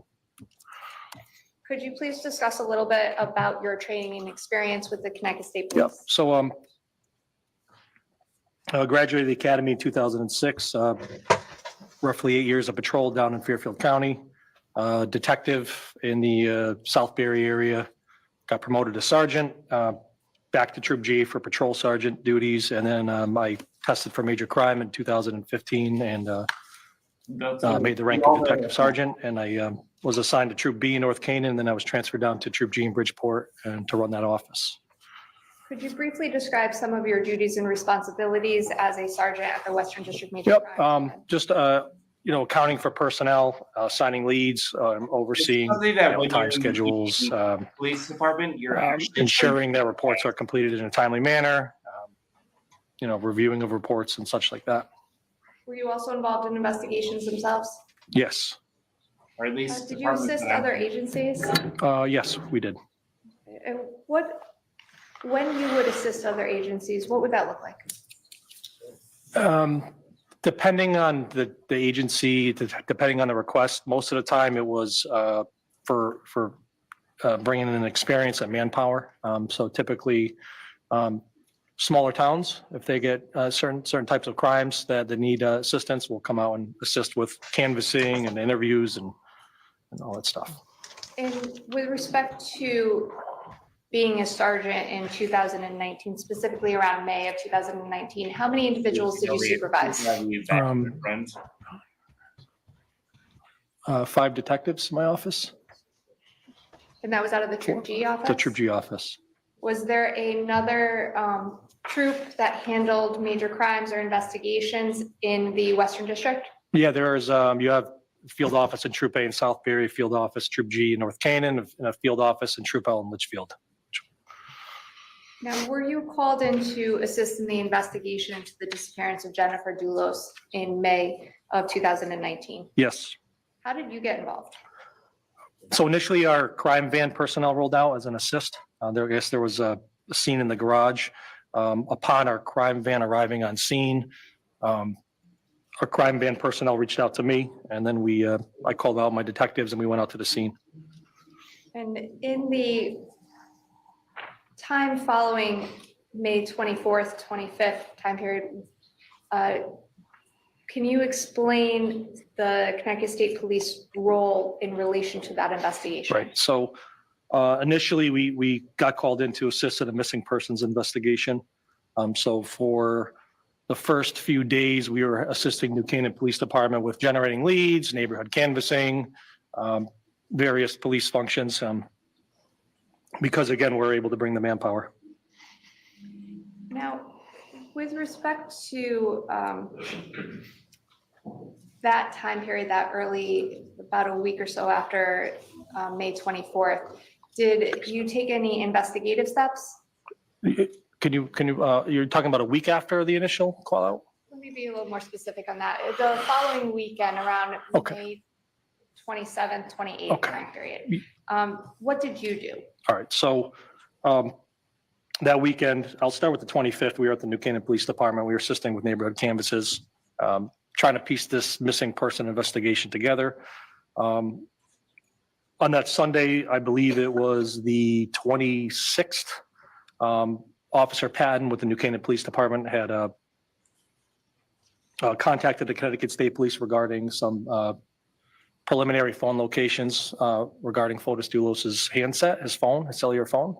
And did he inform you of those preliminary locations that were found on the phone? I can't recall if he personally informed me or it came from one of my detectives, but I can tell you that Officer Patton informed the Western District Major Crime Squad. And what was it about the location on the phone information? So I was advised on that Sunday, the 26th, it was, again, it was very brief, it's very preliminary, but it's basically Fotis' handset, which is his cell phone, I'm gonna keep saying handset, is the day of his wife's disappearance, which was May 24th. It remained in the Farmington area for most of the day. I remember there was talk of probably a bunch of missed calls. Your Honor, of talk or anything else, I haven't objected to this. And I don't claim a lot of that. If I can direct him to a specific part. Sir, with respect to location data at around 7 o'clock Okay. p.m. So location data around 7 o'clock p.m. Put Mr. Doulos' handset up in the Albany Avenue, Hartford area And for May 24th, the evening of the 24th. for the evening of the Yes. 24th? Okay, and what was that time? That was approximately 7 p.m., 7:10-ish. And why did you take note of that? Well, Well, the question is, for what reason did Sergeant Ventresca take note The question's valid. That's going to be the fact that the cellular phone owned by Fotis Doulos was in the area of Albany Avenue at 7 or around 7 p.m.? Overruled. Can you just repeat it again for me? No. Why did you take note of the fact or the information that you had received that Fotis Doulos' handset was in the area of Albany Avenue around 7 p.m. on 5/24? All right, well, first and foremost, there's a missing person and we're 48 hours into this. We haven't located her. So there's an exigency component on that. Secondly, Albany Avenue, Hartford area, it's a rather high crime area, the city of Hartford. But regardless, regarding those handset locations, we are going to go canvass the area. We're going to look for any videos or any witnesses in the area and see what his business is there in that area. We don't know of any real estate properties he's already owned. We know that 80 Mountain Spring was a house for sale. We know that he lived on 4 Jefferson Crossing. So we didn't know what business he had doing in Hartford. Well, let me ask you about that. In the course of those 48 hours, did you look into what Fotis Doulos did for a living? Yes. And what did you learn? We looked into the Ford Group business. We went on their website. We saw the employees. We saw houses for sale. And because of what you saw, did you take any actions? Yeah, so on Sunday, once we received the locations, I called out one of my detectives and we traveled actually to the Farmington area and Hartford area. What day did you go to the Farmington area? Sunday, May 26th. And where specifically did you go? So Sunday was a I call it a cursory canvas. Again, me being the sergeant, it's trying to get leads for the detectives. So we could travel to Farmington. We traveled down Jefferson Crossing, which 4 Jefferson Crossing, where Mr. Doulos had lived. We traveled to 80 Mountain Spring. Didn't do anything at those residences other than a drive-by, and then traveled to Hartford and just drove Albany Avenue. Okay, with respect, you mentioned 80 Mountain Spring. Yep.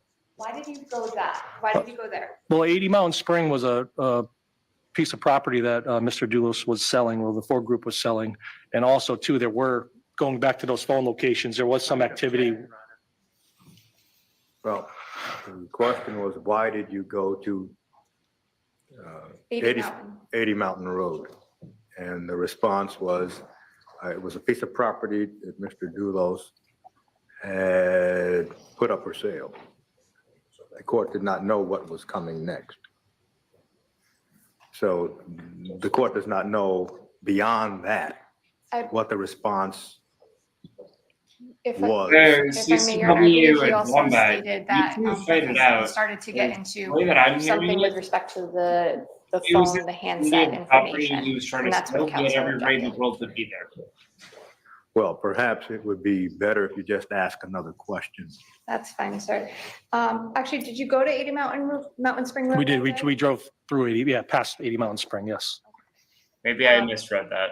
Yeah, If I may, just have a moment with counsel. we might get there.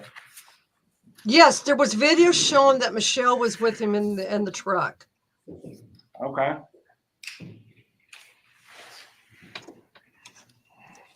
Doesn't he have every right to drive around to properties that he owns and is trying to sell? Sure. That doesn't sound incriminating to me. Could do it as a, I don't know, cover up. You're creating facts that don't exist. Oh, I'm just throwing out crap in my mouth today. No, I'll put it this way. I worked foreclosure for a period of time, and we had landlords that after they were Your Honor, with respect we to would drive state by scoring, every evening. state offered Granted, that's 33. you know. There are, Sure, I could see that, yeah. with respect to items 1 through 7. Yeah, at 30 this bags time, of bloody agreement clothes. With and respect to full. Is that correct? That's correct. Thank So you. States 33 will be admitted as a full exhibit. With respect to 1 through 7. Photographs 1 through 7. Thank Oh, you. this ought to be interesting. Perhaps. New photographs. I think it's gonna be a nothing. Picture. That'll be on there. Oh, come on, don't blow my high I'm just- hopes. I'm just telling you my experience. I know you're probably right too. As always. Sergeant Ventresca, I'm going to ask you to take a look behind you. This is Oh. 33, photograph 1. Do you recognize the area or what is depicted in that Ooh, photograph? yeah, that's Dude, hot. it's a Jefferson Crossing, kind Yeah. of across the street and Eli Road, that which turns into Deer Cliff, kind of going up and down the street. I'm just Well, upset I don't have to see a Sergeant Petrosky basement. screen. Thank you, Your Cement. Honor. Okay, so you have Jefferson Crossing there, Deer Cliff, which turns into Eli Road over here. And at what point does Deer Cliff turn into I Eli? want to say right just north of 4 Jefferson Crossing, And when you say, assuming that's true north right there. do you know what residence was Photos Doulos'? 4 Jefferson Crossing. That's 4 Jefferson Crossing. And the Alright, other that's nice. houses around it, do you know the addresses? Yeah, this is 2 Jefferson Crossing, 1 Jefferson Crossing. And then I could tell you that that's 77 Eli Road right there. And why do you point out 77 Eli Road? I also had stopped at 77 Eli Road on that Sunday, the 26th. Why did you stop on that road? During our cursory canvas, driving down Eli, we noticed that there was a camera on one of the stone pillars outside of the residence, a really clear shot of the camera. Obviously, we knocked on the door, got consent from the owner to view that video. Ultimately, detectives went back up and seized video from the house. You didn't seize that video? No, it was like something with the size of the file that day. So we had to send detectives back up. We generated a lead and they went back up Okay. the following days. Now, I'm going to show you picture 2. What is that a photograph of, sir? The 4 Jefferson Crossing, obviously we have police cars in the driveway, but that's, looks like 4 Jefferson. On that, Crossing. when you're a real estate developer, your best profit margin And is in Picture 3 relatively high crime. is 4 Probably Jefferson areas Crossing that on are that map potentially going to come up in Valley. Appears to be right there. That's not uncommon. If I may, I'm gonna. Is it depicted on there? Is the one with the yellow? Yeah, right here with the yellow. I mean, I'm assuming that's, Yeah. And this is, you said Eli? yeah, Jefferson Crossing, Eli. And where is Mountain Spring Road? Mountain Spring Road is, go down, oh, actually, I have a pin. It's right over here, 80 Mountain Spring. And did you go there as well? Yes. Show you picture 4 We haven't gotten That's 80 there Mountain yet. Spring, and picture 5. 80 Mountain Spring. Now, this sign out in front, what is But that? the idea that he had some. It appears to be, it looks like a 4-group That he was promo for sale sign that would be sitting outside of a absolutely residence that's not for sale uncommon. with the business name on it. Was that on, in that position when you went there that day? No, I don't remember this one in particular because I didn't go up into the property, but however, Let's pause on this real quick. Nancy, I'm gonna ask you as the ombudsman. I don't think it's in any way unreasonable that he had some properties in low income, low value areas that he was speculating on, and he would go by and check them. That's not unreasonable. Is there anything wrong about that? No. So just because he lives in these multi-million-dollar mansions doesn't mean that most of his real estate portfolio is in lower speculative areas that he's hoping that the value is going to go up, because it's going to go up percentage-wise much faster than the multi-million-dollar properties. Right. base of the driveway, I do remember I seeing don't a see the similar argument there. type No. signage. Now, you I'm can not have just seats saying here. that either. You I indicated you as know. well that you went to Albany Avenue in Hartford. Yes. Where in Albany Avenue in particular? Anywhere? In the area of Green Street. So Wombat, my understanding was that he was a residential real estate developer. I could be wrong. Nancy would know Actually, that better. I'm gonna ask Who? you again if I can. Thank you. Gordon. Picture 6. I think he was more of If a you can please, resident. do you I'm recognize not, I'm not really positive, but map? I think most of Yeah, this I is think it's 44 mostly Albany residential Avenue. real estate. Albany Yeah. Ave Right there, yep. And I could be you keep saying wrong. Albany Avenue. What town or Most city of is it, that? Hartford. Just that's my understanding. And with respect to, you mentioned, well, strike that. Where it's did an you go? educational guess. We just came up, Deer Cliff, we came up to 44, and we just, initially that Sunday, we just took a cursory canvas down Albany Avenue. Ultimately, we went back Monday, if you want me to get into that now. Yes, they Well, canvassed let me ask the you this, on property. that day, did All you of walk those or drive? were row We houses. drove.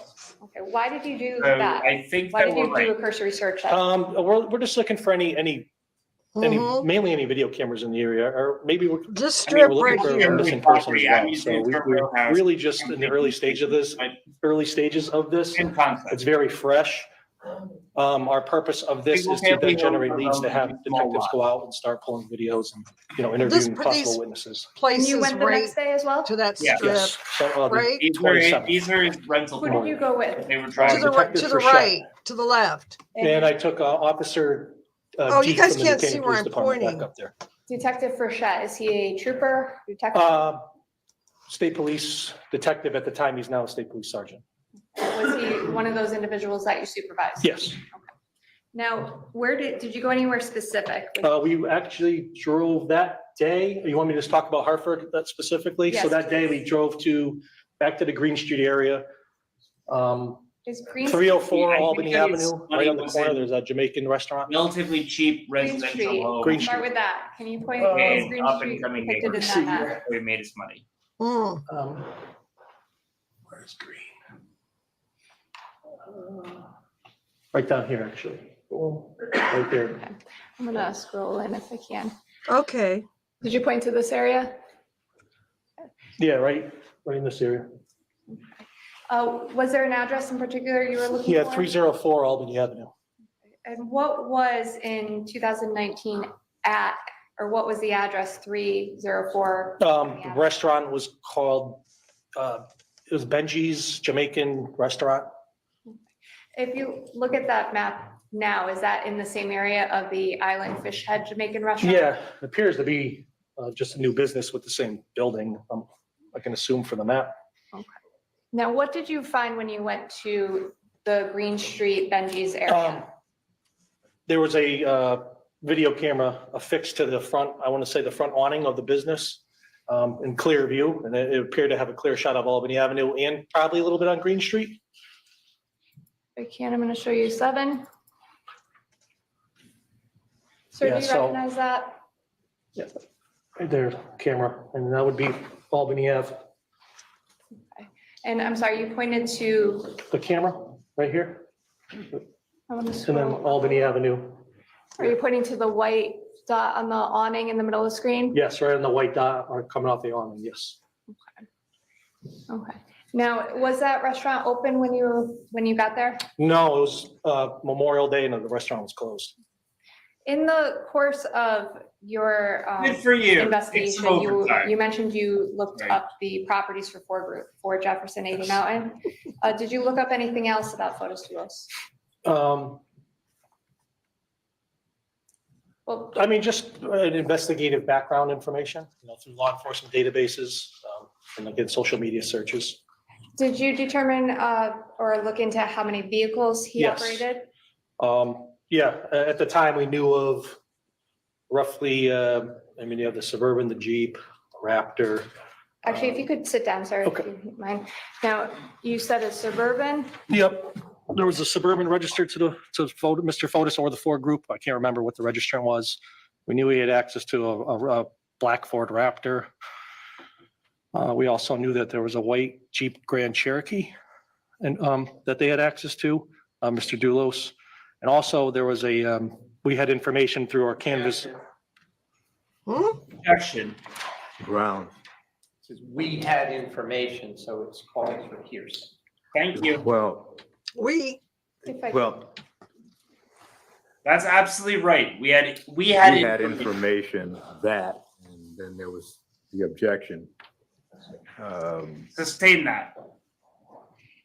Where the information Yeah, led lay a foundation. That's would- okay. allow the hearsay to be skipped over. If I may, Your Honor, when, Come on, perhaps I lay a can ask it as just a general way, when you were looking for the video surveillance, what were some things that you were looking for?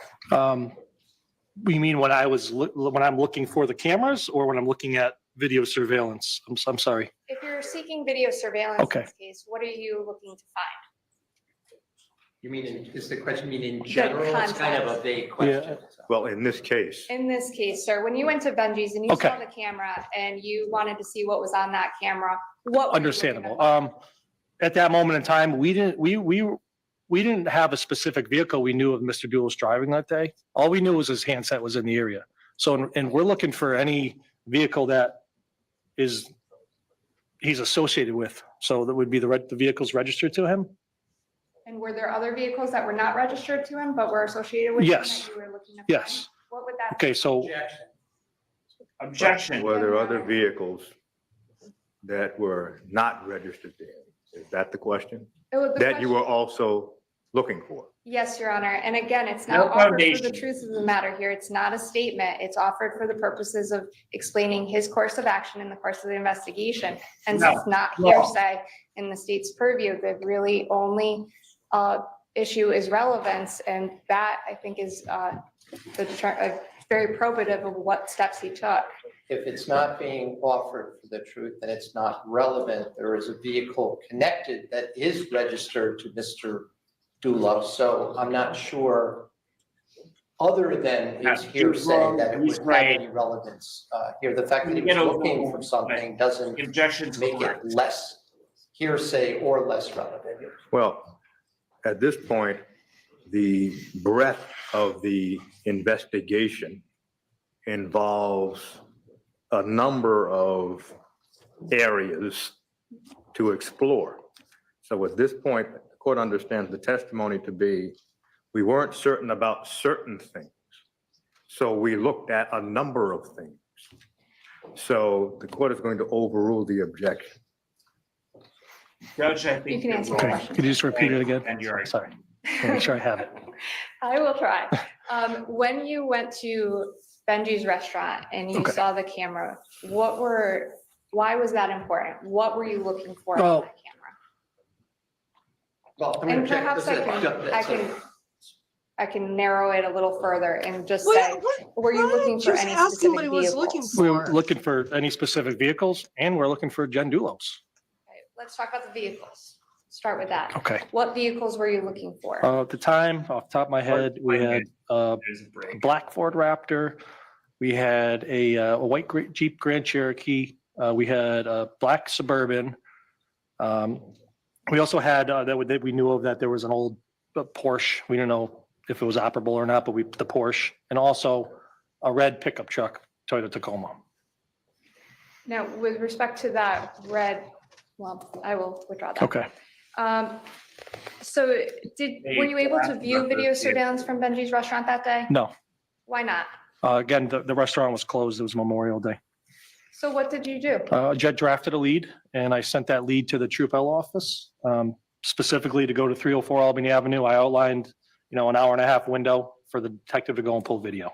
What's a lead? Lead it's a command post style thing we do where you're really just tracking everything the detectives are doing in real time, because they're not sitting there typing reports yet. So it's just really tracking manpower. And then if new leads develop through witness interviews, we'll draft one up, and then it's accountability to assign leads to detectives as well. And in the course of the early stages of your investigation, did you learn anything, whether or not anything had been seen off of the surveillance video of Benji's? Benji's. Not saying what it was, just did you learn if you had anything had been capable of being retained?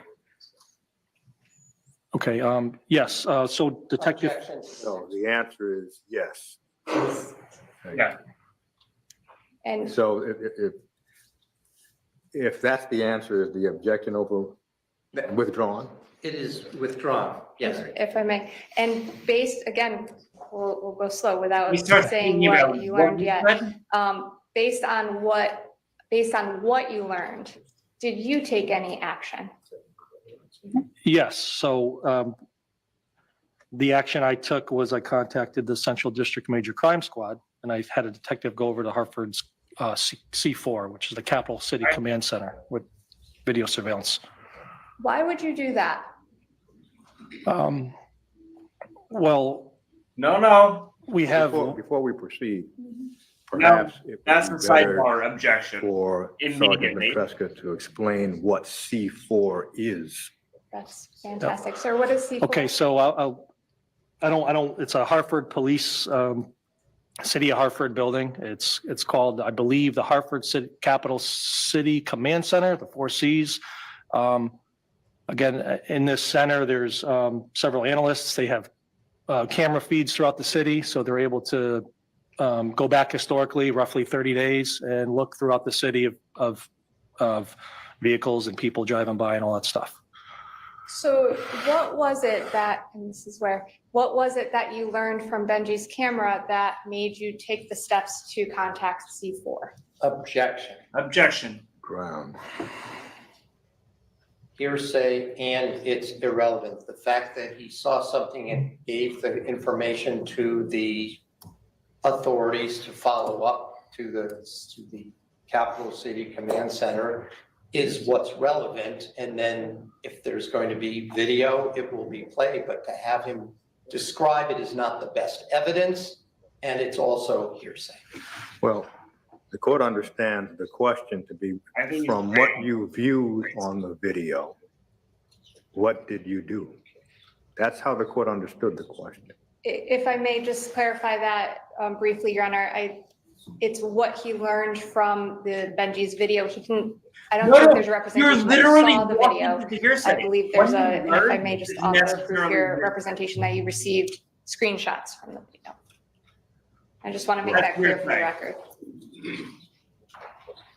Well, the question of the That court literally makes it hearsay, you idiot. would What you hear? understand it is You hear. From the screenshots that you received of the video, what did you do? Yes, Your Honor. If that's what you limit it to, So if that's going to be the question, the objection is overruled. Thank you. From the Okay. screenshots of the video, sir, what did you do? Contacted the Hartford C4.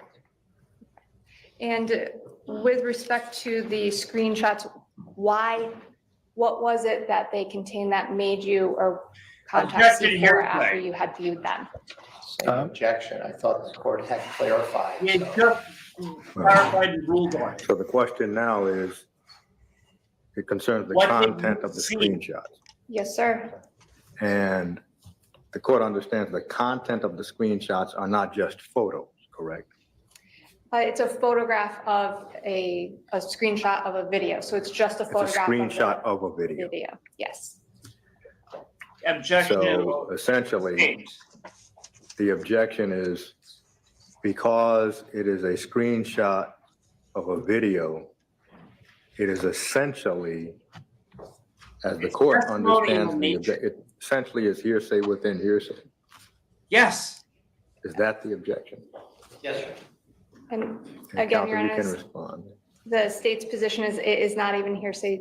The state's not offering it as a statement for the truth of the matter asserted. I'm offering it as it's something that Sergeant Ventresca received, looked at, and because he saw it, almost exactly the same information that he just testified to, that he researched photos through lists, got information about the vehicles, got information about the property, and then drove up to look at the properties to see where it is. Now he's receiving It's another not piece of happening in front information. of- It's a screenshot of a video. He's taking that, he's looking at it, Take the he's jury determining out of the room. information in his investigative skill, which adequacy of the investigation Take is the something jury that's out of the relevant in this anyway. case, as well as any case. And he's interpreting that and taking steps to investigate. I got He has you. a right to Interpreting the explain the evidence steps anyway. of his investigation. It is certainly not offered for the truth of what is contained in it. The state will present the officer who sees the video next, Your Honor, but this individual did not. So Then your it is timing's offered simply wrong, you as a tool stupid- similar to the exact same information that he received with Bitch. the vehicles.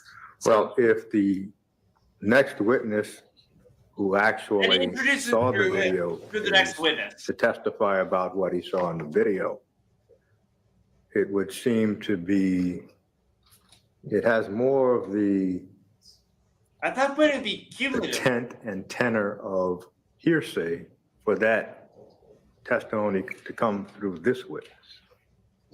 Huh? Understood, Your Honor. I can definitely Yes, Judge. have that witness testify to what they saw in the video and what they conveyed to How is Sergeant that Francesca. hearsay? Well, we'll have to take that up on Monday All of this Thank is you. hearsay. because it is now 4:46.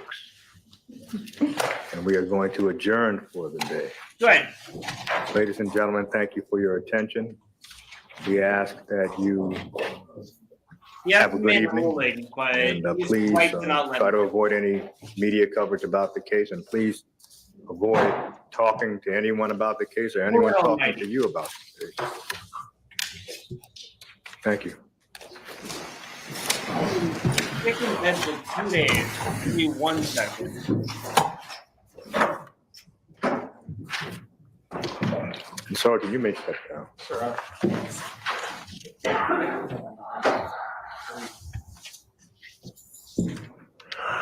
All right.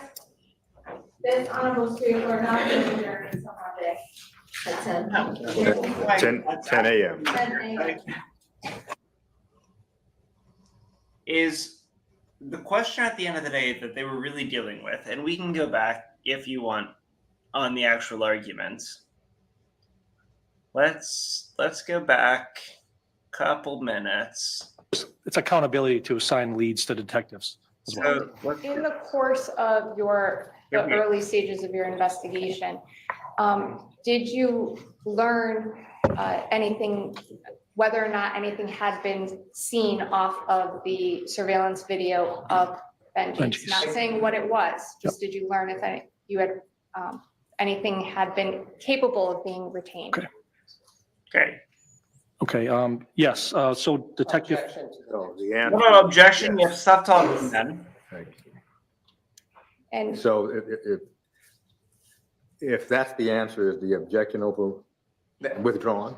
It is withdrawn, yes. If I may. True. And based, again, we'll go slow without Okay. saying what you learned yet. Based on what you learned, did you take any action?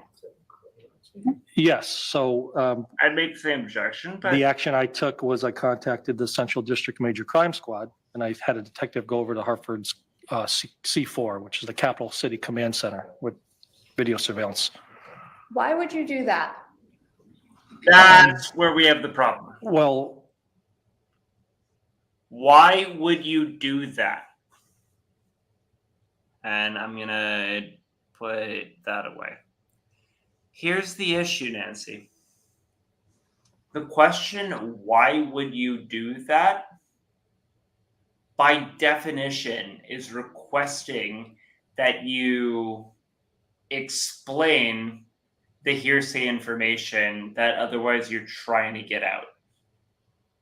Keep out. So if I say, oh, I don't know, you saw this photo of me punching your daughter. Okay. What did you do after that? And the answer would be, yeah, I beat the shit out of John. Okay. And why would you do that?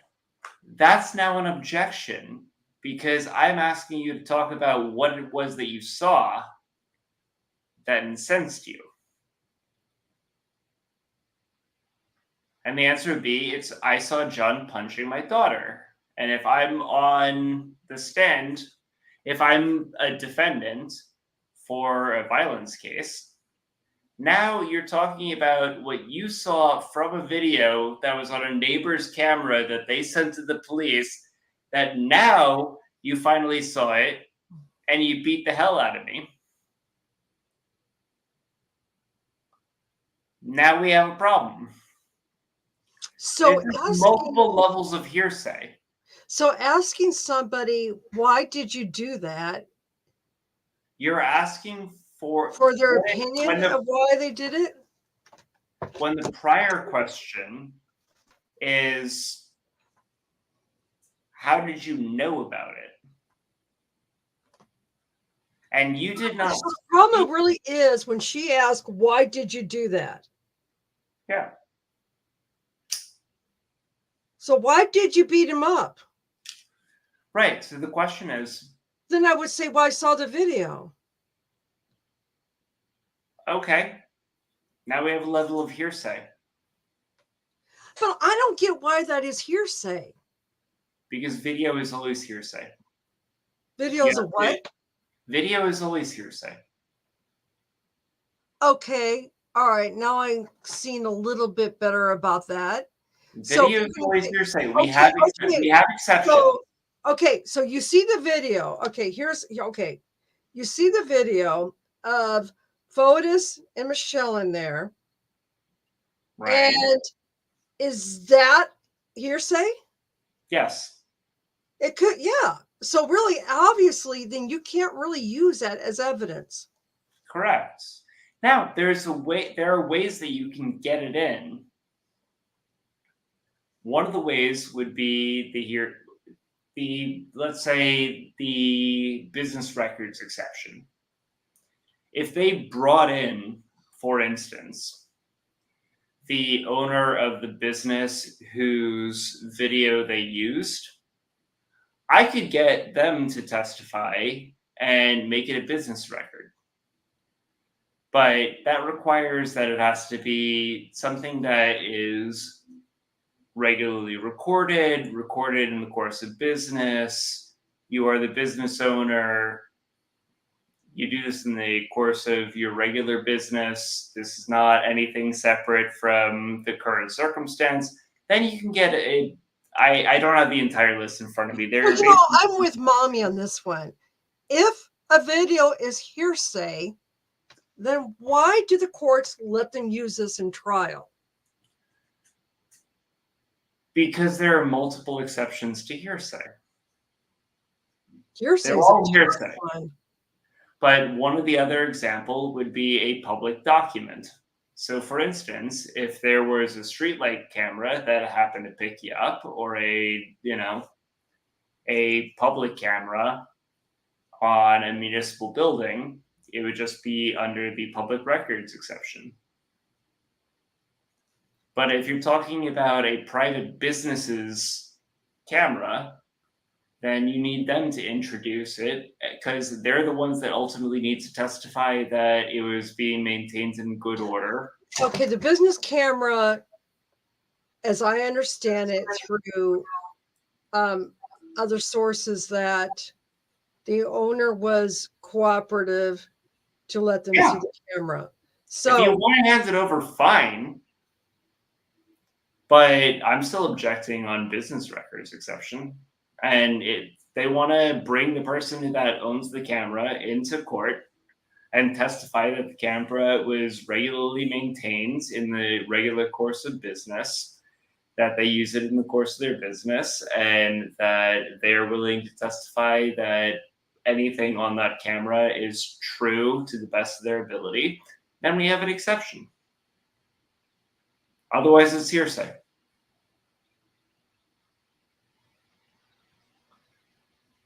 That's how you do it. a physical evidence of actually showing two people together is hearsay. Any statement made out of court to prove the truth of the statement asserted is hearsay. And statement is very broad. It could be pictures, video, or words. So are they trying to get this video out of evidence? Yep. Do you think they'll succeed? I don't know. I genuinely don't know. I think that actually the judge kind of gave them a little bit of an out, because maybe they can find the folks that own that place and come in on Monday and just pull the business records exception. Maybe that's true. But so the hell what? That seems like a lot of work for something that's not really moving the needle a whole lot. The needle haven't even moved at all. I haven't seen, and again, I have not been here for the last couple of days, and this is what I was asking the chat, and I'll ask you. I mean, is there anything that actually points the finger at the defendant? Nope. So, to some extent, who cares? But I don't know. I'm to the point, man, why are we here? We shouldn't be. Okay, no, that's not fair. Well, that's not fair, but why we're here is We're that here because somebody's dead. Two right, people gotta are have dead. justification for that. Yes. And we're trying to figure out what the hell happened. Right. But we gotta do it right. What happened that why how are we see, when I first heard this case, my first thought was the state is going to have one heck of a time to prove this. I still think they do. I still think they do too. So, I mean, at the end of the day,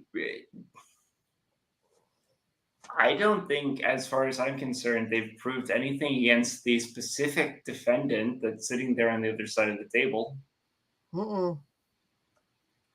And I think that, like I said, going back through that hearsay argument, I think the defense actually knows what the hell they're doing. And I have a lot of respect for that. Because they, in my opinion, were absolutely right. You know, I hate to say this, but yeah, I think the defense is somehow winning. And they haven't even put on their case in chief. And I think they're going to drag this out as long as they can. I think they're going to try and exhaust the jury. This happens, and it's really, in my opinion, kind of a scummy tactic, but it does happen. I think they're going to try and exhaust the jury before the defense ever gets to say a word. Oh. And when they're just tired and they want to go home. And it does happen. So, but from my perspective, I think that this is good for the defense to keep up this objection. And I think that after they cut off the cameras, I believe both sides probably went to the judge and asked, what would you like to hear before we go forward with this? Because the idea that the idea that you have an officer that is going to testify to video that was sent by another officer from a camera that has not been verified from a private business who nobody knows who they are. I mean, how many levels of hearsay do you need? Because remember, the only definition of hearsay is an out-of-court I'm going to look up the levels of hearsay because this is interesting. I mean, All it is an out-of-court statement presented for the truth of the matter asserted.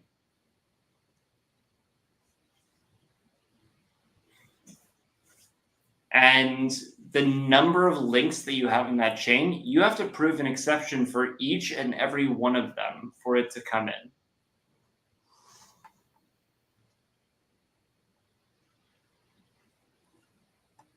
So you bring in the people that own the cameras and you get them to testify. Fine, that's one link closed.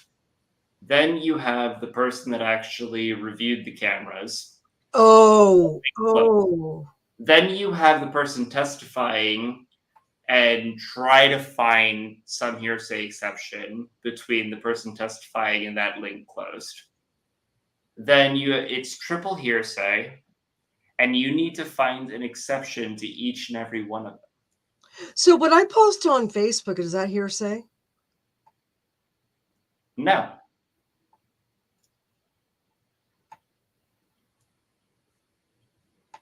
Because you're just making a statement.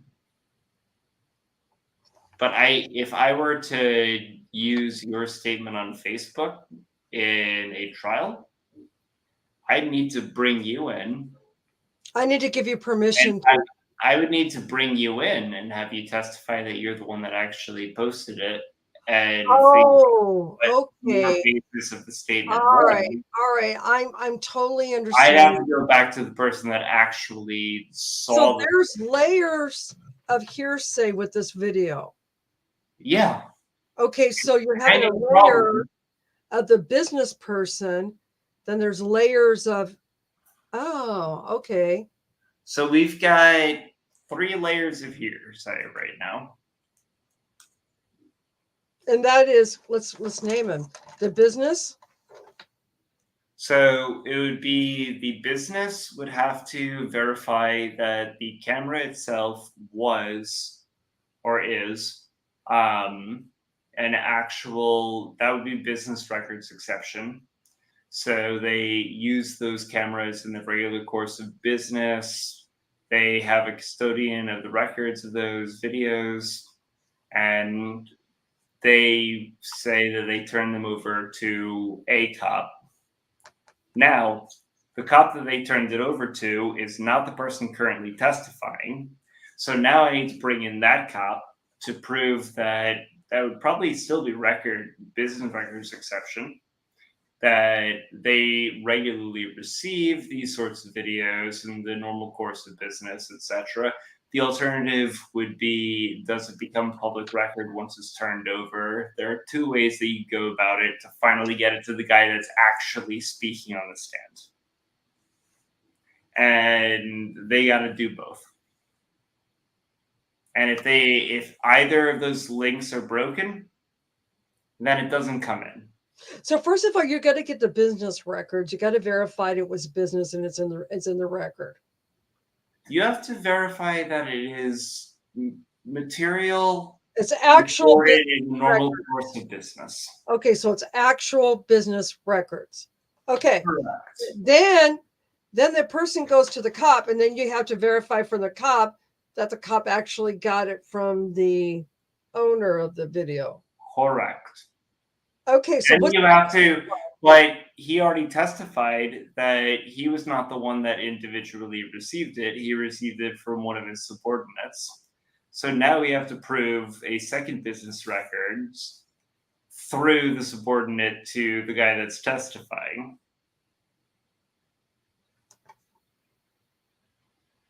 Oh, so he would verify that it's not hearsay. He would verify it's still hearsay. It's an exception. Cops get a little bit easier because he could argue that it's basically interdisciplinary. Oh no, what is after the cop then? I'm because he takes it to a subordinate, like he takes it to.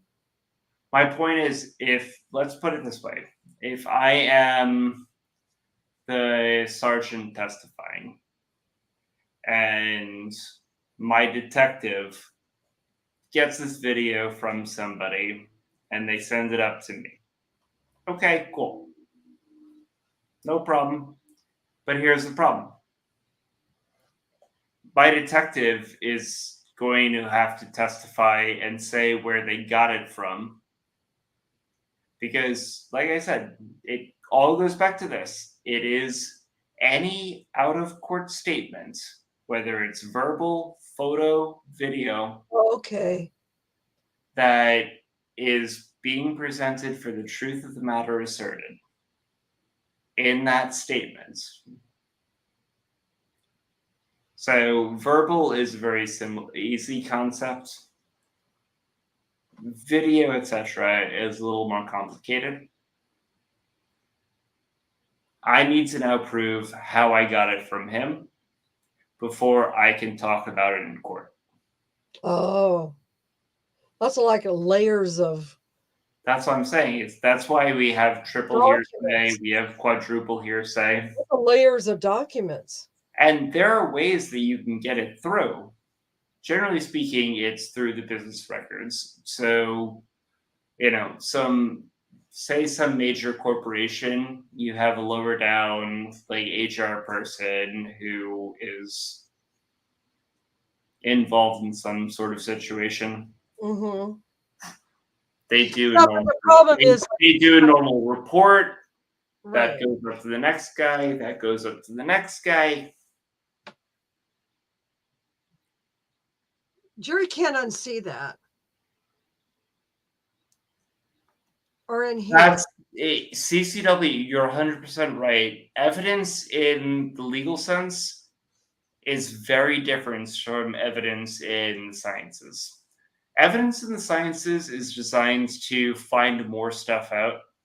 Evidence in the legal sense, generally speaking, is to shut things down.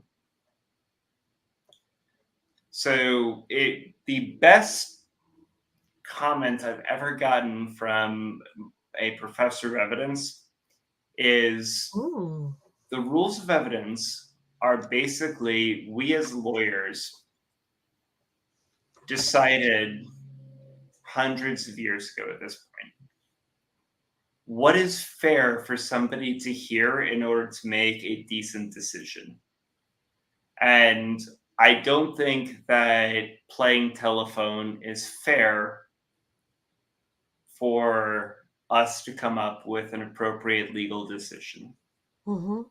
So if I get somebody that I know to go get a photo from somewhere and then I go present it in evidence, I don't think that's fair. Unless I can give a reason or explain how that entire chain worked. All right, here's a shot in the dark right here.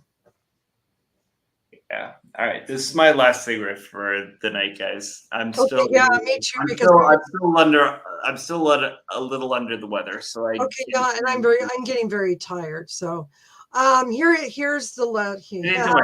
Did they bring the case against her because she was trying to leave the country? Was there evidence of her trying to leave the country? Is that just something that you just threw it against the dark and against the wind, right? It's just like one of those little, That literally is a spit against the dark. because that is against the wind. I've never heard that accusation. No, I haven't either. So anyway, everybody, let's do a last smoke with John so he can rest up for Monday because we need him. Yeah. 'Cause when he's not Guys, around. like always, I'll try No, to I make was it just quick. wondering. If you have any questions, doesn't have to be related to this case or anything else necessarily. But if it's within good taste and my ability to answer, I will do so. Hot coffee's tired. CCW, come on. Come You know on, Stacey. that was all right. You know what? I'll give it to you because I'm glad to see you here. But you know full well that was an obnoxious use of an idiom. He isn't feeling very good. But that's Is there anything else that I missed? Because well, I mean, actually, no. I mean, what we have talked about, and I mean, no, nothing gun smoking or anything like, like, oh, wow, we gotta, but I don't know. It's just, I guess the point that I'm still stuck on is they're dragging this case out. I think almost intentionally. it's kind of like watching a movie and you're going to watch it because it's interesting, but you're still waiting for the plot.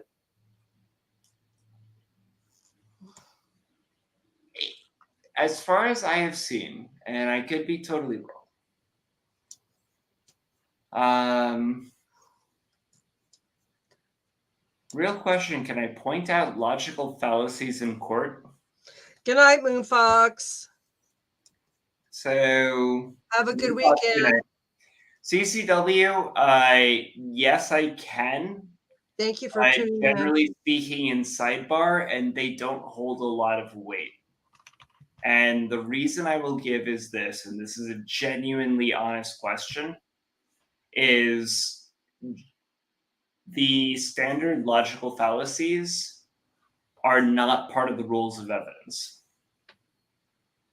So one of the problems that you have is because, at least in American law, I think almost every state, I could be mistaken about this, courts do not recognize the general fallacies as arguments because we have our own rules of evidence and we have our own rules of argumentation. Now, if you, and in argumentation, it's not considered evidence anyway, so you usually get away with it. So CCW, let me ask you honestly, give me an example of a fallacy that that's what I was wondering too. I would make that I can't make an objection on. Yeah. What's an example of one? Yeah. I mean, we go as far as the golden rule is illegal in most states as a rule of evidence. So I think that the rules of evidence actually go much further than the actual logical fallacies. I think we go a step further than that.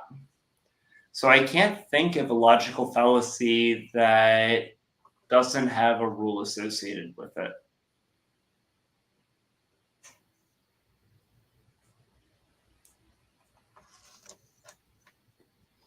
So, okay, good point. Good point. Very, very good point. And I want to answer that before I finish this. So, yes.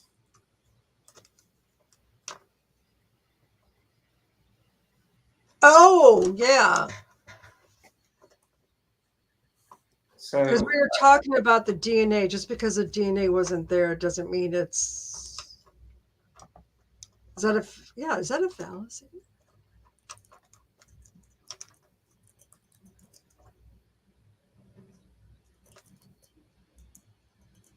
hang on, give me 1 second.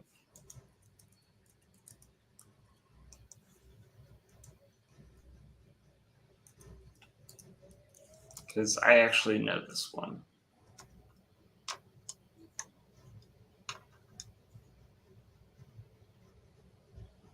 Yeah. So CCW, that is the ad ignorantium argument in American law. Just because we don't know something doesn't mean it did happen. Just because we don't know it didn't doesn't mean it did. So that would be filed as ad ignorantium. As what? Ad ignorantium.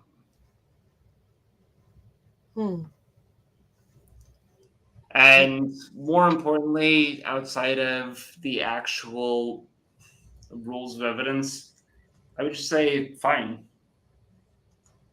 You don't have evidence that they did do it, tie goes to the defendant.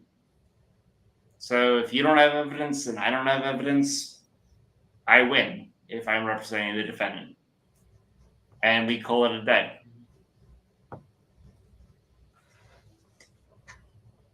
Okay. I'm about ready to wrap this up. If A, then B. If not A, then not B. Yeah, that's the ad ignorantium fallacy. It basically, we solve that problem, CCW, real quick. We solve that problem by the tie goes to the defendant. And I don't know if you agree with that mechanism by which we do it, but that's how we handle it. The point is, the state has the burden of proof. If they fail, they lose. The state can't say because they can't prove that he's not guilty, then let's throw him in prison. We got rid of that a long time ago. You don't ever have to prove innocence. I mean, I think that goes back to Black's formulation. But good example. But I think I'm gonna probably have to go lie down for a little bit. Okay, well, we're gonna before you leave, we're just gonna go ahead and end this. And everybody, good night and have a great weekend. And we'll see you Monday. Likewise, guys. All right. Thank you. Bye.